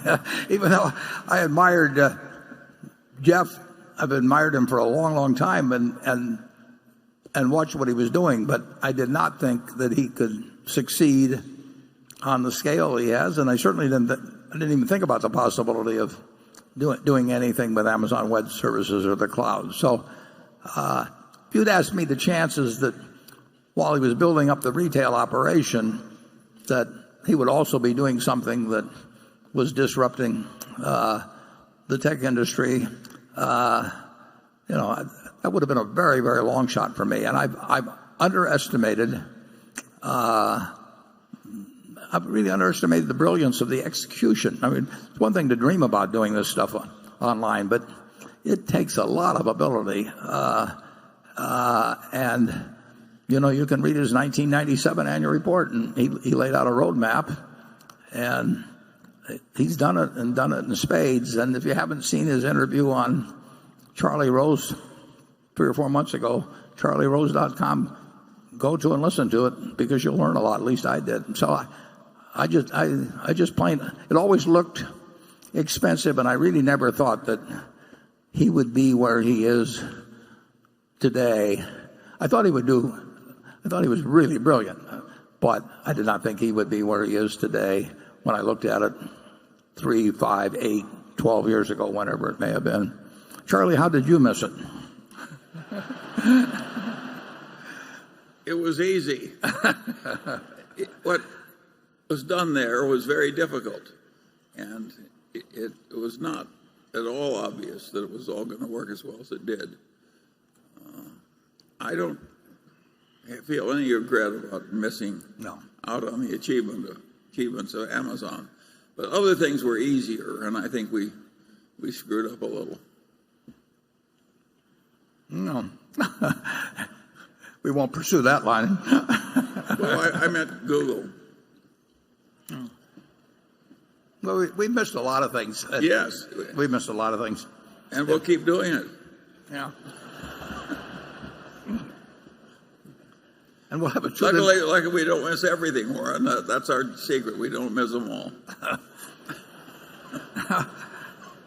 Okay, we better move on, I think.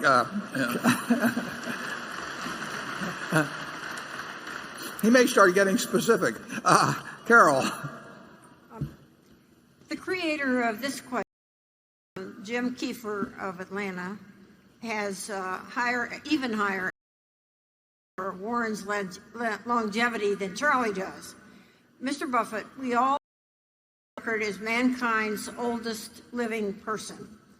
But at some point, you or Charlie will go. And Berkshire stock may then come under selling pressure. My question is, if Berkshire stock falls to a price where share repurchase is attractive, can we count on the board and top management to repurchase shares? I ask this question both because of past comments you have made about not wanting to take advantage of shareholders, and because some of the passages in the owner's manual lead me to believe this might be an instance when the board does not choose to repurchase shares. Can you clarify what course of action we might expect about repurchases in the circumstances I have outlined? Yeah, well, as far as I'm concerned, they're not taking advantage of shareholders if they buy the stock when it's undervalued. That's the only way they should buy it, and they should. But in doing so, there were a few cases back when Charlie and I were much younger where there were very aggressive repurchases or the equivalent of repurchases by people, and the repurchases incidentally made a lot more sense than they do now, but they were done by people who either, for various techniques, tried to depress the shares. And if you're trying to encourage your partners to sell out at a depressed price by various techniques, including misinformation, but there's other techniques. I think that's reprehensible, but our board wouldn't be doing that. I'll take exception to the first part of it, but I'll still answer the second. I think the stock is more likely to go up. If I died tonight, I think the stock would go up tomorrow, and there'd be speculation about breakups and all that sort of thing. So it would be a good Wall Street story that this guy that's obstructed breaking up something where some of the parts might sell for more than the whole. They wouldn't necessarily probably be worth less than the whole, but might sell for temporarily for more than the whole, and it would happen. So I would bet in that direction. But if for some reason it went down to a level that's attractive, I don't think the board is doing anything in the least that's reprehensible by buying in the stock at that point. No false information, no nothing.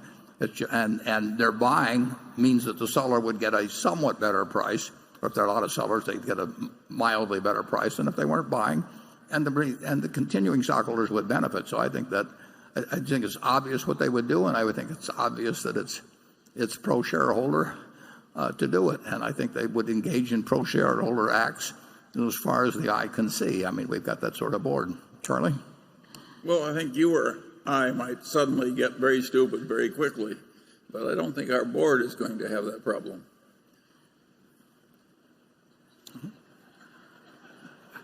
Well, I want to think about that one. Okay, Jonathan. Warren, in the past, you've enjoyed the review of the new accounting standard, which mandates that companies report lower excess tax benefits enjoyed when share-based compensation ends up being more profitable when it's initially modeled. These so-called excess benefits, used to go through the shareholders' equity line on the balance sheet. Which accounting method makes more sense to you, the old method or the new? Johnny, I think you know a lot more about it than I do. So if I were asked to answer that question, I'd probably call you up and say, what should I say? It's not a factor that will enter into Berkshire, so I really have not. I mean, I've heard just a little bit about that accounting standard, but I really don't know anything about it. Charlie? It's not a big deal, Warren. Yeah, well, I know that. Yeah. There are a few things in accounting we really disagree with, and whether they might be material to somebody trying to evaluate Berkshire, and that primarily gets into amortization of intangibles. It certainly gets into realized capital gains and that sort of thing. And we will go to great lengths to try to tell our partners, basically, not all of whom are accounting experts or anything, and we will try to make clear to them at least what our view is, the same way as if I had a family business and I was talking to my sisters or something about it. But unless it's material, we'll probably stay away from trying to opine on any new accounting standards. If it's material to Berkshire, we'll go to great lengths to at least give our view. Charlie? Well, I certainly agree with that. Okay, that what he's talking about is not very material to Berkshire. No, it isn't, and it really won't be. Some of these others are those, and we will bring those up as they come up. We are reporting $400 and some million less in our earnings than if Precision Cast Parts had remained a public company. Well, is Precision Cast Part? I mean, are the earnings less real? Is the cash less real? Is anything because it's moved the ownership? I don't think so, and I want to convey that belief to shareholders, and they can debate whether it's right or wrong. But I think it's a mistake not to comment and just assume that the owners understand that, because it's a fairly arcane point, and so we point it out. But we also point out if we think depreciation is inadequate as for valuation purposes, that depreciation is inadequate at a very capital intensive business like BNSF. which I must say, still love anyway. Charlie, any more? No. Okay, Section 5. Thank you, and good afternoon. I'm Adam Bergman with Sterling Capital. Earlier today, Mr. Munger commented on the valuation of the U.S. market. My question for you is, are market and cyclically adjusted PE still to consider market valuation, and how do those influence decisions? Thank you. Charlie, I think, distracted, I guess Charlie's overall value in China. I would say that both of the standards you mentioned are not paramount at all in our valuation of securities. It's harder. People are always looking for a formula. And there is an ultimate formula, but the trouble is you don't know what to stick in for the variables in it. But that's the value of anything being the present value of all the cash it's ever going to distribute. But the PE ratios, every number has some degree of meaning, means more sometimes than others. Evaluation of a business is it's not reducible to any formula where you can actually put in the variables perfectly.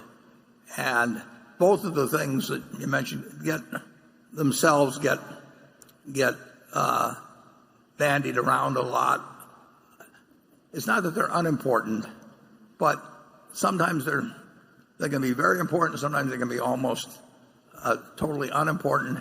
It's not quite as simple as having one or two formulas and then saying the market is undervalued or overvalued, or a company is undervalued or overvalued. The most important thing is future interest rates, and people frequently plug in the current interest rate, saying that's the best they can do. After all, it does reflect a market's judgment, and the 30-year bond should tell you what people who are willing to put out money for 30 years and have no risk of dollar gain or dollar loss at the end of the 30-year period. What better figure can you come up with? I'm not sure I can come up with a better figure, but that doesn't mean I want to use the current figure either. So I would say that I think Charlie's answer will be that he does not come up with China versus the U.S. market based on what you've mentioned as yardsticks. But no, Charlie, you tell him. All I meant was that I said before that the first rule of fishing is to fish where the fish are, is that a good fisherman can find more fish in China if fish is the stock market. That's all I meant. Yeah. I'm going to go back to a happier hunting ground. This doesn't really directly relate. I want to go back to one question that was mentioned earlier. I really think if you want to be a good evaluator of businesses, an investor, you really ought to figure out a way without too much personal damage to run a lousy business for a while. I think you learn a whole lot more about business by actually struggling with a terrible business for a couple of years than you learn by getting into a very good one where the business itself is so good that you can't mess it up. I don't know whether Charlie has a view on that or not, but it was a big part of our learning experience, and I think a bigger part in the sense than being involved with good businesses was actually being involved in some bad businesses and just seeing how awful it was, how awful it is, and how little you can do about it, and how IQ does not solve the problem, and a whole bunch of things. It's a useful experience, but I wouldn't advise too much of it. What do you think so, Charlie? Here, yeah. It was very useful to us. There's nothing like personal, painful experience if you want to learn, and we certainly had our share of it. Okay, Becky. This question comes from Tom Spanfelner from Pennsylvania. He says, in life, business, and investing, strategies don't work. Other than a massive insurance loss, any thoughts on what could cause the Berkshire not work? I think the only... Good question. Yeah. Well, if there were some change, if we got some infection, outside agent of some sort to change the culture in some major way, an invasion of different thought. But as a practical matter, I don't think anything, and it's the things you can't think of, but I can't think of anything that can harm Berkshire in a material, permanent way, except weapons of mass destruction, but I don't regard that as a low probability. It would take a recession, a depression, a panic, hurricanes, earthquakes.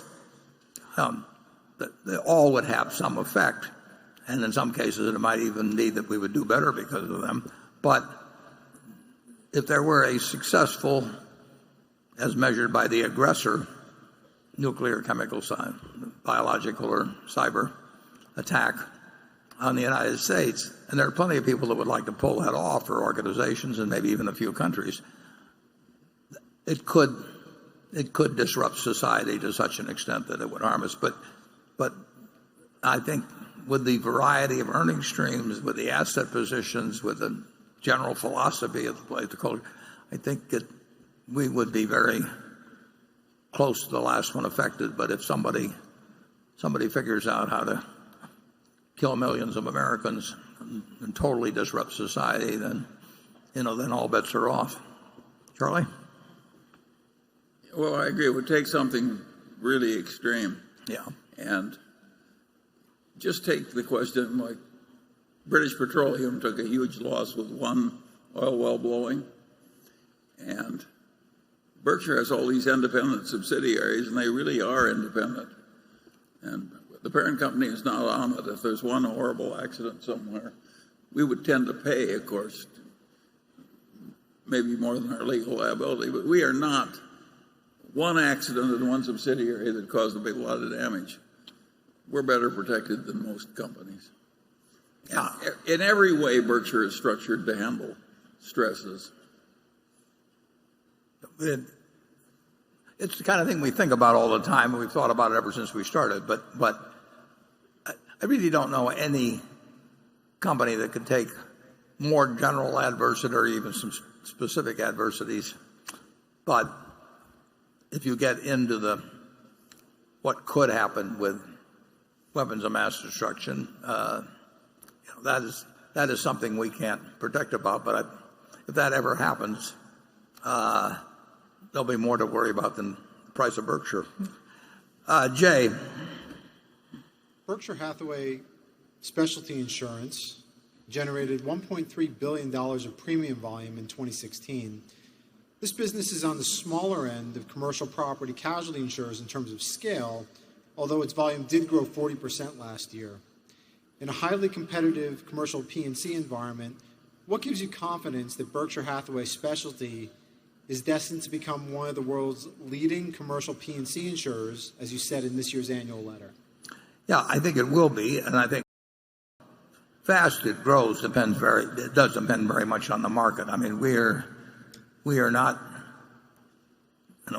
interested in trying to be a price cutter in a market where the prices already aren't that attractive. But we have built the scale worldwide, and a lot of this has been added in recent months and just over the past year. We will grow a lot, but if the market should turn hard for any reason, we would grow a lot faster.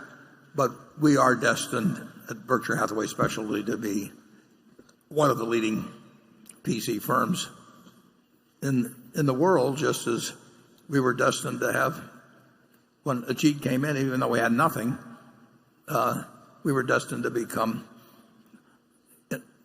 a very important reinsurer throughout the world, and in certain ways, almost the only reinsurer for certain types of risks in the world. And we've got the people, we've got the capital, we've got the reputation. There is no stronger company in the insurance world, and there won't be, than the Berkshire Hathaway insurers. We've got the talent there. So it will grow. It may grow slowly some years. It may have big jumps, just like the reinsurance operation did many years ago. But it's a very important addition to Berkshire that brought that on. I just wish we could have started a little earlier, but we had to have the right people, and they came to us. And as you say, we wrote whatever it was, $1.3 billion or $1.4 billion last year, and we'll write more this year, but we won't write as much as if we were in a hard market. Station 6. Good afternoon. My name is Sally Burns. I'm from Australia. My question, Mr. Buffett, your greatest talent is that you're a learning machine. What are the most interesting things you've learned over the last few years? Well, it is fun to learn. I was a learning machine than I am.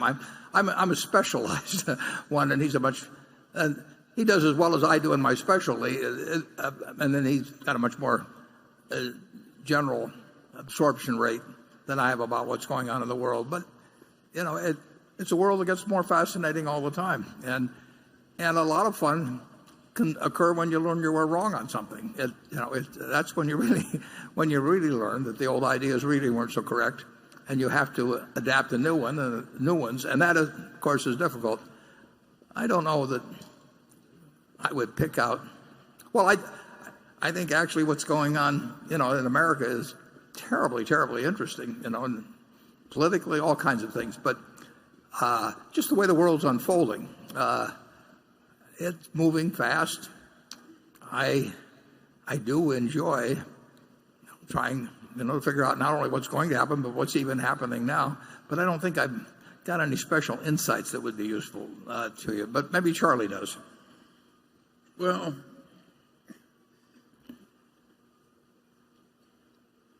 I think buying the Apple stock is a good sign in Warren. And now he did run around Omaha and ask if he could take his grandchildren's tablets away. And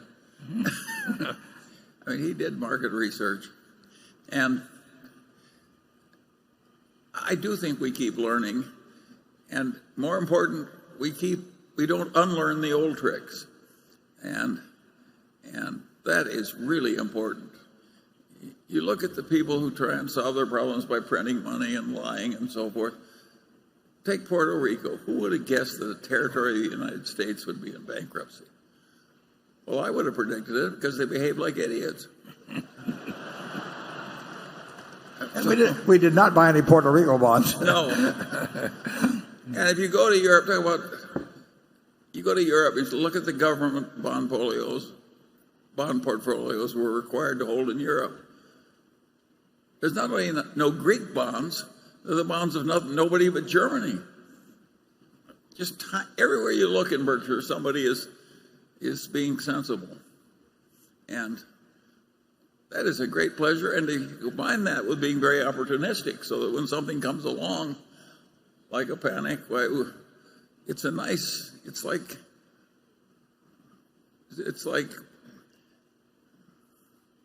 it's like playing with two hands instead of one in a game that requires two hands.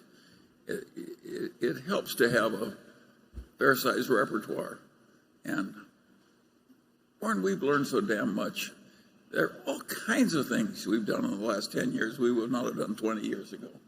Yeah, that's true. Although, if you take, it's interesting. I've mentioned this before, but one of the best books on investment was written, I think, in 1958. I think I read it around 1960. by Phil Fisher called Common Stocks and Uncommon Profits. And all the companies went to hell eventually. But it talked about the importance, or the usefulness of what he called the scuttlebutt method. And that was something I didn't learn from Graham, but every now and then it's turned out to be very useful. Now, it doesn't solve everything, and there's a whole lot of more aspects. I saw you do it with American Express and the salad oil scandal. Yeah. You're still doing it on Apple, decades later. Yeah, it in certain cases, you actually can learn a lot just by asking a lot of questions. And I give Phil Fisher credit. That book goes back a lot of years, but as Charlie said, some of the companies he picked as winners forever did sort of peter out on him. But the basic idea, you can learn a lot of things just by asking in some cases. I used to, if I got interested in the coal industry, just say, to pick one out of the air, when I was much younger, more energetic, if I went and talked to the heads of 10 coal companies and I asked each one of them way later into the conversation after they got feeling very, it felt like talking, and I would just, I'd just say, if you had to go away for 10 years on a desert island and you had to put all of your family's money into one of your competitors, which one would it be and why? And then, and then I'd ask them if they had to sell short one of their competitors for 10 years, with all their family money, why? And everybody loves talking about their competitors. And if you do that with 10 different companies, you'll probably have a better fix on the economics of the coal industry than any one of those individuals has. There't ways of getting at things, and sometimes they're useful, sometimes they're not. But sometimes they can be very useful. And the idea of just learning more all the time about, I'm more specialized than that by far than Charlie. He wants to learn about everything, and I just want to learn about something that will help Berkshire. But it's a very it's a very useful attitude toward the world. And of course, I don't know who said it, but somebody said the problem is not in getting the new ideas, but shedding the old ones. And there's a lot of truth to that. We would never have bought ISCAR if it had come along 10 years earlier. We would never have bought Precision Castparts if it had come along 10 years earlier. We are learning, and my God, we're still learning. Okay, Andrew. Hi, Warren. This is my final question. In 2012, you were quoted as saying, "I think the healthcare problem is the number one problem of America and of American business. We have not dealt with that yet." Right. Do you believe that the current administration's plan to repeal and replace ACA will ultimately benefit the economy and Berkshire or not? Yeah. Well, I'll answer. I'll give you two answers here. The first one being that if you go back to 1960 or thereabouts, corporate taxes were about 4% of GDP. They bounced around some. And now they're about 2% of GDP. And at that time, healthcare was 5% of GDP, and now it's about 17% of GDP. So when American business talks about taxes strangling our competitiveness or that sort of thing, they're talking about something that as a percentage of GDP has gone down from 4 to 2, while medical costs, which are borne to a great extent by business, have gone from 5 to 17%. So medical costs are the tapeworm of American economic competitiveness. If you're really talking about it, and business knows that. They don't feel they can do much about it, but it is not. The tax system is not crippling Berkshire's competitiveness around the world or anything of the sort. Our health costs have gone up incredibly and will go up a lot more. And if you look at the rest of the world, there were a half a dozen countries that were around our 5% if you go back to the earlier years. And while we're at 17 now, they're at 10 or 11. So they have gained a 5 or 6 point advantage, the world, and even in these countries with fairly high medical costs. And that's with socialized medicine. Yeah. So it's a huge. Whatever I said then goes and is accentuated now. And that isn't a problem. I mean, that is a problem this society is having trouble with and is going to have more trouble with. And regardless of which party's in power or anything of the sort, it almost transcends that.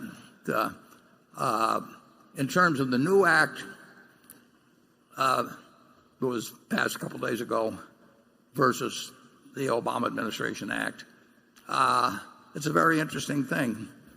All I can tell you is the net effect of that act on one person is that my federal income taxes would have gone down 17% last year if what was proposed went into effect. So it is a huge tax cut for guys like me, and you'll have to figure out the effects of the rest of the act. But the one thing I can tell you is if it goes through the way the House put in, I mean, anybody with $250,000 a year of adjusted gross income and a lot of investment income is going to have a huge tax cut.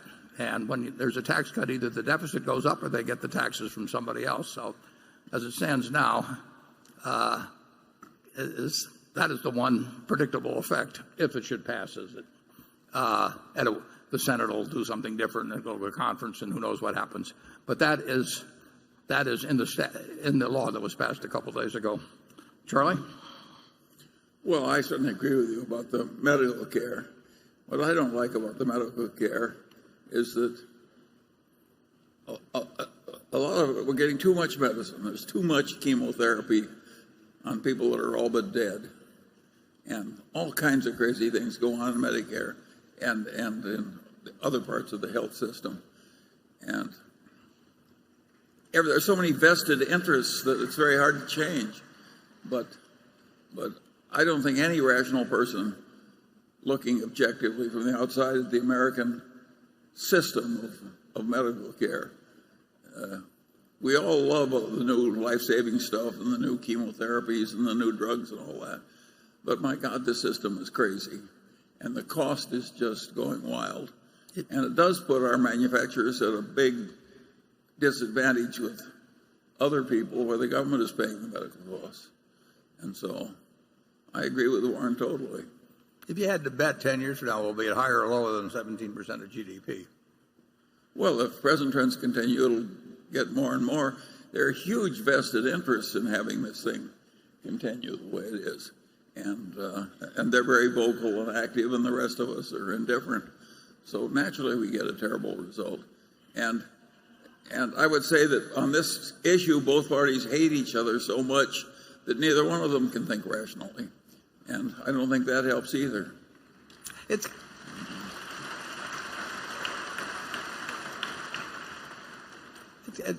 is kind of interesting that, with the federal government spends $3.5 trillion or something like that. And I mean, the degree of concern everybody has about that, although that's stayed steady in the 18% or so of GDP, plus or minus a couple points.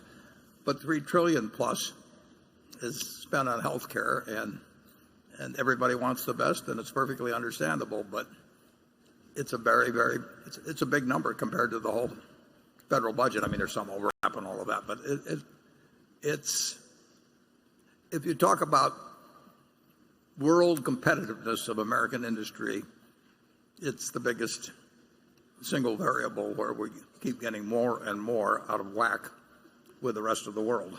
And it's very tough for political parties to attack it. Yet basically it's a political subject. But a lot of it is deeply immoral. You have a group of hospital people and doctors that are sort of feasting on the carcass of some dying person. It's not a pretty sight. Tell them about that group out in California that. Oh yes, this is one of my favorite stories. There are a bunch of very ambitious cardiologists and heart surgeons in Reading, and they got the thought that really what a heart was a widowmaker. So every patient that came in, they said, "You've got a widowmaker," in your chest, and we know how to fix it. And so they recommended heart surgery for everybody. And of course, they developed a huge volume of heart surgery, and they got very wonderful results because nobody comes through heart surgery better than the man who doesn't need it at all. And they made so much money that the hospital chain, which was Tenet, brought all its other hospitals. Why can't you be more like Reading? And this is a true story. And it went on and on and on. And finally, there was some beloved Catholic priest, and they said, "You've got a widowmaker in your chest." And he didn't believe them, and he blew the whistle. He was a priest. You can see why he didn't believe him. And at any rate, well, when you get a routine, you just keep using it, The heart is a widowmaker. It's a widowmaker. Later, I met one of the doctors who threw these people out of the medical profession. And I said to him, in the end, did they think they were doing anything wrong? He said, "No, Charlie. They thought that what they were doing was good for people." That is why it's so hard to fix these things. The delusion that comes into people as they make money and get more successful by doing god-awful things should never be underestimated. And there's a lot of that goes on, and you get onto such gross craziness. And you think little Wells Fargo looks like innocence, had a little trouble with this incentive system, but when the heart surgery rate was 20 times normal, you'd think you'd notice if you're running a hospital, but they didn't notice. They wanted the other hospitals to be more like it. They had a terrific success ratio. Okay, Greg. Yeah. Thank you, Warren. As you look forward and taking into consideration some of the headwinds faced in the U.S.-based utilities, including weaker electricity demand growth as increasing energy efficiency impacts demand, distributed generation, which hits vertically integrated utilities doubly hard as they face both declining energy sales revenue and increased network costs to support reliable delivery, and third, higher interest rates, which would increase borrowing costs.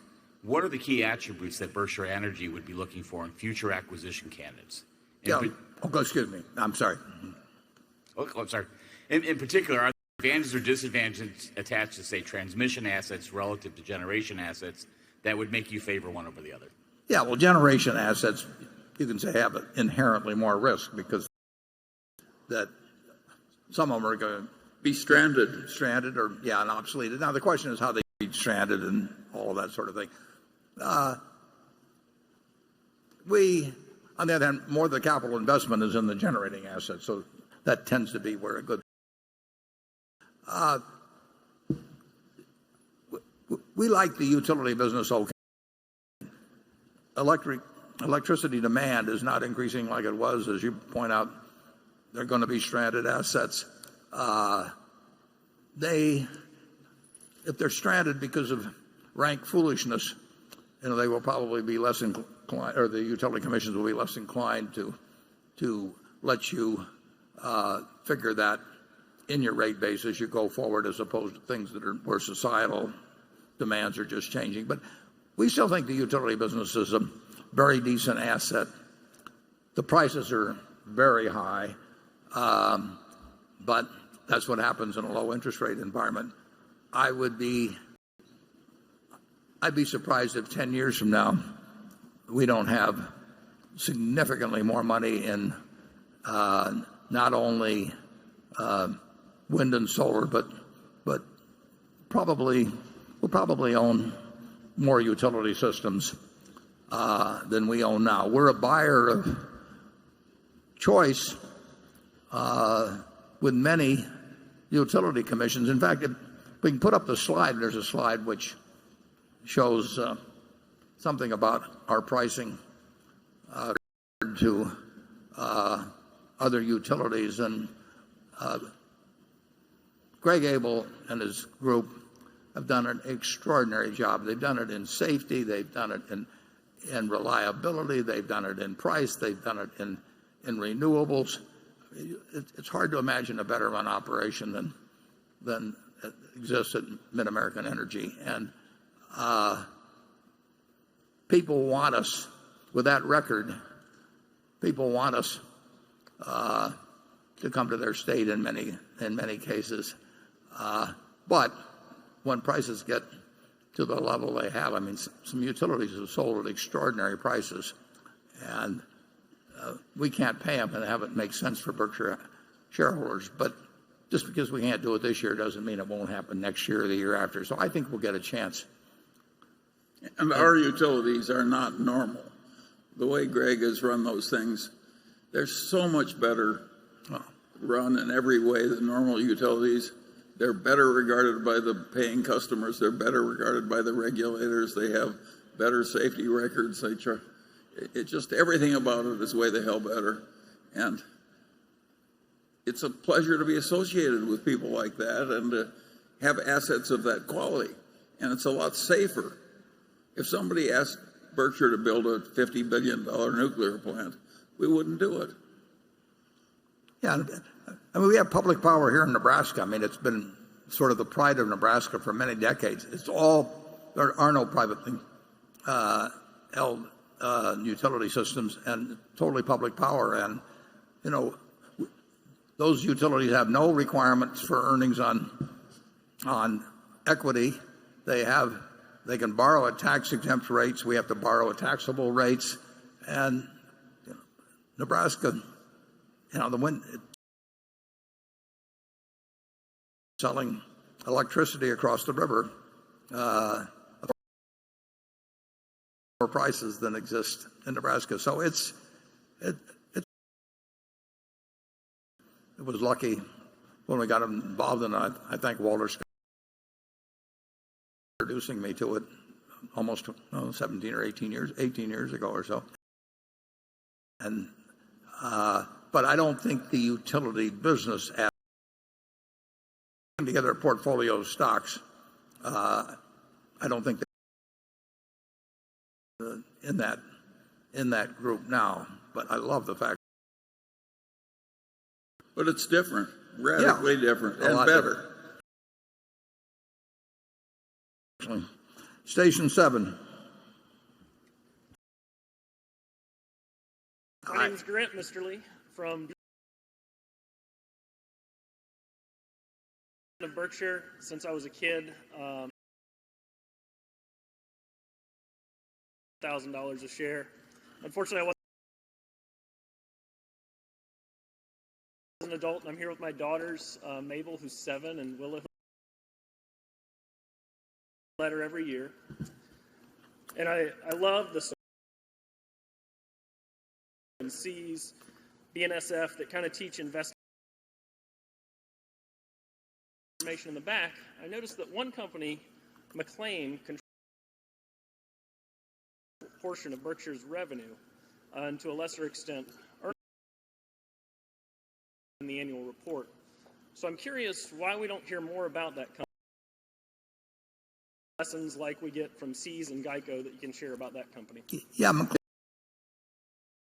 their figures separately is because the SEC has certain requirements that are based on sales. And McLean is a company that has an extraordinary amount of sales in relation to intrinsic value or to net income. It basically is a distributor of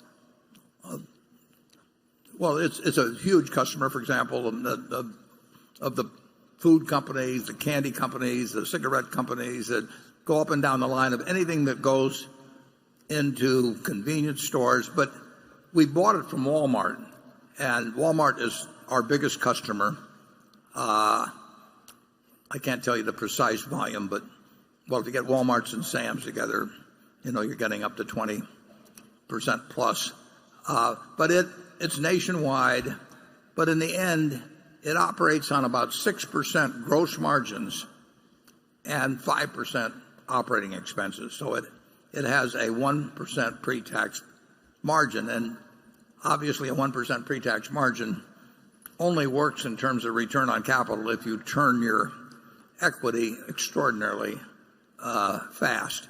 And that's what McLean does. Being a wholesaler, it's moving things in, moving things out very fast, very efficiently, and it does this.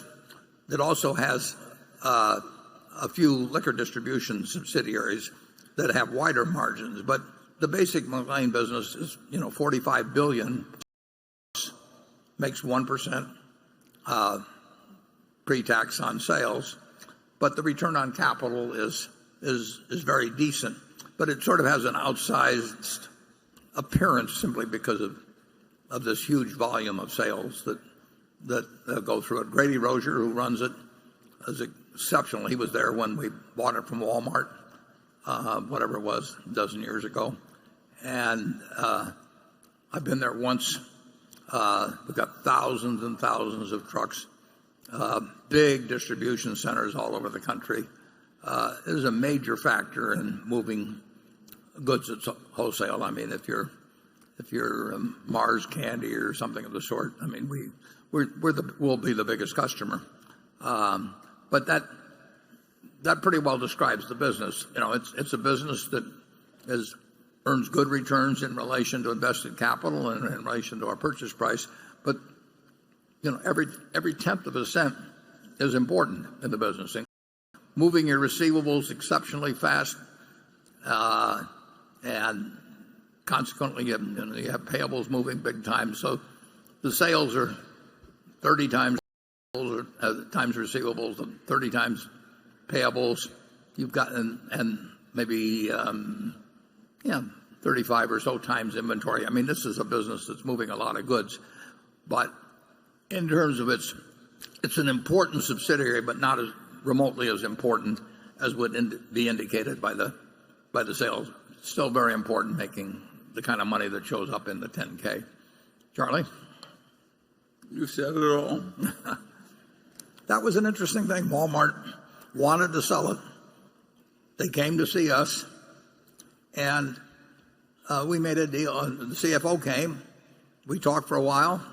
He went into the other room, called the CEO, and came back and said, "You have a deal." And Walmart has told me subsequently that they never had a deal that closed as fast as the one with Berkshire. I mean, we said what we would pay. It was cash, and we got it done very promptly, and they were terrific on their side. By the way, that reputation for being quick and simple and doing what we promised and so on has helped at Berkshire time after time. Yeah, we wouldn't have made that deal without essentially having that reputation. But they knew. Well, you bought the Northern Natural Gas Company in one weekend, and they wanted the money on Monday. They needed the money on Monday before the lawyers could complete the legal papers. We managed to do it. Well, not only that, but I think it took some clearance in Washington, and essentially, I think I wrote a letter and said that if they decided after looking at it they didn't want to clear it, we'd undo the deal. But these guys needed the money so bad, we were going to give them the money, essentially based on the deal clearing, and there wasn't any reason why it wouldn't clear, but there was just a procedural problem. But most companies can't do that. I mean, we can. We've got a flexibility that really, in most large companies, just plain doesn't exist. There's too many people have to sign off on it or something of the sort. So the Northern Natural deal would not have been made if we'd had to follow the normal timetable. And it's a lovely business to own. Yeah, absolutely. Now we're moving from one station to another between now and 3:30, so we now go to Station 8. Good morning, or good afternoon, Warren, Charlie, from West Des Moines, Iowa. You guys have iron bladders. We won't tell. I was wondering about a contraption under the table. All right. Hey, I had a question for each. I was fortunate to ask you a question, I think in 2011, about legacy and what years from now, and I'm kind of curious to hear what Charlie would like to be known for. So I guess you started doing this when I was born. Memory from your first annual meeting. My first memory was the subject, and I asked him what he wanted said at his funeral. He said, "I want them to all be saying that's the oldest looking corpse I ever saw." And that may be the smartest thing I ever said. No, well, with me, very simple. I really like teaching, so basically that I've been doing it formally and you can say somewhat informally all my life, and I certainly had the greatest teachers you can imagine. So if somebody thought that I did a decent job at teaching, I'd feel very good about that.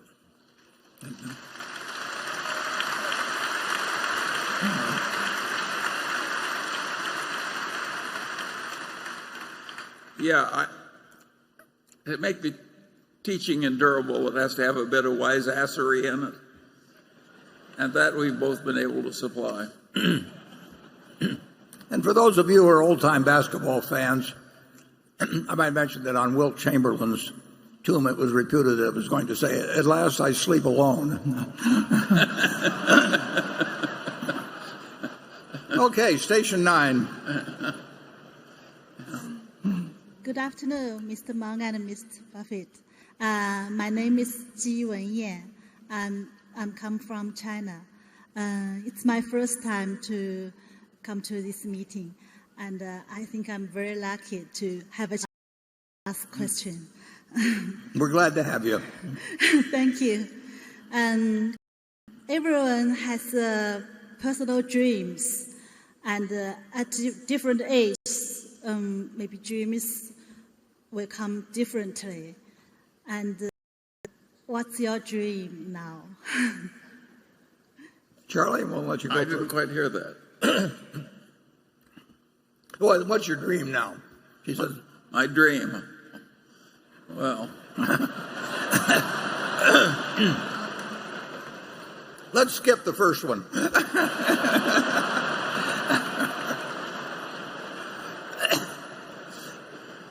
sometime when I'm especially wishful, I think, oh, to be 90 again.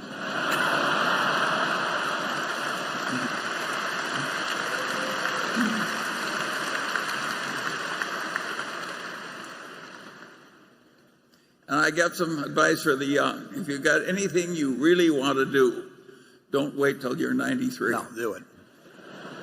No, that's the same thing I would tell students is that you can't always find it the first time or the second time, but when you go out in the world, look for the job that you would take if you didn't need a job. I mean, don't postpone that sort of thing. Somebody, I think it was Kierkegaard, said that life must be evaluated backwards, but it must be lived forwards. And you want to sort of.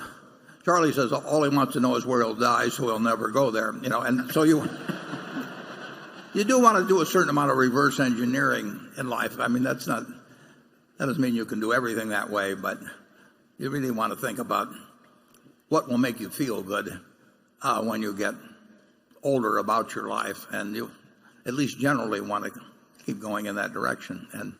And you need some luck in life, and you got to accept some bad things that are going to happen as you go along. But life has been awfully good to me and Charlie, so we have no complaints. What you don't want to be is like the man when they held his funeral and the minister said, now it's the time for somebody to say something nice about the deceased. And nobody came forward. He said, surely somebody can say something nice about the deceased. And nobody came forward. And finally one man came up and he said, his brother was worse. Yeah.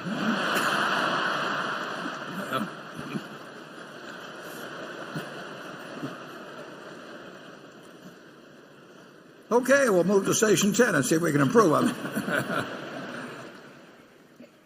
Hi. My name is Andy Li Junling from Royal Valley Innovation Capital from Shanghai. This is my 6th year from Shanghai to here. I have to say to you too, Warren and Charlie, you are highly respected and deeply loved by millions and millions or even billions globally. I have 2 questions today. First question, in your letters to shareholders, you said you believe EBITDA is not a good parameter to value a business. Why is that? Second question,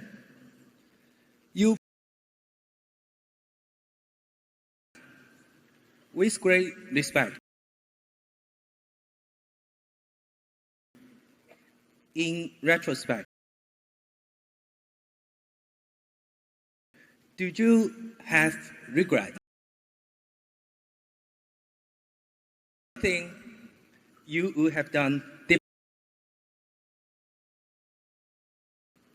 Family, personal? Yeah, I don't think you should expect us to answer that on personal, but if in business, I would say I wish I'd met Charlie earlier.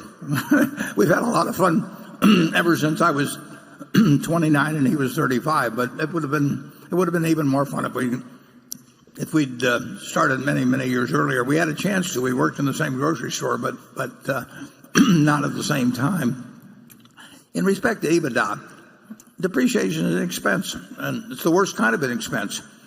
We love to talk about float, and float is where we get the money first and we have the expense later. Depreciation is where you spend the money first, and then record the expense later. And it's reverse float, and it's not a good thing. And to have that enter into a multiple, it's much better to buy a business that has, everything else being equal, has no depreciation, because it has essentially no investment in fixed assets and makes X, than it is to buy a company that where there's a lot of depreciation in getting to X. And I may write a little bit more on that next year, just because it's such a mass delusion. And of course, it's in the interest of Wall Street enormously to focus on something called EBITDA, because it results in higher borrowing power, higher valuations, and all of that sort of thing. So it's become very popular in the last 20 years. But it's a very misleading statistic, and be used in very pernicious ways. Charlie, on either one of those subjects? I think you've understated the horrors of the subject and the disgusting nature of the people that brought that term into the valuation of business.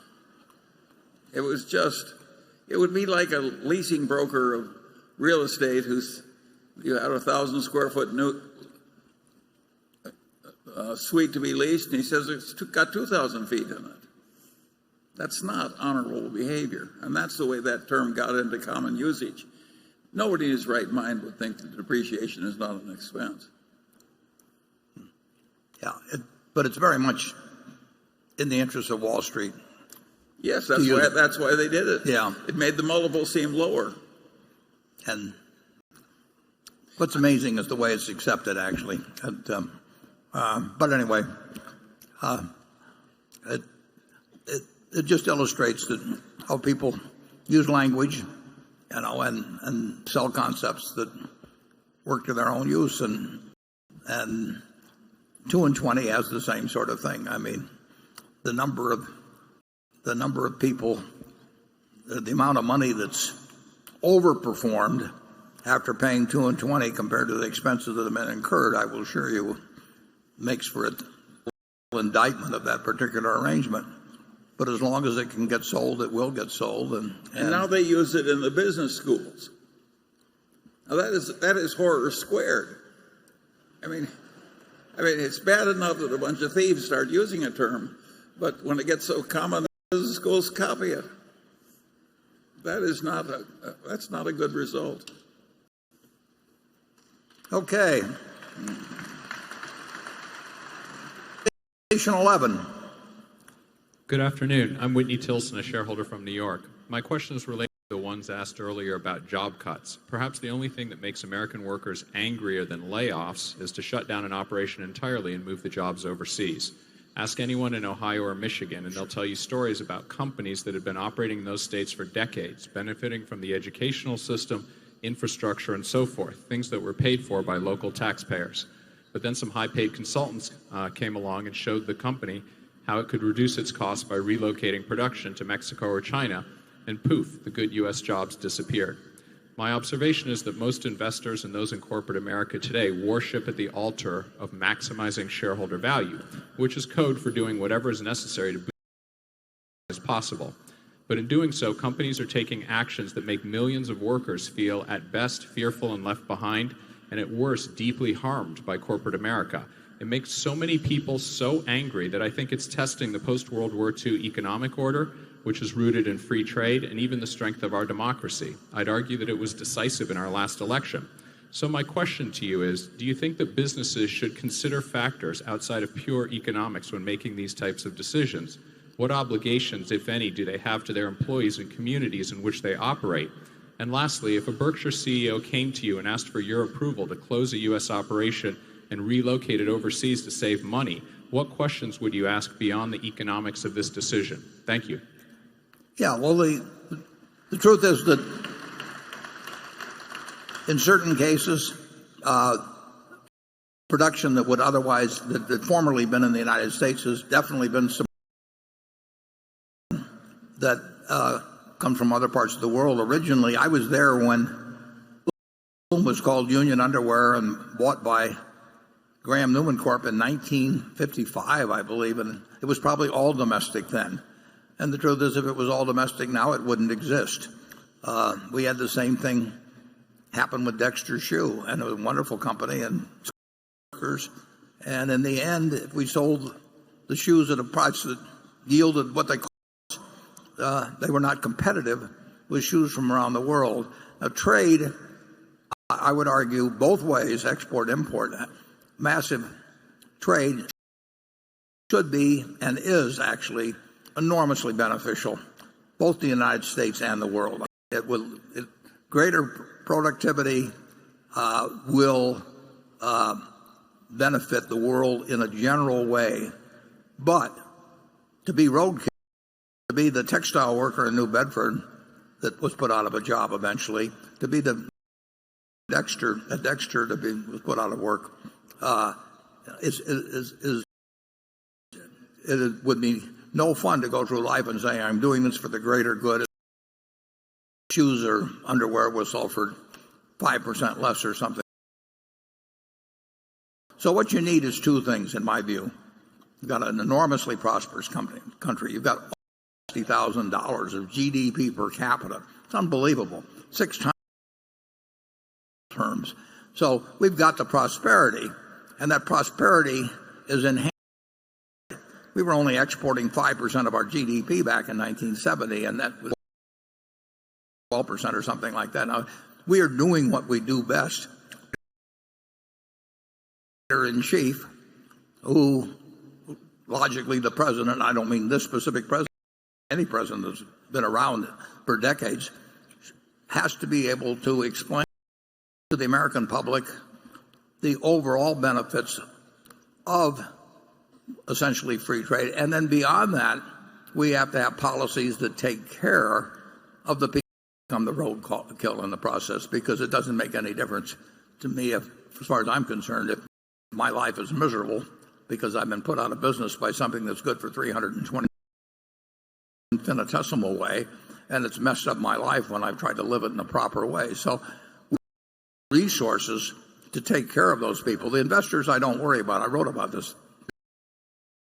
Can diversify their investments in such a way that overall trade probably benefits them and they don't get killed by a specific. But the worker, in many cases, can't do that. You're not going to retrain some 55-year-old worker who may not even speak English in our textile mill or something. I mean, if they get destroyed by something that's good for society, they get destroyed, unless government puts in some policies that takes care of people like that. And we've got a rich society that can do that, and we've got a society that will benefit by free trade, and I think we ought to try to hit both objectives of making sure that there is not roadkill, and that at the same time we get 320 get the benefits of free trade.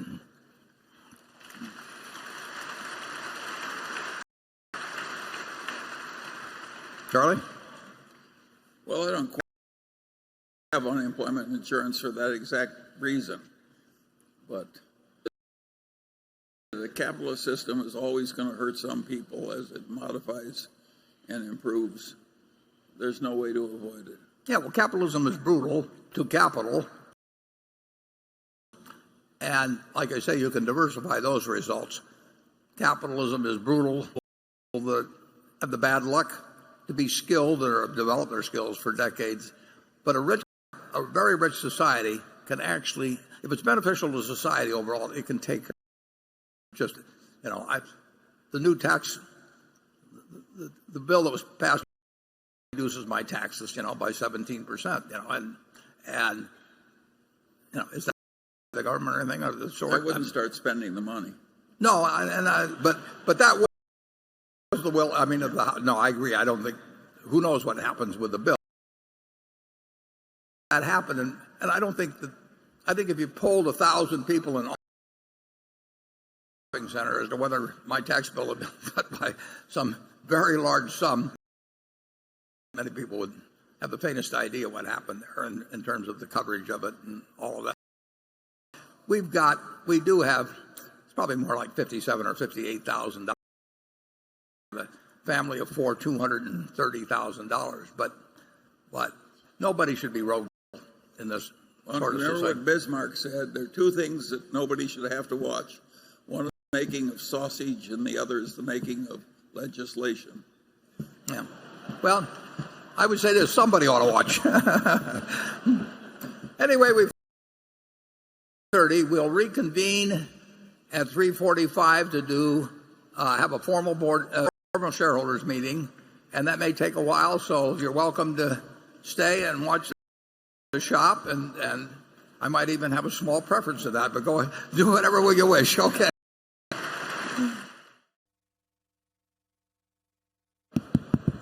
Okay. Let's regroup.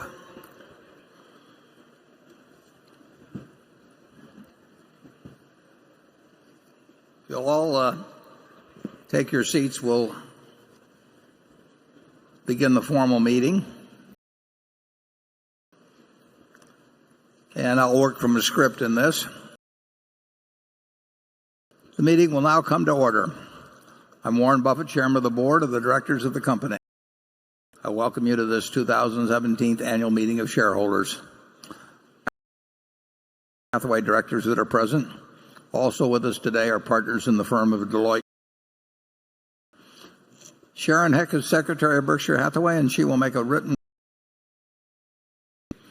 Becky Ammett has been appointed Inspector of Elections at this meeting, and the votes cast in the election for directors and the motions to be voted upon at this meeting. For this meeting are Walter Scott and Mark Hamburg. Does the Secretary standing? If you don't mind, keep the lights on a little more so I can read this. Outstanding, entitled to vote, and represented at the meeting. Yes, I do. As indicated in the proxy sent to all shareholders of record on the meeting, there were 770,000 Class A Berkshire Hathaway on motions considered at the meeting, and 304,247 common stock outstanding, with each share entitled of one vote on motions considered at the meeting. 915 4,450,000 are represented at this meeting by 5th. Thank you, Sharon. We will therefore directly proceed with the meeting.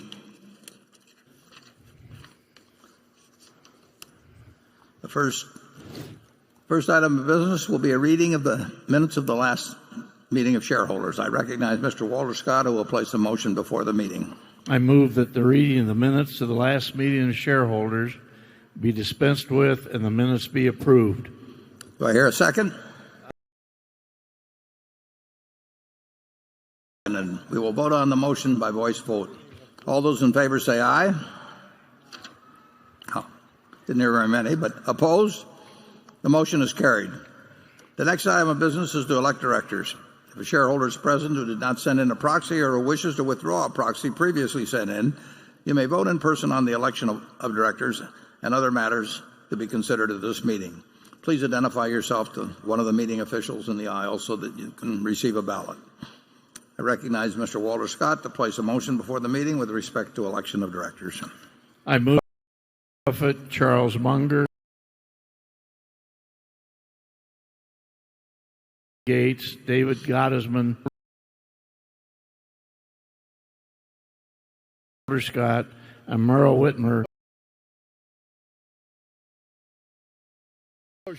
It's been moved and seconded that Warren Buffett, Charles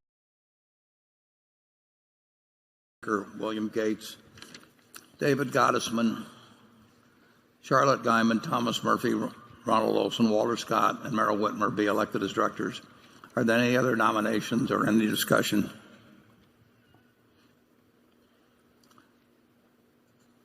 The nominations are ready to be acted upon. If there are any shareholders voting in person, they should now mark their ballots on the election of directors and deliver their ballot to one of the meeting officials in the aisles. Ms. Hammack, when you are ready, you may give your report. My report is ready. Through last Friday afternoon, 5 votes for each nominee. All Class A and Class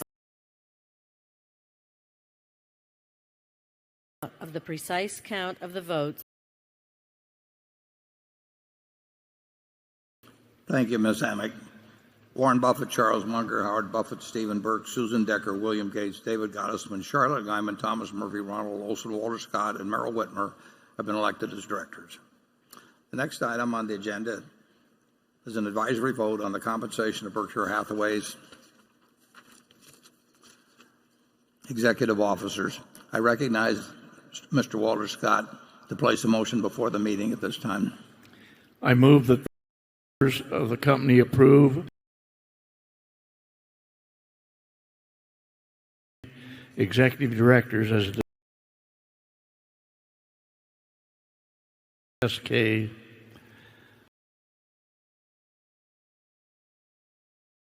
and the accompanying compensation table 2017 annual. Second the motion. It has been moved.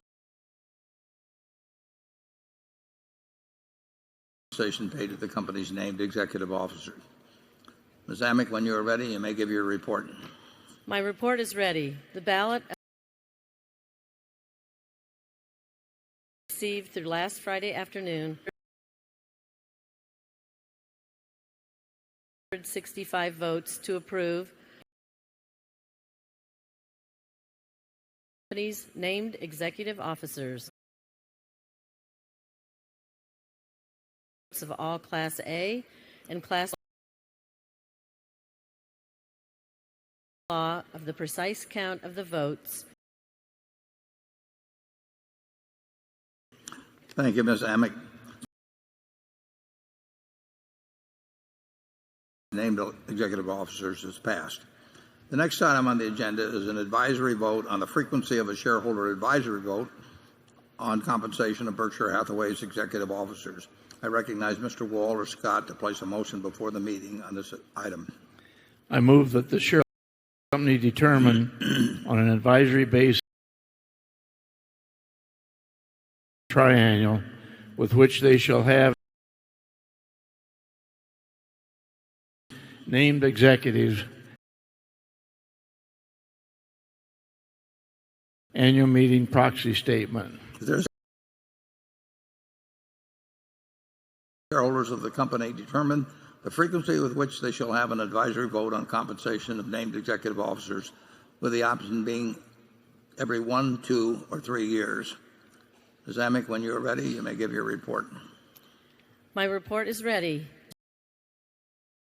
In response to proxies that were received, 31,268 votes for 954 votes for a frequency of 76,661 votes of an advisory vote on the compensation paid. The certification required by Delaware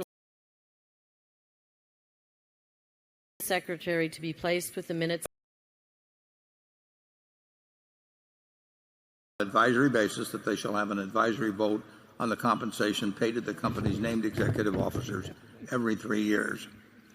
The next item of business is a motion put forth by Clean Yield Asset Management on behalf of shareholders Tom Beers and Mary Durfee. The motion is set forth in the proxy statement. The motion requests that the company provide a report on its political contributions. The directors recommended that the shareholders vote against the proposal. I will now recognize Eileen Dury, I hope I'm pronouncing that right, to present the motion. To allow all interested shareholders present their views, I ask to limit her remarks to 5 minutes. And the microphone at Zone 1 is available for those wishing to speak for or against the motion. Zone 1 is the only microphone station in operation. For the benefit of those present, I ask that each speaker for or against the motion, with the exception of the original proposer, limit themselves to 2 minutes and confine your remarks solely to the motion. And do we have at Station 1 the representative of Clean Yield Management? Clean Yield Asset Management. Yep. Good afternoon, Mr. Chairman, Board of Directors, and my fellow shareholders. My name is Eileen Dury, and I have been asked to read the following statement by the filers of this proposal, Tom Beers and Mary Durfee. Our proposal, number 4 on the proxy ballot, calls on Berkshire Hathaway to fully disclose the extent of its political spending. Why do we ask for this? Corporate political spending is a controversial activity that must be carefully managed and overseen at the most senior levels of management. Mismanagement or misjudgment around political contributions can bring reputation damage, political risks, and legal consequences. In recent years, at the urging of shareholders and other stakeholders, scores of companies have adopted stronger disclosure and better oversight of political contributions. Best practices in this area include full disclosure of direct and indirect political contributions, descriptions of policies and procedures to ensure full legal compliance, and a commitment to board oversight. But our company's policies in this area are so non-existent or hidden that they have earned it a score of 0 for 6 years running on the leading rating system for corporate political disclosure and accountability, the CPA-Zicklin Index. In contrast, 56% of the S&P make public a detailed policy governing political expenditures from corporate funds. Peers such as GE, Travelers, Unum, CSX, and Norfolk Southern disclose political spending. In contrast, all we know about Berkshire's political spending is contained in the 2-paragraph response to our proposal in this year's proxy statement, which seeks to reassure us that Berkshire's political spending is small relative to its size. But management's statement raises more questions than it answers. It says nothing, for example, about whether Berkshire gives to third-party-like trade associations and 501c4s, which are leading sources of dark money, contributions that are nearly impossible to trace. Since 2012, over $670 million in dark money was spent in the U.S. elections with no disclosure of who the underlying donors were. Thus, our company is a large and complicated enterprise. Berkshire Hathaway ranks number 4 in the Fortune 500. At a time when the trend among large companies is to be more open about their political spending and their policies regarding dark money vehicles, it doesn't behoove or benefit Berkshire Hathaway to be so secretive if it has nothing to hide. If you agree, please vote in favor of proposal number 4. Thank you. Are there other people who wish to speak on the motion? Not that I know of. Okay. Thank you. And I will tell you that, to my knowledge, in 52 years, Berkshire Hathaway, at the parent company level, has not made a political contribution. I personally disagree strongly with the Citizens United decision, which was a 5-4 vote, and I think that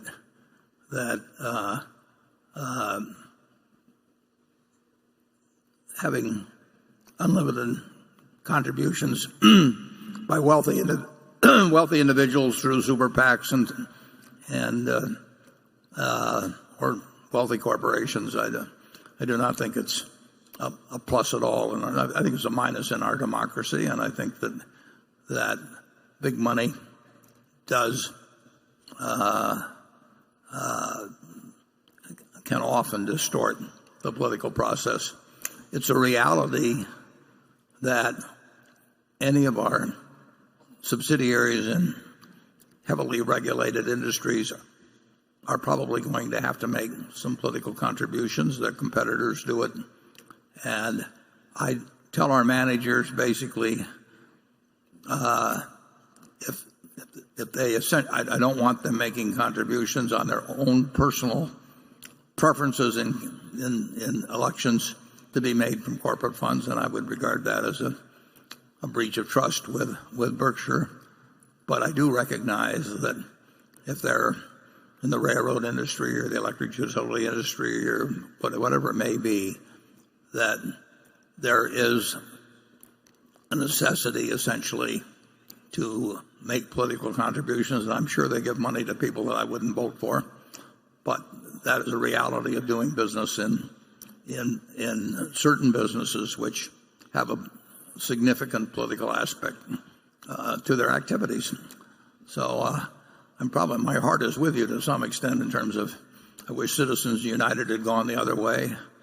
I don't like the idea of great sums being spent, but I do not think I think personally, I think that it could be disadvantageous to actually list all of the political organizations to which people contribute when competitors don't. And I think there's expense involved in all three of the proposals that are coming up on this one. So I personally voted against the proposition.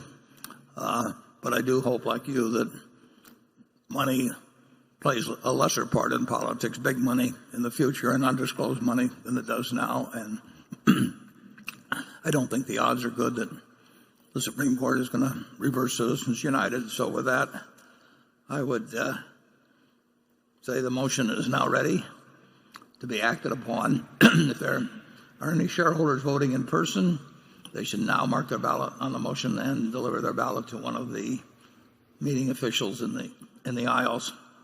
Ms. Amick, when you're ready, you may give your report. My report is ready. The ballot of the proxy holders in response to proxies that were received through last Friday afternoon cast 4,300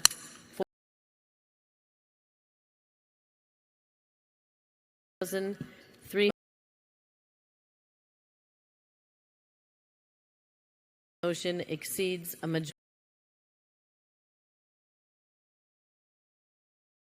properly cast on the matter. The certification required of the votes will be given to the secretary to be. The proposal fails. The next item of business is put forth by Baldwin Brothers, Inc., on behalf of shareholder Marcia Sage. The motion is set forth in the proxy statement. The motion requests that the company provide a report reviewing the company's policies, actions, plans, and reduction targets related to methane emissions from all operations. The directors have recommended that the shareholders vote against the proposal. I will now recognize Eileen Dury to present the motion. To allow all interested shareholders to present their views, I ask her to limit her remarks to 5 minutes. Microphone at Zone 1 is available for those wishing to speak for or against the motion. Zone 1 is the only microphone station in operation. For the benefit of those present, I ask that each speaker for and against the motion limit themselves to 2 minutes, although, Ms. Dury, that's 5 minutes in your case, and to confine your remarks solely to the motion. Good afternoon, Mr. Chairman, members of the board, fellow shareholders. My name is Eileen Dury. I am here to move Arjuna Brothers' proposal on behalf of Marcia Sage, a long-term investor in our company. Proposal 5 seeks to protect shareholder value by ensuring the transparent disclosure of information regarding methane emissions. The reason for this proposal are clearly in the interest of protecting long-term shareholder value. Leaked gas has a direct economic impact on our company, as it is no longer available for sale, establishing a clear business case for reduction targets and control processes. In fact, leaked methane represented $30 billion of lost revenue in 2012, equivalent to 3% of gas produced globally. The National Resources Defense Council estimates that capturing currently wasted gas for sale could reduce methane pollution by roughly 80%. And while the climate benefit of replacing coal with natural gas has been widely publicized, it is negated when leakage rates exceed 2.7%, as methane 84 times the global warming impact of CO2 over a 20-year period. Recent academic studies are particularly troubling, as they have identified methane leakage far north of current EPA estimates. Additionally, gas storage presents outsized risk. The 2015 failure of a gas injection well at Southern California gas company's Aliso Canyon storage field in Los Angeles revealed major vulnerabilities in the maintenance and safety of natural gas storage facilities. The incident exposed both a lack of oversight and contingency planning in the face of a well blowout. Berkshire Hathaway has storage facilities that face similar risks, as it is estimated the 11th highest volume of natural gas in the country. Facilities around the country, many of which were drilled decades ago. Numerous have concluded that if natural gas is to lead to a more sustainable energy future, emissions must be addressed. Ongoing concerns have spurred public debate and action at the state and federal level. A strong program of target setting and disclosure would indicate a reduction in regulatory risk, as well as efficient operations, maximizing gas for sale and shareholder value. Given this, we believe our company has a tremendous opportunity to move forward by providing shareholders with this important information. IS provider of proxy voting advice agrees and has recommended a vote. Disclosures would allow shareholders to better understand the company's management emissions and any related risks. Thank you for your consideration. Other people who wish to speak on this motion? I don't believe so. Okay. The motion is now ready to be acted upon. If there are any shareholders voting in person, they should now mark their ballot on the motion and deliver their ballot to one of the meeting officials in the aisles. Ms. Amick, when you're ready, you may give your report. My report is ready.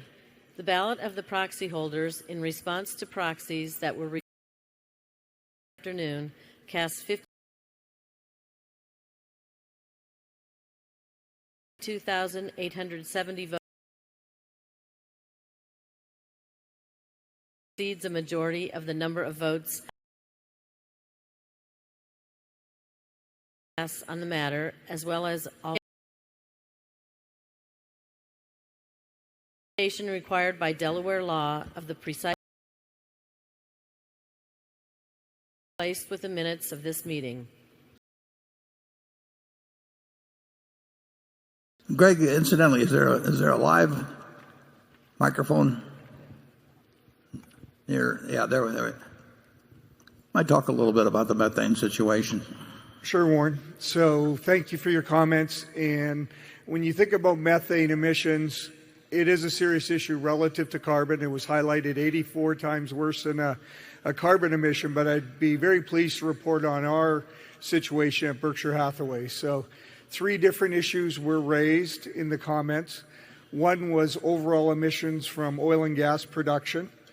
So the first thing I would just highlight is that we do not own any oil and gas producing assets. So we don't have any wells and effectively don't have that risk. The second thing that was highlighted was the significant loss of gas at Aliso Canyon. It was a injection well that failed. Took many months to fix the well. And if you fundamentally look at the problem, and we do own other storage facilities, but we do not use their technology or that type of well.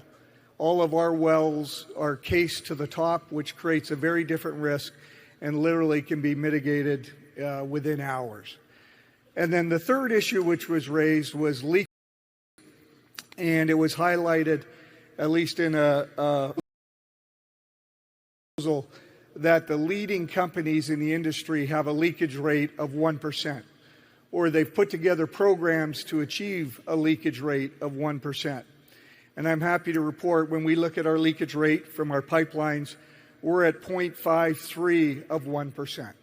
So basically half of the leading companies in the industry. So with that, obviously support the recommendation of the shareholders. Thank you. Thanks, Greg. You've heard the vote, and the proposal fails. The next item of business is a motion put forth by a shareholder, the Nebraska Peace Foundation. The motion is set forth in the proxy statement. The motion requests that the company divest of its holdings in companies involved in the extracting, processing, or burning of fossil fuels. The directors have recommended that the shareholders vote against the proposal. I will now recognize Mark Vecina to present the motion. And again, to allow all interested shareholders to present their views, I ask him to limit his remarks to 5 minutes. And the microphone, Zone 1 is available for those wishing to speak for or against the motion. Zone 1 is the only microphone station in operation, and for the benefit of those present, subsequent speakers, I ask that they limit themselves to 2 minutes and confine your remarks solely to the motion. With that, if you'll proceed. Thank you. My name is Mark Vecina. We're here to present our proposal asking to divest of its carbon-based assets. A period of time we believe is last year we were here with a proposal that Berkshire Hathaway evaluate and report on the impact of climate change on their insurance companies. We were approached by a number of shareholders who suggested we were, and they suggested the real question is divestiture. So we thought about it. We came back to ask for divestiture of the carbon-based assets.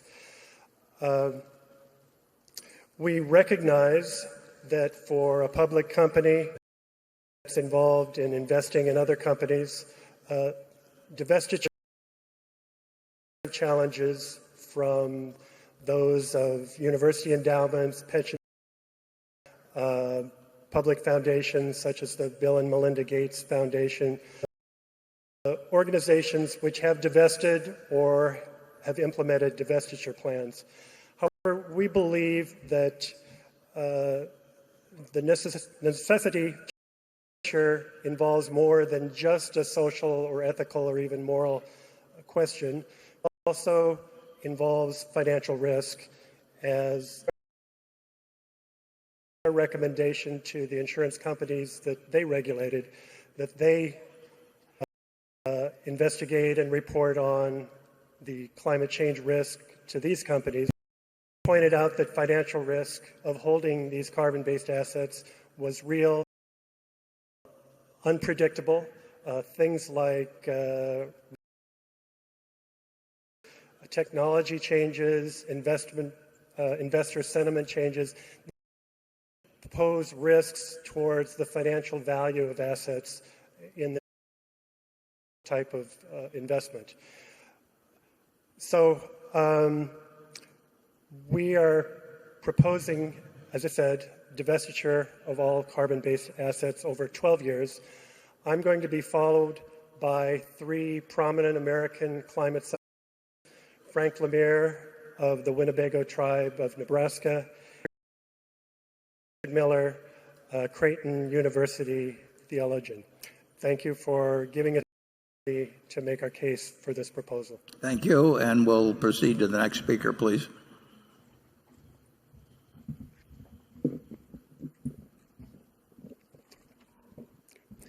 Chairman Buffett, board members, and shareholders, my name is Michael Mann. I'm a professor at Penn State University and a climate scientist. And as a scientist,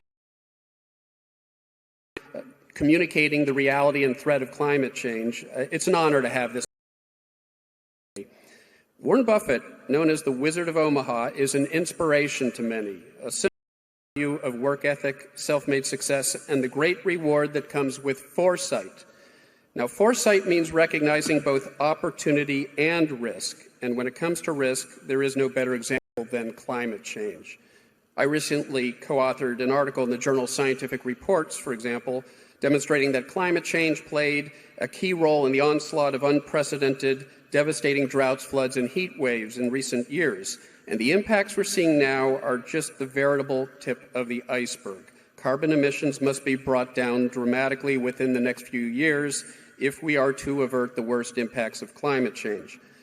Mr. Buffett coined the term Noah's Law in his 2015 shareholder letter to describe the risk posed by climate change, stating, "If there is only a 1% chance the planet is heading toward a truly major disaster and delay means passing a point of no return, inaction now is foolhardy." Well, I couldn't agree more. And the science tells us that we are heading toward disaster in the absence of reductions in greenhouse gas emissions. Board member Bill Gates demonstrated bold leadership a year ago when the Bill and Melinda Gates Foundation announced it was divesting of fossil fuel holdings. Were Mr. Buffett to follow suit, it would send a profound message to the rest of the global business community, a message that we can both mitigate risk and seize opportunity in the form of massive growth in clean energy technology by tackling this problem now head-on before it's too late. Thank you. Thank you. And I believe there's another speaker, or maybe 2. If you'll identify yourself, please. My name is Richard Somerville. I'm a climate scientist and a professor at the University of California, San Diego.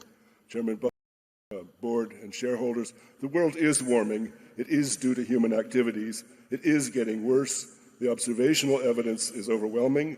All the warmest years globally are recent years.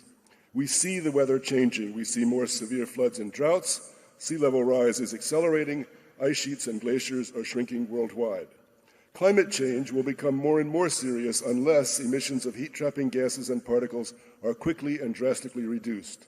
The climate is human behavior. Everything depends on what humanity does now. We have our hands on a thermostat that controls the climate of our children and grandchildren.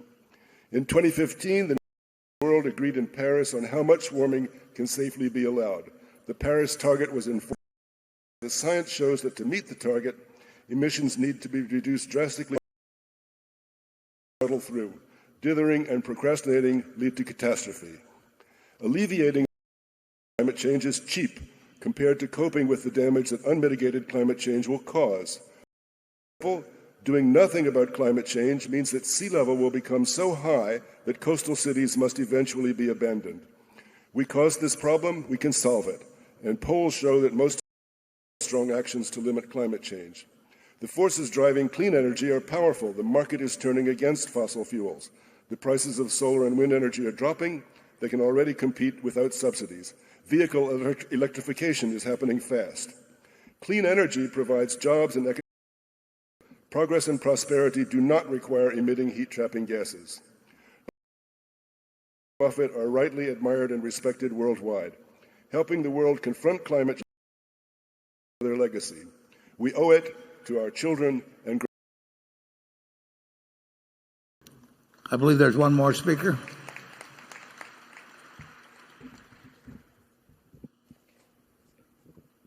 Thank you, sir. I am David Titley, retired Rear Admiral, former oceanographer of the Navy, and now a professor of practice at Penn State. I've been a shareholder of Berkshire Hathaway since December 2000. Thank you, sir, for your leadership of this enterprise. When I was stationed at the Pentagon, I had the privilege of working directly for the Pentagon's foremost strategic planner, Mr. Andrew Marshall. He taught me to think about risks, and especially risks that may seem distant or low probability, but one with very high impact, such as weapons of mass destruction. Climate change is a fat-tailed, emerging risk. It's really a risk to people, to us. And when this risk is not managed, we have a security problem. One example would be Syria. Climate is one of the links in a long chain of events that led to the non-climate events, such as over 1 million refugees pouring into Syrian governance. Then about a decade ago, an exceptionally intense drought, high confidence to a changing climate, devastated Syrian agriculture. Now you have millions of desperate people with nothing and a breeding ground for extremists. Syria is an example of why in the security community we say that climate change accelerates the risks of instability. It can make bad places worse, a lot worse. Senior military officers know you must address risks and take precautions while you can, before it's too late. The U.S. Defense Department understands the risks of climate change and has been working quietly to adapt to the changing climate for years. Winston Churchill is alleged to have said, Americans can always be counted upon to do the right thing after exhausting every other possibility. But we will prevail, and you, sir, can help. Here's my ask. What are government and business leaders doing to stabilize the climate?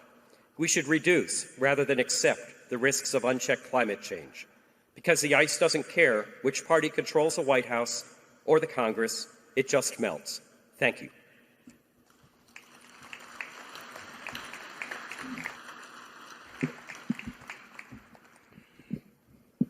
I am Frank Lemire, the Bear Clan of the Winnebago tribe of Nebraska.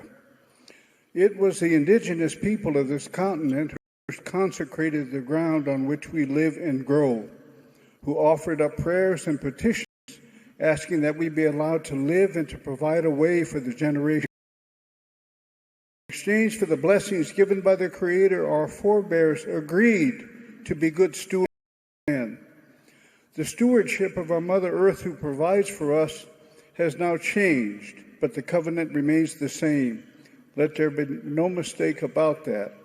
If we continue to disrespect our Earth Mother, those things given us, bountiful harvests, protection for the elements, and good clean water, will surely be taken from us. Our elders speak of this. It has been foretold. On Christmas Eve, my son came from Standing Rock to visit us for 1 hour. His mother and I worried about him. How is it there? Why did you go? I asked. He said, it is dangerous, Dad, but someone has to protect our water. I nodded and said, Aho, that is good. He is a water protector. I stand on his shoulders. Many Wichoni, the protectors, proclaim water is life. Bearing that in mind, I am told that this waterway flowing south from Standing Rock and passing just a short walk from here would be fouled by any kind of breach in the Dakota Access Pipeline. My sense in my years tells me that this will happen. Millions would be poisoned. I'm further told that this collective body holds a 15% interest in an oil company that is a 25% shareholder in the Dakota Access Pipeline. I would ask that you walk away from that investment. Stand with Mother Earth today. I'm a Winnebago Indian. The Missouri River brought us here. when we had no place to go. We stand with our Mother Earth now as she stood with us. Think about that. Mini Wichoni, water is life. Peanut Gigi, thank you. Thank you.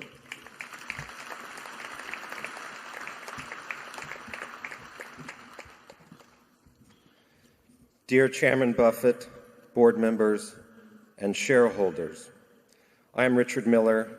I'm an associate professor of philosophical theology and sustainability studies at Creighton University. I write and teach on ethical issues raised by the climate crisis. As a rationale for voting no on the divestment resolution, the board maintained that Berkshire should not limit its universe of potential investments based upon complex social and moral issues, and that following state and federal laws was sufficient to meet your obligations. There is not only an overwhelming consensus in the scientific community about the reality and dangers of climate change, but there is also an overwhelming consensus among all major ethical theories that one is not morally justified to use increased profit as a rationale for doing harm to others. By continuing to invest in and thus promote the extracting, processing, and burning of fossil fuels, Berkshire is doing harm to people around the world and creating conditions that will threaten future generations.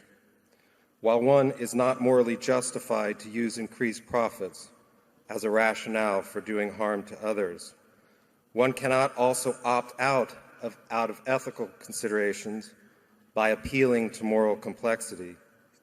When you're doing harm to others, especially at this scale, there is no neutral space.